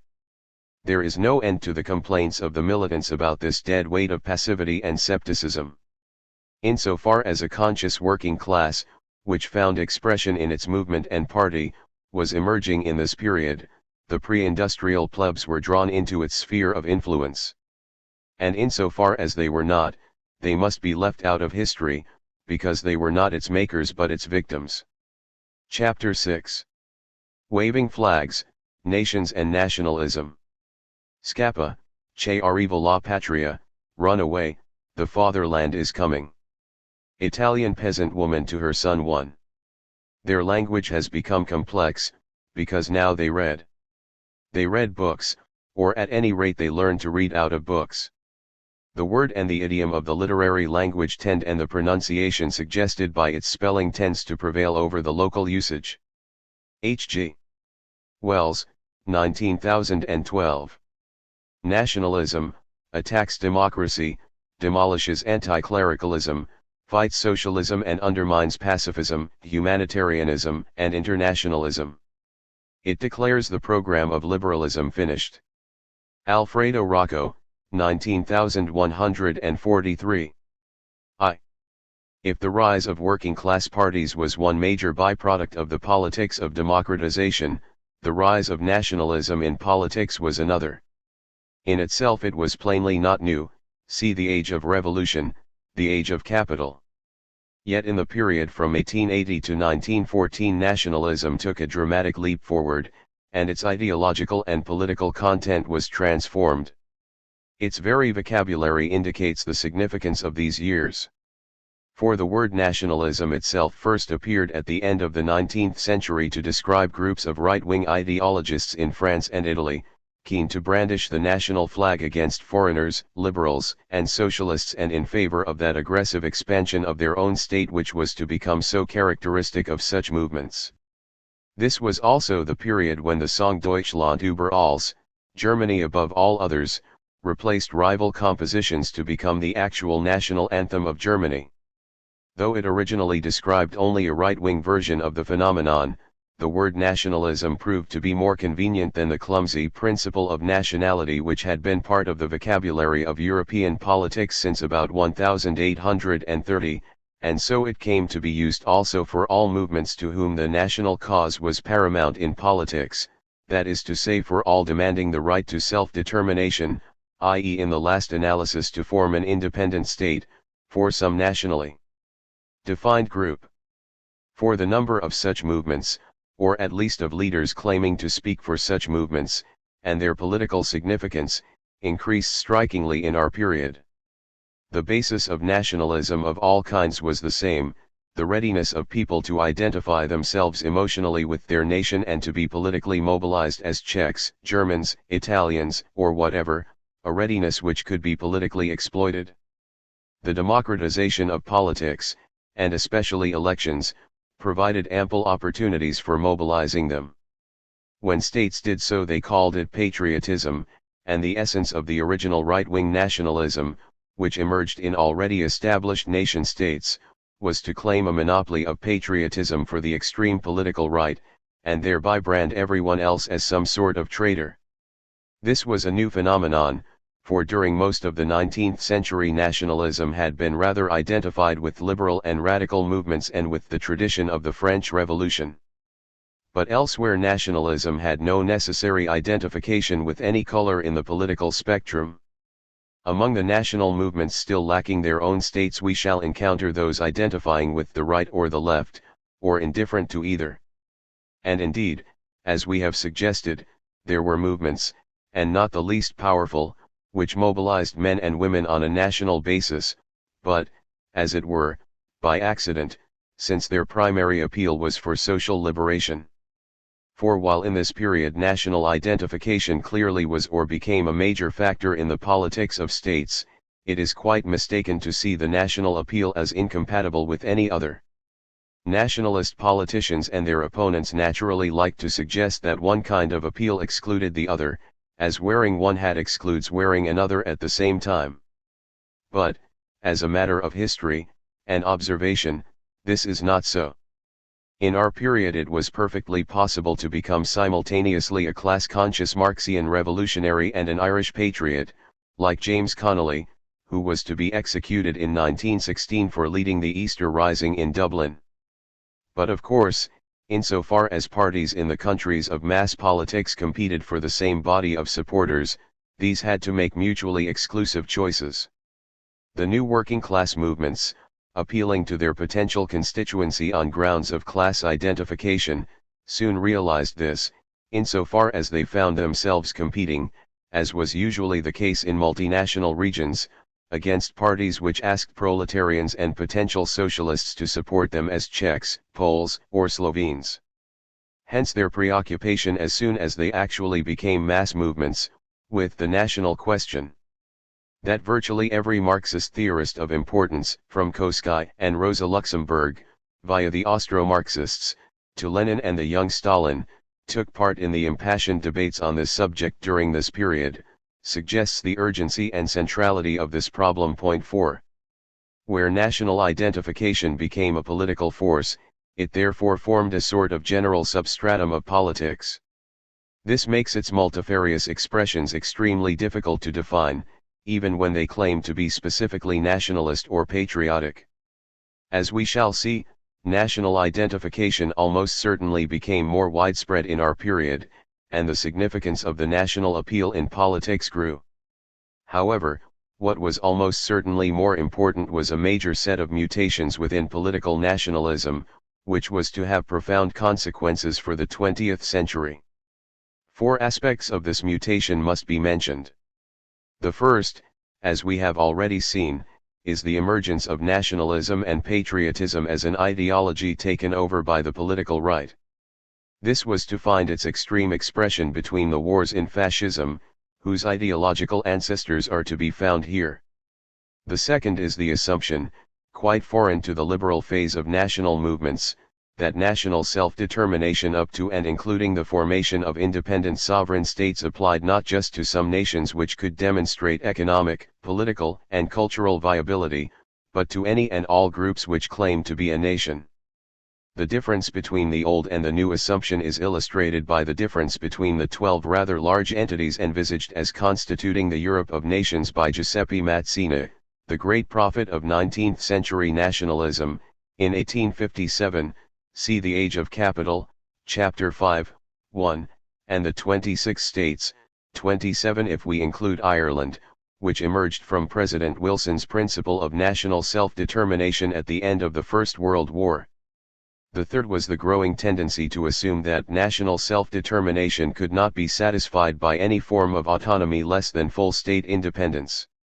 For most of the 19th century, the majority of demands for autonomy had not envisaged this. Finally, there was the novel tendency to define a nation in terms of ethnicity and especially in terms of language. Before the middle 1870s there had been states, mainly in the western half of Europe, which saw themselves as representing nations, e.g. France, Britain, or the New Germany and Italy, and states which, though based on some other political principle, were regarded as representing the main body of their inhabitants on grounds which could be thought of as something like national. This was true of the Tsars, who certainly enjoyed the loyalty of the great Russian people as both Russian and Orthodox rulers. Outside the Habsburg Empire and perhaps the Ottoman Empire, the numerous nationalities within the established states did not constitute much of a political problem, especially once a German and an Italian state had been established. There were, of course, the Poles, divided between Russia, Germany, and Austria but never losing sight of the restoration of an independent Poland. There were, within the United Kingdom, the Irish. There were various chunks of nationalities which, for one reason or another, found themselves outside the frontiers of the relevant nation-state to which they would much have preferred to belong, though only some created political problems, e.g. the inhabitants of Alsace, Lorraine, annexed by Germany in 1871. Nice and Savoy, handed over by what was to become Italy to France in 1860, showed no marked signs of discontent.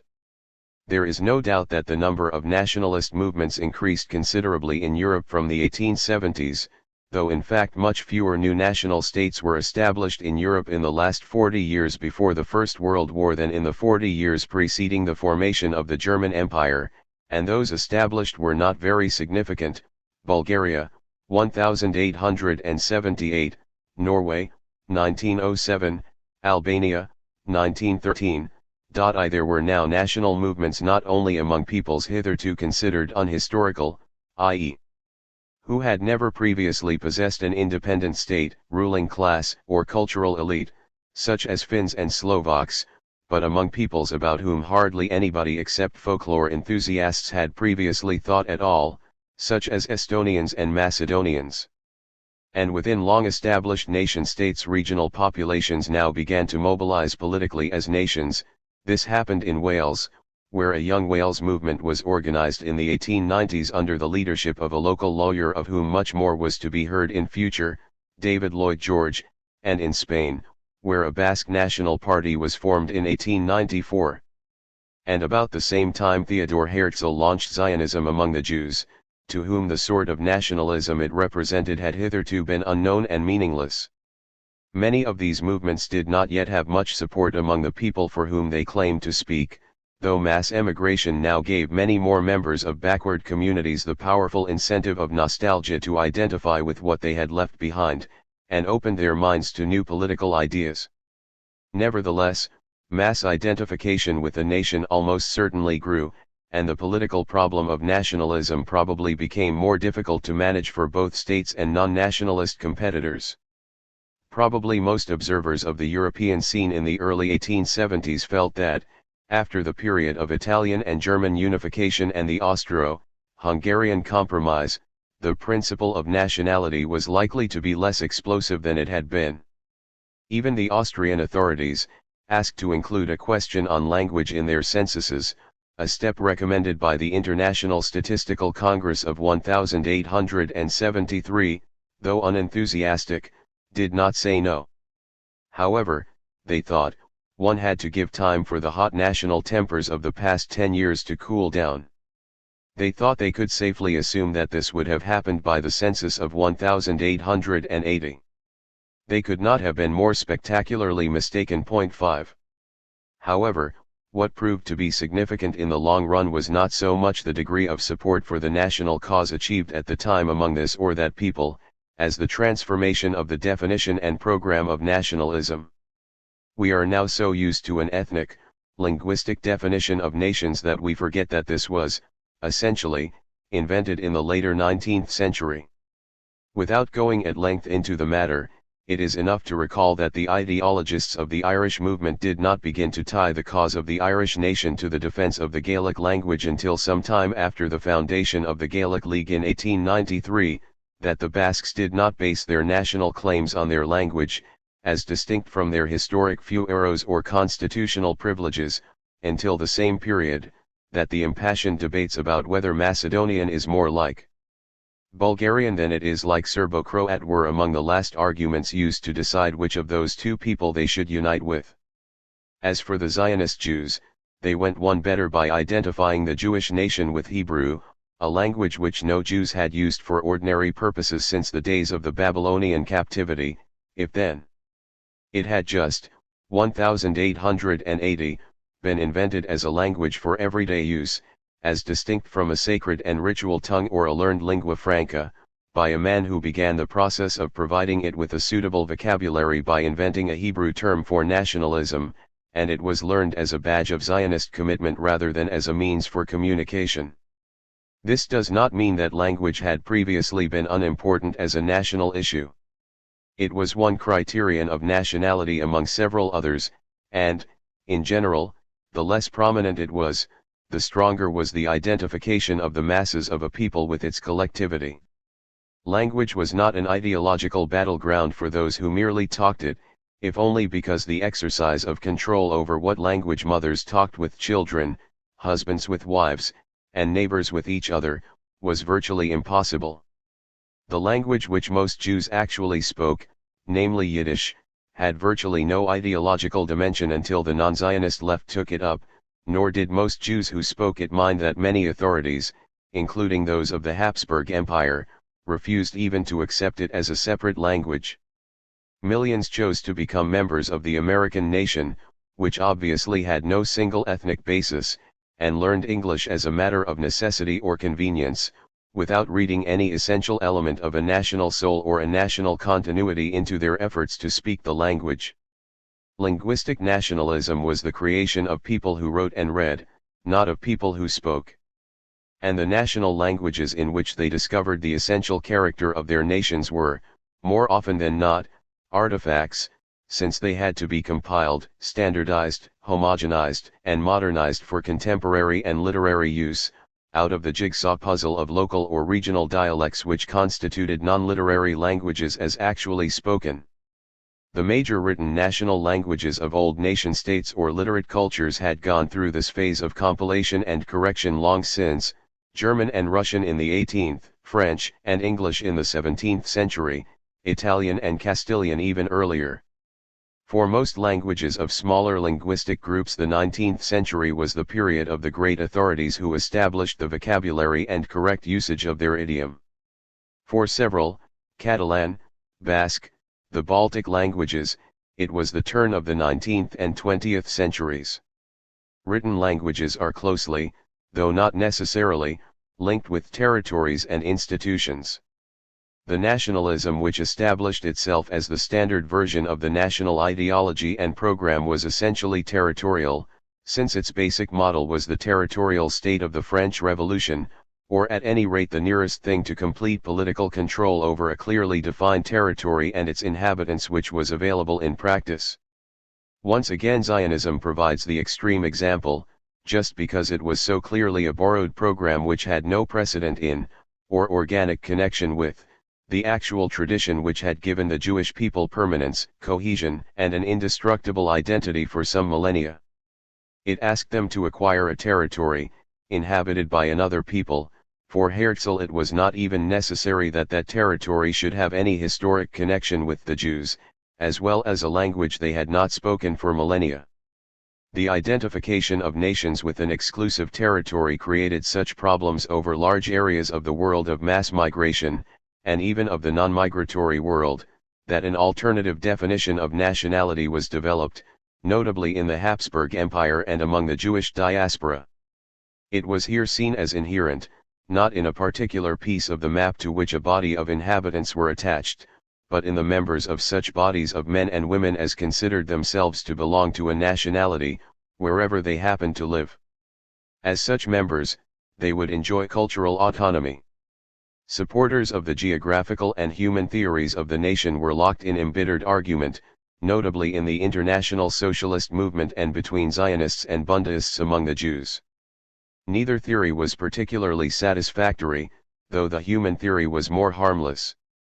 At all events, it did not lead its supporters to create a territory first and squeeze its inhabitants into the right national shape afterwards, or, in the words of Pilsudski, the leader of the newly independent Poland after 1918, it is the state which makes the nation and not the nation the state. 6. As a matter of sociology, the non-territorialists were almost certainly right. Not that men and women, give or take a few nomadic or diaspora peoples, were not deeply attached to some piece of land they called home, especially considering that for most of history the great majority of them belonged to that most rooted part of humanity, those who live by agriculture. But that home territory was no more like the territory of the modern nation than the word father in the modern term fatherland was like a real parent. The homeland was the locus of a real community of human beings with real social relations with each other, not the imaginary community which creates some sort of bond between members of a population of tens, today even of hundreds, of millions. Vocabulary itself proves this. In Spanish, patria did not become coterminous with Spain until late in the 19th century. In the 18th it still meant simply the place or town where a person was born. 7 País in Italian, country, and pueblo in Spanish, people, can and do still mean a village as well as the national territory or its inhabitants. 2 Nationalism and the state took over the associations of kin, neighbors and home ground, for territories and populations of a size and scale which turned them into metaphors. But, of course, with the decline of the real communities to which people had been used, village and kin, parish and barrio, guild, confraternity, or whatever, a decline which occurred because they clearly no longer encompassed, as they once had done, most contingencies of people's lives, their members felt a need for something to take their place. The imaginary community of the nation could fill this void. It found itself attached, and inevitably so, to that characteristic phenomenon of the 19th century, the nation-state. For as a matter of politics, Pilsudski was right. The state not only made the nation, but needed to make the nation. Governments now reached down directly to each citizen on their territory in everyday life, through modest but omnipresent agents, from postmen and policemen to teachers and, in many countries, railway employees. They might require his, and eventually even her, active personal commitment to the state, in fact their patriotism. Authorities in an increasingly democratic age, who could no longer rely on the social orders submitting spontaneously to their social superiors in the traditional manner, or on traditional religion as an effective guarantee of social obedience, needed a way of welding together the state's subjects against subversion and dissidence. The nation was the new civic religion of states. It provided a cement which bonded all citizens to their state, a way to bring the nation-state directly to each citizen, and a counterweight to those who appealed to other loyalties over state loyalty, to religion, to nationality or ethnicity not identified with the state, perhaps above all to class. In constitutional states, the more the masses were drawn into politics by elections, the more scope there was for such appeals to be heard. Moreover, even non-constitutional states now learn to appreciate the political force of being able to appeal to their subjects on grounds of nationality, a sort of democratic appeal without the dangers of democracy, as well as on grounds of their duty to obey the authorities sanctioned by God.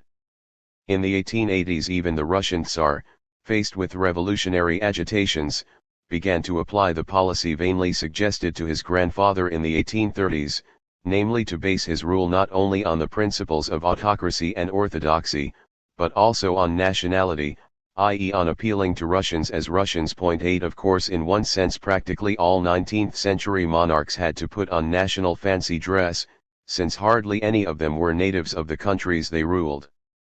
The, mostly, German princes and princesses who became rulers or rulers consorts of Britain, Greece, Romania, Russia, Bulgaria, or whatever other country needed crowned heads, paid their respect to the principle of nationality by turning themselves into Britons, like Queen Victoria, or Greeks, like Otto of Bavaria, or learning some other language which they spoke with an accent, even though they had far more in common with the other members of the International Princes' Trade Union, or rather, family, since they were all related, than with their own subjects.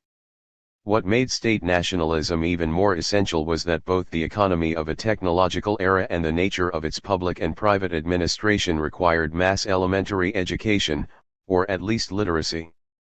The 19th century was the era when oral communication broke down, as the distance between authorities and subjects increased, and mass migration put days or weeks of travel between even mothers and sons, bridegrooms and brides.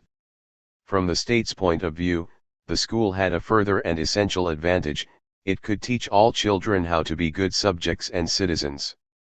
Until the triumph of television, there was no medium of secular propaganda to compare with the classroom. Hence, in educational terms, the era from 1870 to 1914 was above all, in most European countries, the age of the primary school. Even in notoriously well-schooled countries the number of primary school teachers multiplied. It trebled in Sweden and rose almost as much in Norway. Relatively backward countries caught up. The number of primary school children in the Netherlands doubled. In the United Kingdom, which had had no public educational system before 1870, it trebled. In Finland it increased 13-fold. Even in the illiterate Balkans the number of children in elementary schools quadrupled and the number of teachers almost trebled. But a national, i.e. an overwhelmingly state-organized and state-supervised, educational system required a national language of instruction. Education joined the law courts and bureaucracy, see The Age of Capital, Chapter 5, as a force which made language into the primary condition of nationality. States therefore created nations, i.e. national patriotism and, at least for certain purposes, linguistically and administratively homogenized citizens, with particular urgency and zeal. The French Republic turned peasants into Frenchmen. The Italian kingdom, following D'Azeglio's slogan, see The Age of Capital, Chapter 5, 11, did its best, with mixed success, to make Italians through school and military service, after having made Italy. The USA made a knowledge of English a condition for American citizenship and, from the end of the 1880s on, began to introduce actual worship under the new civic religion, the only one permitted under an agnostic constitution, in the form of a daily ritual of homage to the flag in every American school. The Hungarian state did its best to turn all its multinational inhabitants into Magyars. The Russian state pressed the Russification of its lesser nationalities, i.e. it tried to give Russian the monopoly of education. And where multinationality was sufficiently recognized to permit elementary or even secondary education in some other vernacular, as in the Habsburg Empire, the state language inevitably enjoyed a decisive advantage at the highest levels of the system. Hence the significance, for non-state nationalities, of the struggle for a university of their own, as in Bohemia, Wales, or Flanders. For state nationalism, real or, as in the case of the monarchs, invented for convenience, was a double-edged strategy. As it mobilized some inhabitants, it alienated others, those who did not belong, or wish to belong, to the nation identified with the state. In short, it helped to define the nationalities excluded from the official nationality by separating out those communities which, for whatever reason, resisted the official public language and ideology. 2. But why should some have resisted, where so many others did not? After all, there were quite substantial advantages for peasants, and even more for their children, in becoming Frenchmen, or indeed for anyone who acquired a major language of culture and professional advancement in addition to their own dialect or vernacular. In 1910-70% of German immigrants to the USA, who arrived there, on average after 1900, with $41 in their pockets, 9 had become English-speaking American citizens, though they had plainly no intention of ceasing to speak and feel German. 10. To be fair, few states really tried to stop the private life of a minority language and culture, so long as it did not challenge the public supremacy of the official state-nation. It might well be that the unofficial language could not effectively compete with the official one, except for purposes of religion, poetry, and community or family sentiment. Hard though it may be to believe today, there were passionately national Welshmen who accepted a lesser place for their ancient Celtic tongue in the century of progress, and some who envisaged an eventual natural euthanasia for it. There were, indeed, many who chose to migrate not from one territory but from one class to another, a voyage which was apt to mean a change of nation or at least a change of language. Central Europe became full of German nationalists with obviously Slav names, and Magyars whose names were literal translations of German or adaptations of Slovak ones. The American nation and English language were not the only ones which, in the era of liberalism and mobility, issued a more or less open invitation for membership. And there were plenty who were happy to accept such invitations, all the more so when they were not actually expected to deny their origins by doing so. Assimilation for most of the 19th century was far from a bad word, it was what vast numbers of people hoped to achieve, especially among those who wanted to join the middle classes. One obvious reason why members of some nationalities refused to assimilate was because they were not allowed to become full members of the official nation. The extreme case is that of the native elites in European colonies, educated in the language and culture of their masters so that they could administer the colonials on the Europeans' behalf, but patently not treated as their equals. Here a conflict was bound to erupt sooner or later, all the more so since Western education actually provided a specific language for articulating their claims. Why, wrote an Indonesian intellectual in 1913, in Dutch, should Indonesians be expected to celebrate the centenary of the liberation of the Netherlands from Napoleon? If he were a Dutchman, I would not organize an independence celebration in a country where the independence of the people has been stolen. 11. Colonial peoples were an extreme case, since it was clear from the outset that, given the pervasive racism of bourgeois society, no amount of assimilation would turn men with dark skins into real Englishmen, Belgians, or Dutchmen, even if they had as much money and noble blood and as much taste for sports as the European nobility, as was the case with many an Indian Raja educated in Britain. And yet, even within the zone of white skins, there was a striking contradiction between the offer of unlimited assimilation to anyone who proved his or her willingness and ability to join the state-nation and the rejection of some groups in practice. This was particularly dramatic for those who had hitherto assumed, on highly plausible grounds, that there were no limits to what assimilation could achieve, the middle class, westernized, cultivated Jews.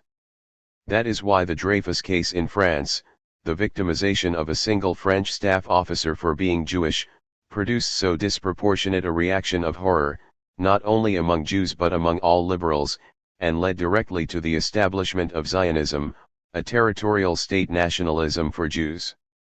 The half-century before 1914 was a classic era of xenophobia, and therefore of nationalist reaction to it, because, even leaving aside global colonialism, it was an era of massive mobility and migration and, especially during the Depression decades, of open or concealed social tension.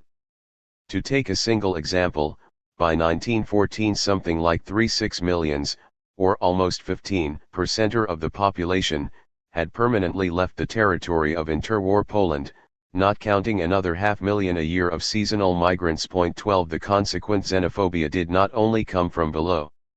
Its most unexpected manifestations, which reflected the crisis of bourgeois liberalism, came from the established middle classes, who were not likely actually ever to meet the sort of people who settled on New York's Lower East Side or who lived in the harvest laborers' barracks in Saxony.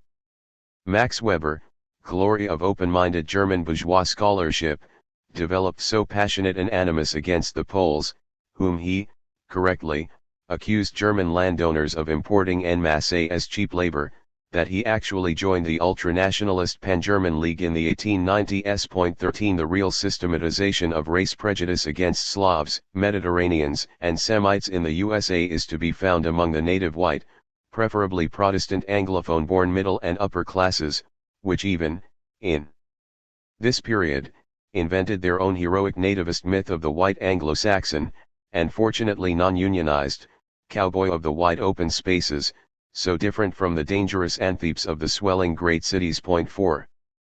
In fact, for this bourgeoisie the influx of the alien poor dramatized and symbolized the problems raised by the expanding urban proletariat, combining as they did the characteristics of internal and external barbarians, which threatened to swamp civilization as respectable men knew it, cp 35 above.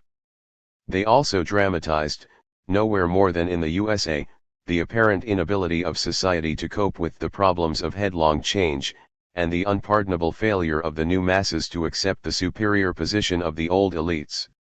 It was in Boston, the center of the traditional white, Anglo-Saxon, Protestant bourgeoisie, both educated and wealthy, that the Immigration Restriction League was founded in 1893. Politically, the xenophobia of the middle classes was almost certainly more effective than the xenophobia of the laboring classes, which reflected cultural frictions between neighbors and the fear of low-wage competition for jobs. Except in one respect. It was sectional working-class pressure which actually excluded foreigners from labor markets, since for employers the incentive to import cheap labor was almost irresistible. Where exclusion kept the stranger out entirely, as did the bans on non-white immigrants in California and Australia, which triumphed in the 1880s and 1890s, this produced no national or communal friction, but where it discriminated against a group already on the spot, such as Africans in white South Africa or Catholics in Northern Ireland, it was naturally apt to do so. However, Working-class xenophobia was rarely very effective before 1914. All things considered, the greatest international migration of people in history produced surprisingly little by way of anti-foreign labor agitations even in the USA, and sometimes virtually none, as in Argentina and Brazil. Nevertheless, bodies of immigrants into foreign countries were very likely to discover national sentiments, whether or not they were met by local xenophobia. Poles and Slovaks would become conscious of themselves as such, not only because once they left their home villages they could no longer take themselves for granted as people who did not require any definition, and not only because the states they moved to imposed some new definition on them, classifying people who had hitherto thought of themselves as Sicilians or Neapolitans, or even as natives of Lucca or Salerno, as Italians on arrival in the USA. They needed their community for mutual aid. From whom could migrants into new, strange, unknown lives expect help except kin and friends, people from the old country? Even regional migrants within the same country would usually stick together. Who could even understand him or, more to the point, her, for women's domestic sphere left them more monoglot than men? Who could give them shape as a community rather than a mere heap of foreigners, except, in the first instance, some body like their church which, even though in theory universal, was in practice national, because its priests came from the same people as their congregations and Slovak priests had to talk Slovak to them, whatever the language in which they celebrated the Mass. In this manner nationality became a real network of personal relations rather than a merely imaginary community, simply because, far from home, every Slovene actually had a potential personal connection with every other Slovene when they met. Moreover, if such populations were to be organized in any manner for the purpose of the new societies in which they found themselves, it had to be done in ways which allowed communication. Labor and socialist movements, as we have seen, were internationalist, and even dreamed, as liberals had done, the Age of Capital, Chapter 3, 1, 4, of a future in which all would talk a single world language, a dream still surviving in small groups of Esperantists. Eventually, as Koski still hoped in 1908, the entire body of educated humanity would be fused into a single language and nationality. 15 Yet in the meantime they faced the problem of the Tower of Babel. Unions in Hungarian factories might have to issue strike calls in 4 different languages. 16 They soon discovered that nationally mixed branches did not work well, unless members were already bilingual. International movements of laboring people had to be combinations of national or linguistic units. In the USA the party which in effect became the Workers' Mass Party, the Democrats, necessarily developed as an ethnic coalition. The greater the migration of peoples and the more rapid the development of cities and industry which threw uprooted masses against each other, the greater the basis for national consciousness among the uprooted. Hence, in the case of new national movements, exile was often their main place of incubation. When the future President Masaryk signed the agreement which was to create a state uniting Czechs and Slovaks, Czechoslovakia, he did so in Pittsburgh, for the mass basis of an organized Slovak nationalism was to be found in Pennsylvania rather than in Slovakia. As for the backward mountain peoples of the Carpathians known in Austria as Ruthenes, who were also to be joined to Czechoslovakia from 1918 to 1945, their nationalism had no organized expression whatever except among emigrants to the USA. The mutual aid and protection of emigrants may have contributed to the growth of nationalism in their nations, but is not enough to explain it. However, insofar as it rested on an ambiguous and double-edged nostalgia for the old ways emigrants had left behind, it had something in common with a force which undoubtedly fostered nationalism at home, especially in the smaller nations. This was neo-traditionalism, a defensive or conservative reaction against the disruption of the old social order by the advancing epidemic of modernity, capitalism, cities and industry, not forgetting the proletarian socialism which was their logical outcome. The traditionalist element is obvious enough in the support of the Catholic Church for such movements as Basque and Flemish nationalism, or indeed many nationalisms of small peoples which were, almost by definition, rejected by liberal nationalism as incapable of forming viable nation-states. The right-wing ideologues who now multiplied also tended to develop a taste for traditionally rooted cultural regionalism such as the Provençal filibrage. In fact, the ideological ancestors of most of the separatist, regionalist movements in late 20th century Western Europe, Breton, Welsh, Occitan, etc., are to be found on the pre-1914 intellectual right.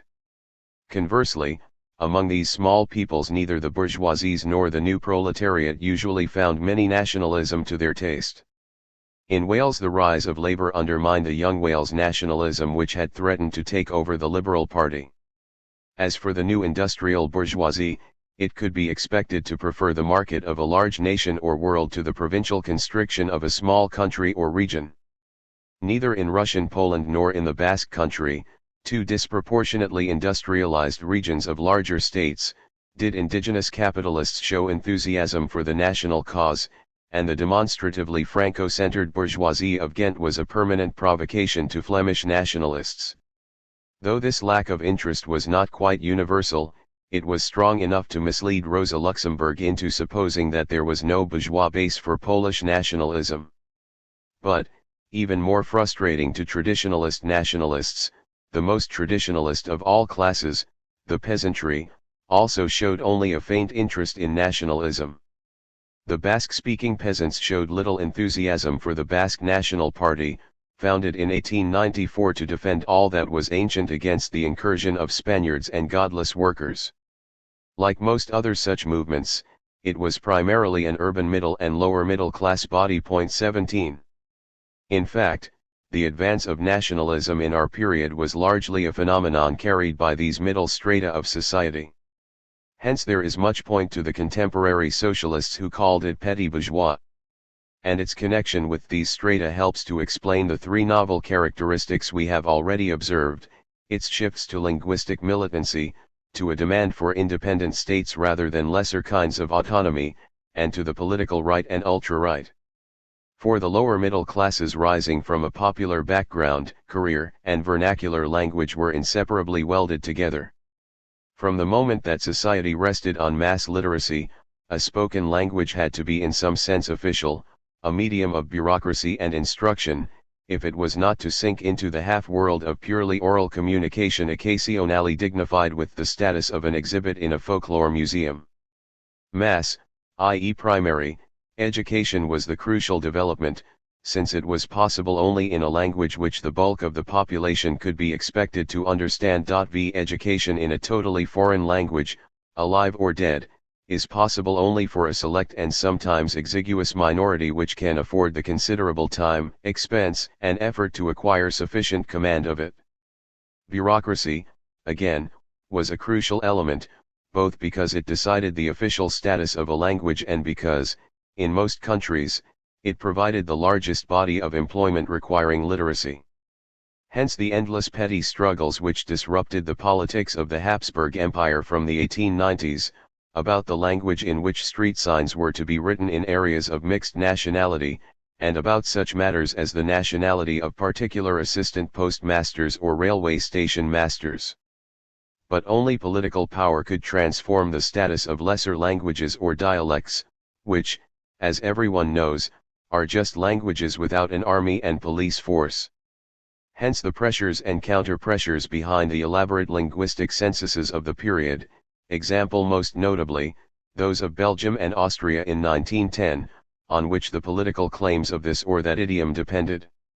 And hence, at least in part, the political mobilization of nationalists for language at the very moment when, as in Belgium, the number of bilingual Flemings grew very strikingly or, as in the Basque Country, the use of the Basque language was virtually dying out in the rapidly growing cities. 18 For political pressure alone could win a place for what were in practice uncompetitive languages as a medium of education or written public communication.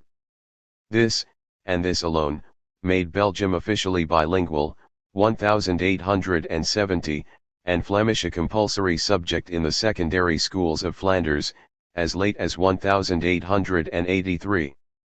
But once the unofficial language had thus won official standing, it automatically created a substantial political constituency of vernacular literates for itself. The 4.8 million pupils in the primary and secondary schools of Habsburg Austria in 1912 obviously contained a great many more potential and actual nationalists than the 2 millions of 1874, not to mention the 100,000 or so extra teachers who now instructed them in various rival languages. And yet in multilingual societies those educated in the vernacular, and able to use this education for professional advancement, probably still felt themselves to be inferior and unprivileged. For while they were in practice at an advantage in competing for the lesser jobs, because they were much more likely to be bilingual than the snobs of the elite language, they might justifiably feel that they were at a disadvantage in the search for the top jobs. Hence the pressure to extend vernacular teaching from primary to secondary education, and eventually to the crown of a full educational system, the vernacular university. In both Wales and Flanders the demand for such a university was intensely, and exclusively, political for this reason. In fact in Wales the National University, 1893, actually became for a while the first and only national institution of a people whose small country had no administrative or other existence distinct from England. Those whose first language was an unofficial vernacular would almost certainly still be excluded from the higher ranges of culture and private or public affairs, unless as speakers of the official and superior idiom in which they would certainly be conducted. In short, the very fact that new lower middle and even middle classes had been educated in Slovene or Flemish emphasized that the major prizes and the top status still went to those who spoke French or German, even if they did not bother to learn the lesser language. Yet more political pressure was needed to overcome this built-in handicap. In fact, what was needed was political power. To put it bluntly, people had to be compelled to use the vernacular for purposes for which they would normally have found it preferable to use another language.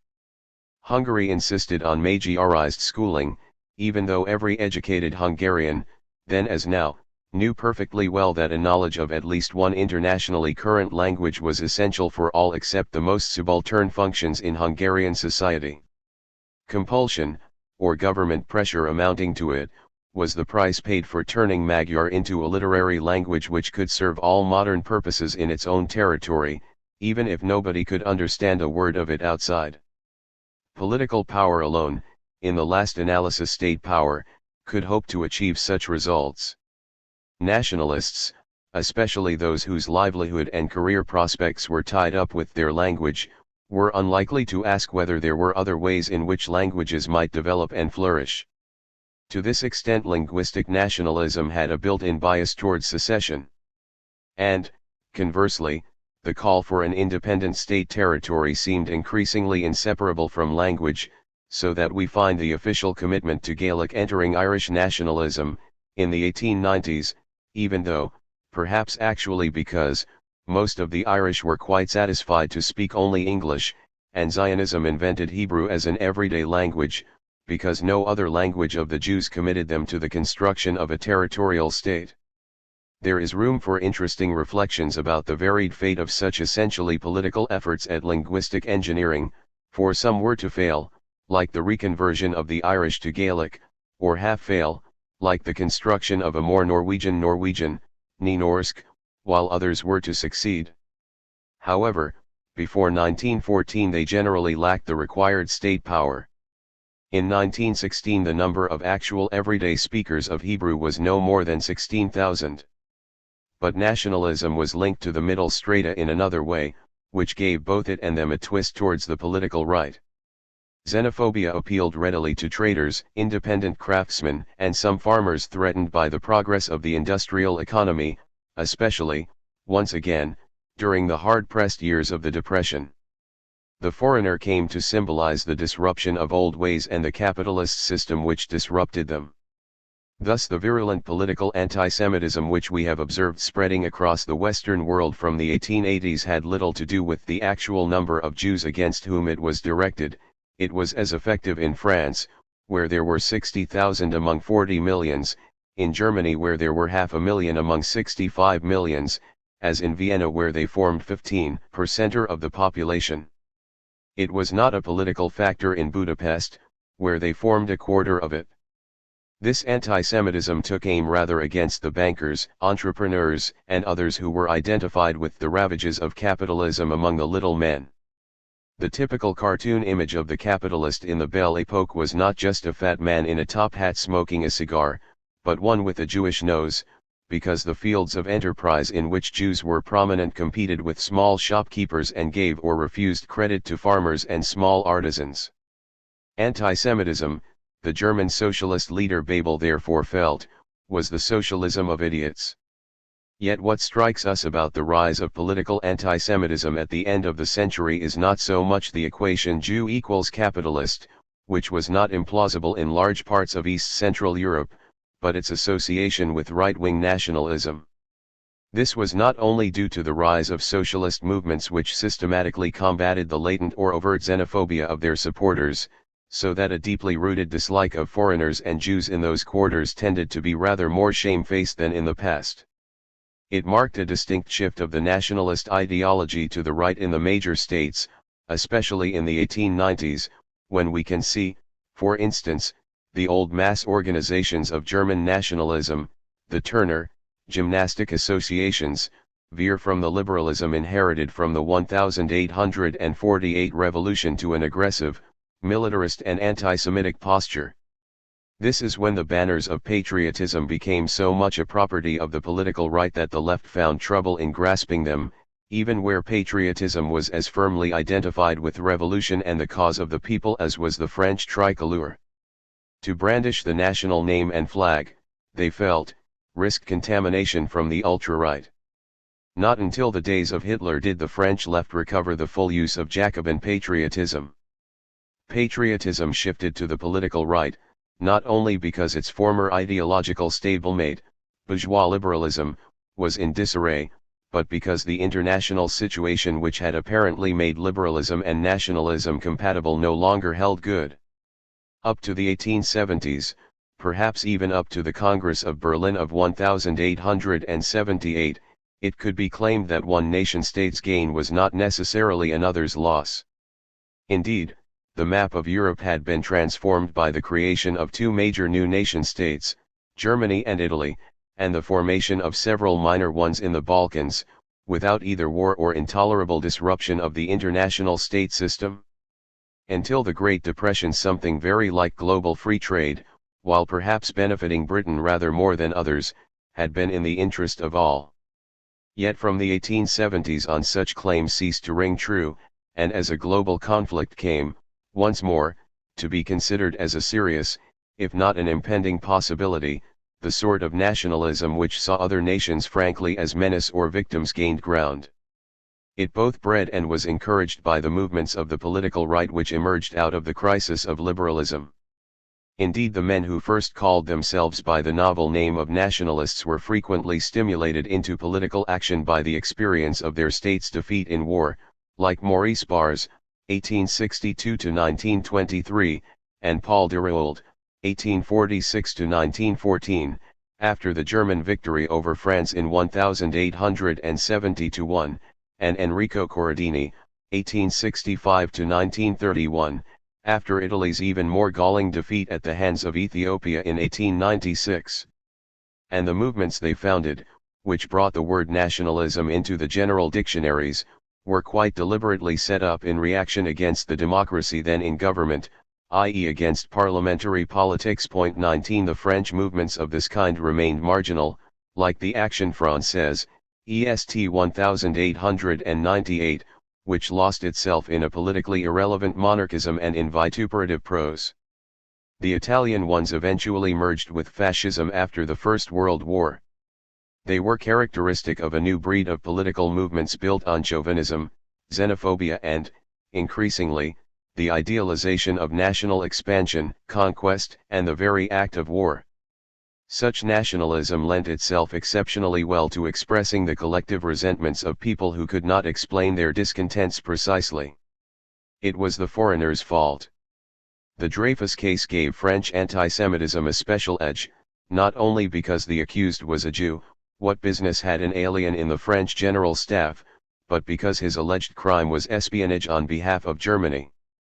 Conversely, the blood of good Germans curdled at the thought that their country was being systematically encircled by the alliance of its enemies, as their leaders frequently reminded them.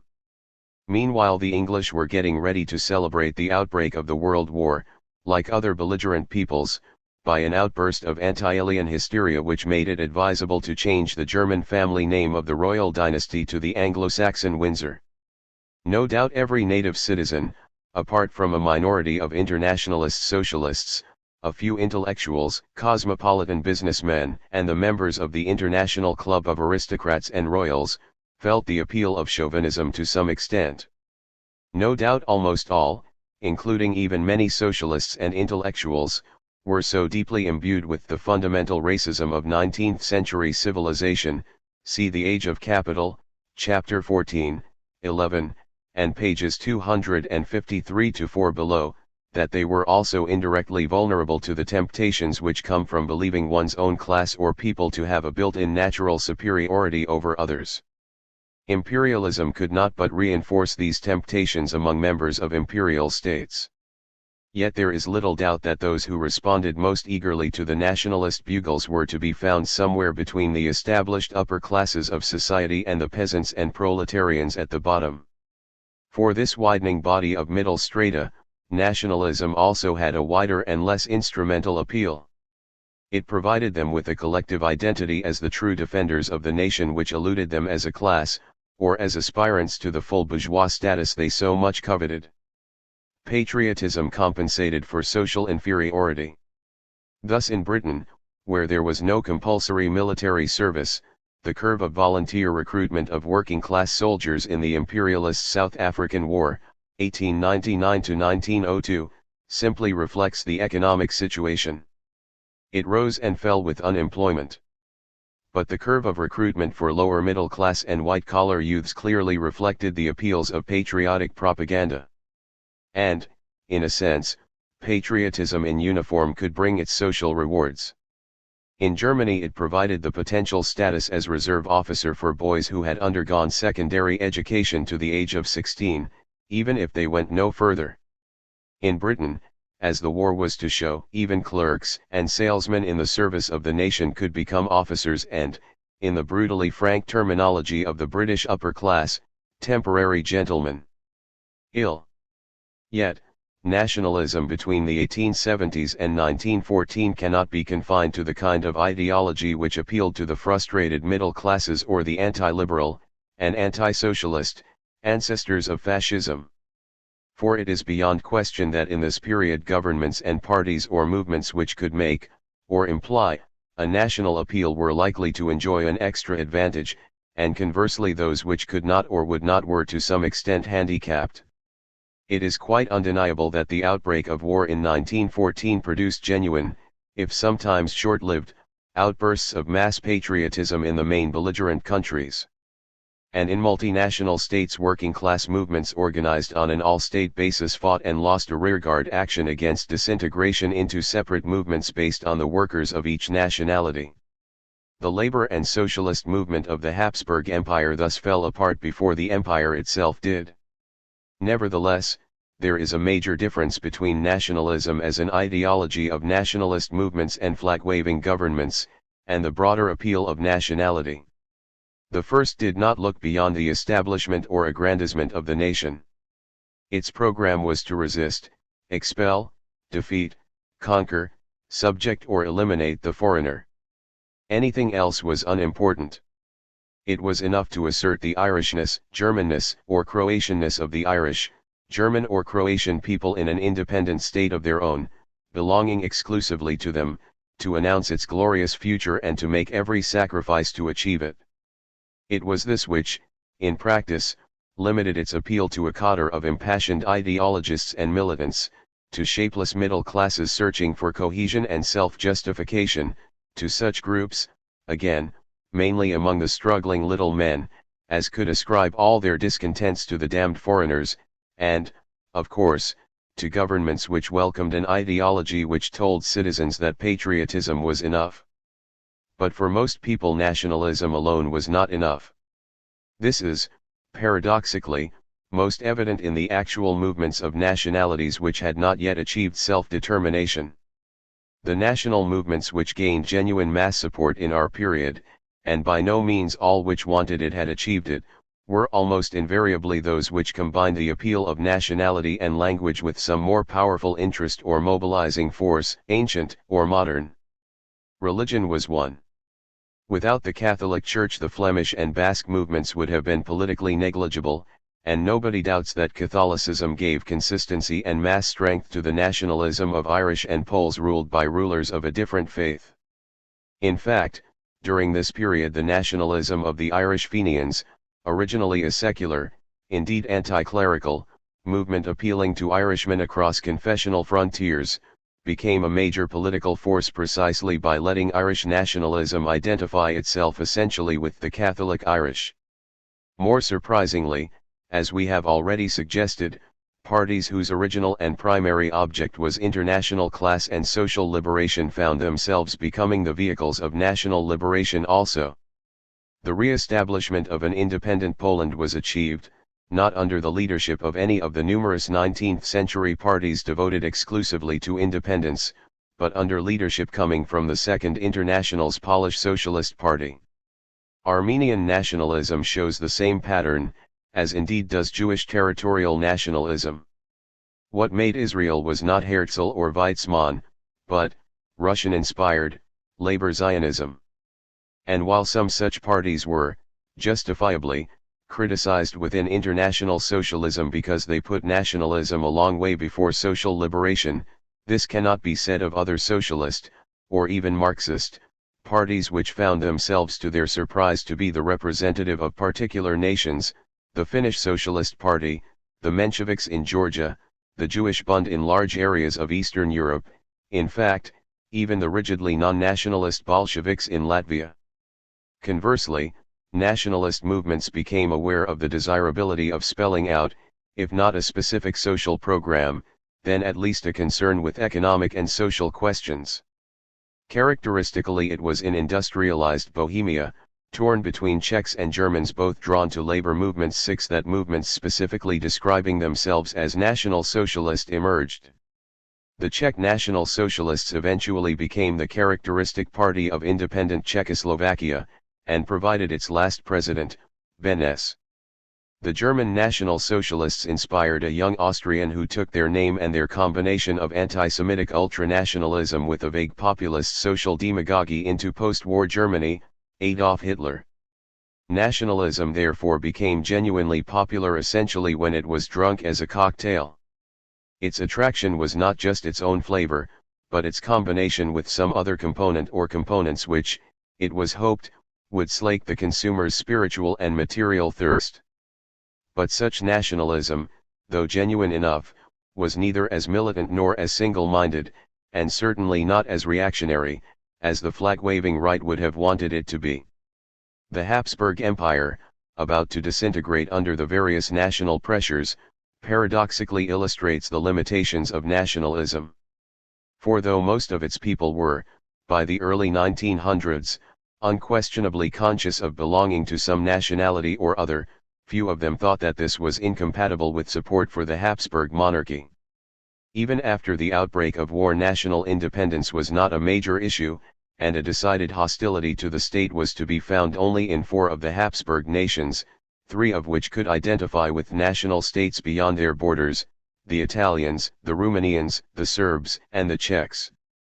Most of the nationalities did not visibly wish to break out of what middle and lower middle class zealots liked to call the prison of peoples. And when, in the course of the war, discontent and revolutionary feelings really mounted, it took the form, in the first instance, not of movements for national independence but for social revolution. 20. As for the Western belligerents, in the course of the war anti-war feeling and social discontent increasingly overlaid, but without destroying, the patriotism of the mass armies. The extraordinary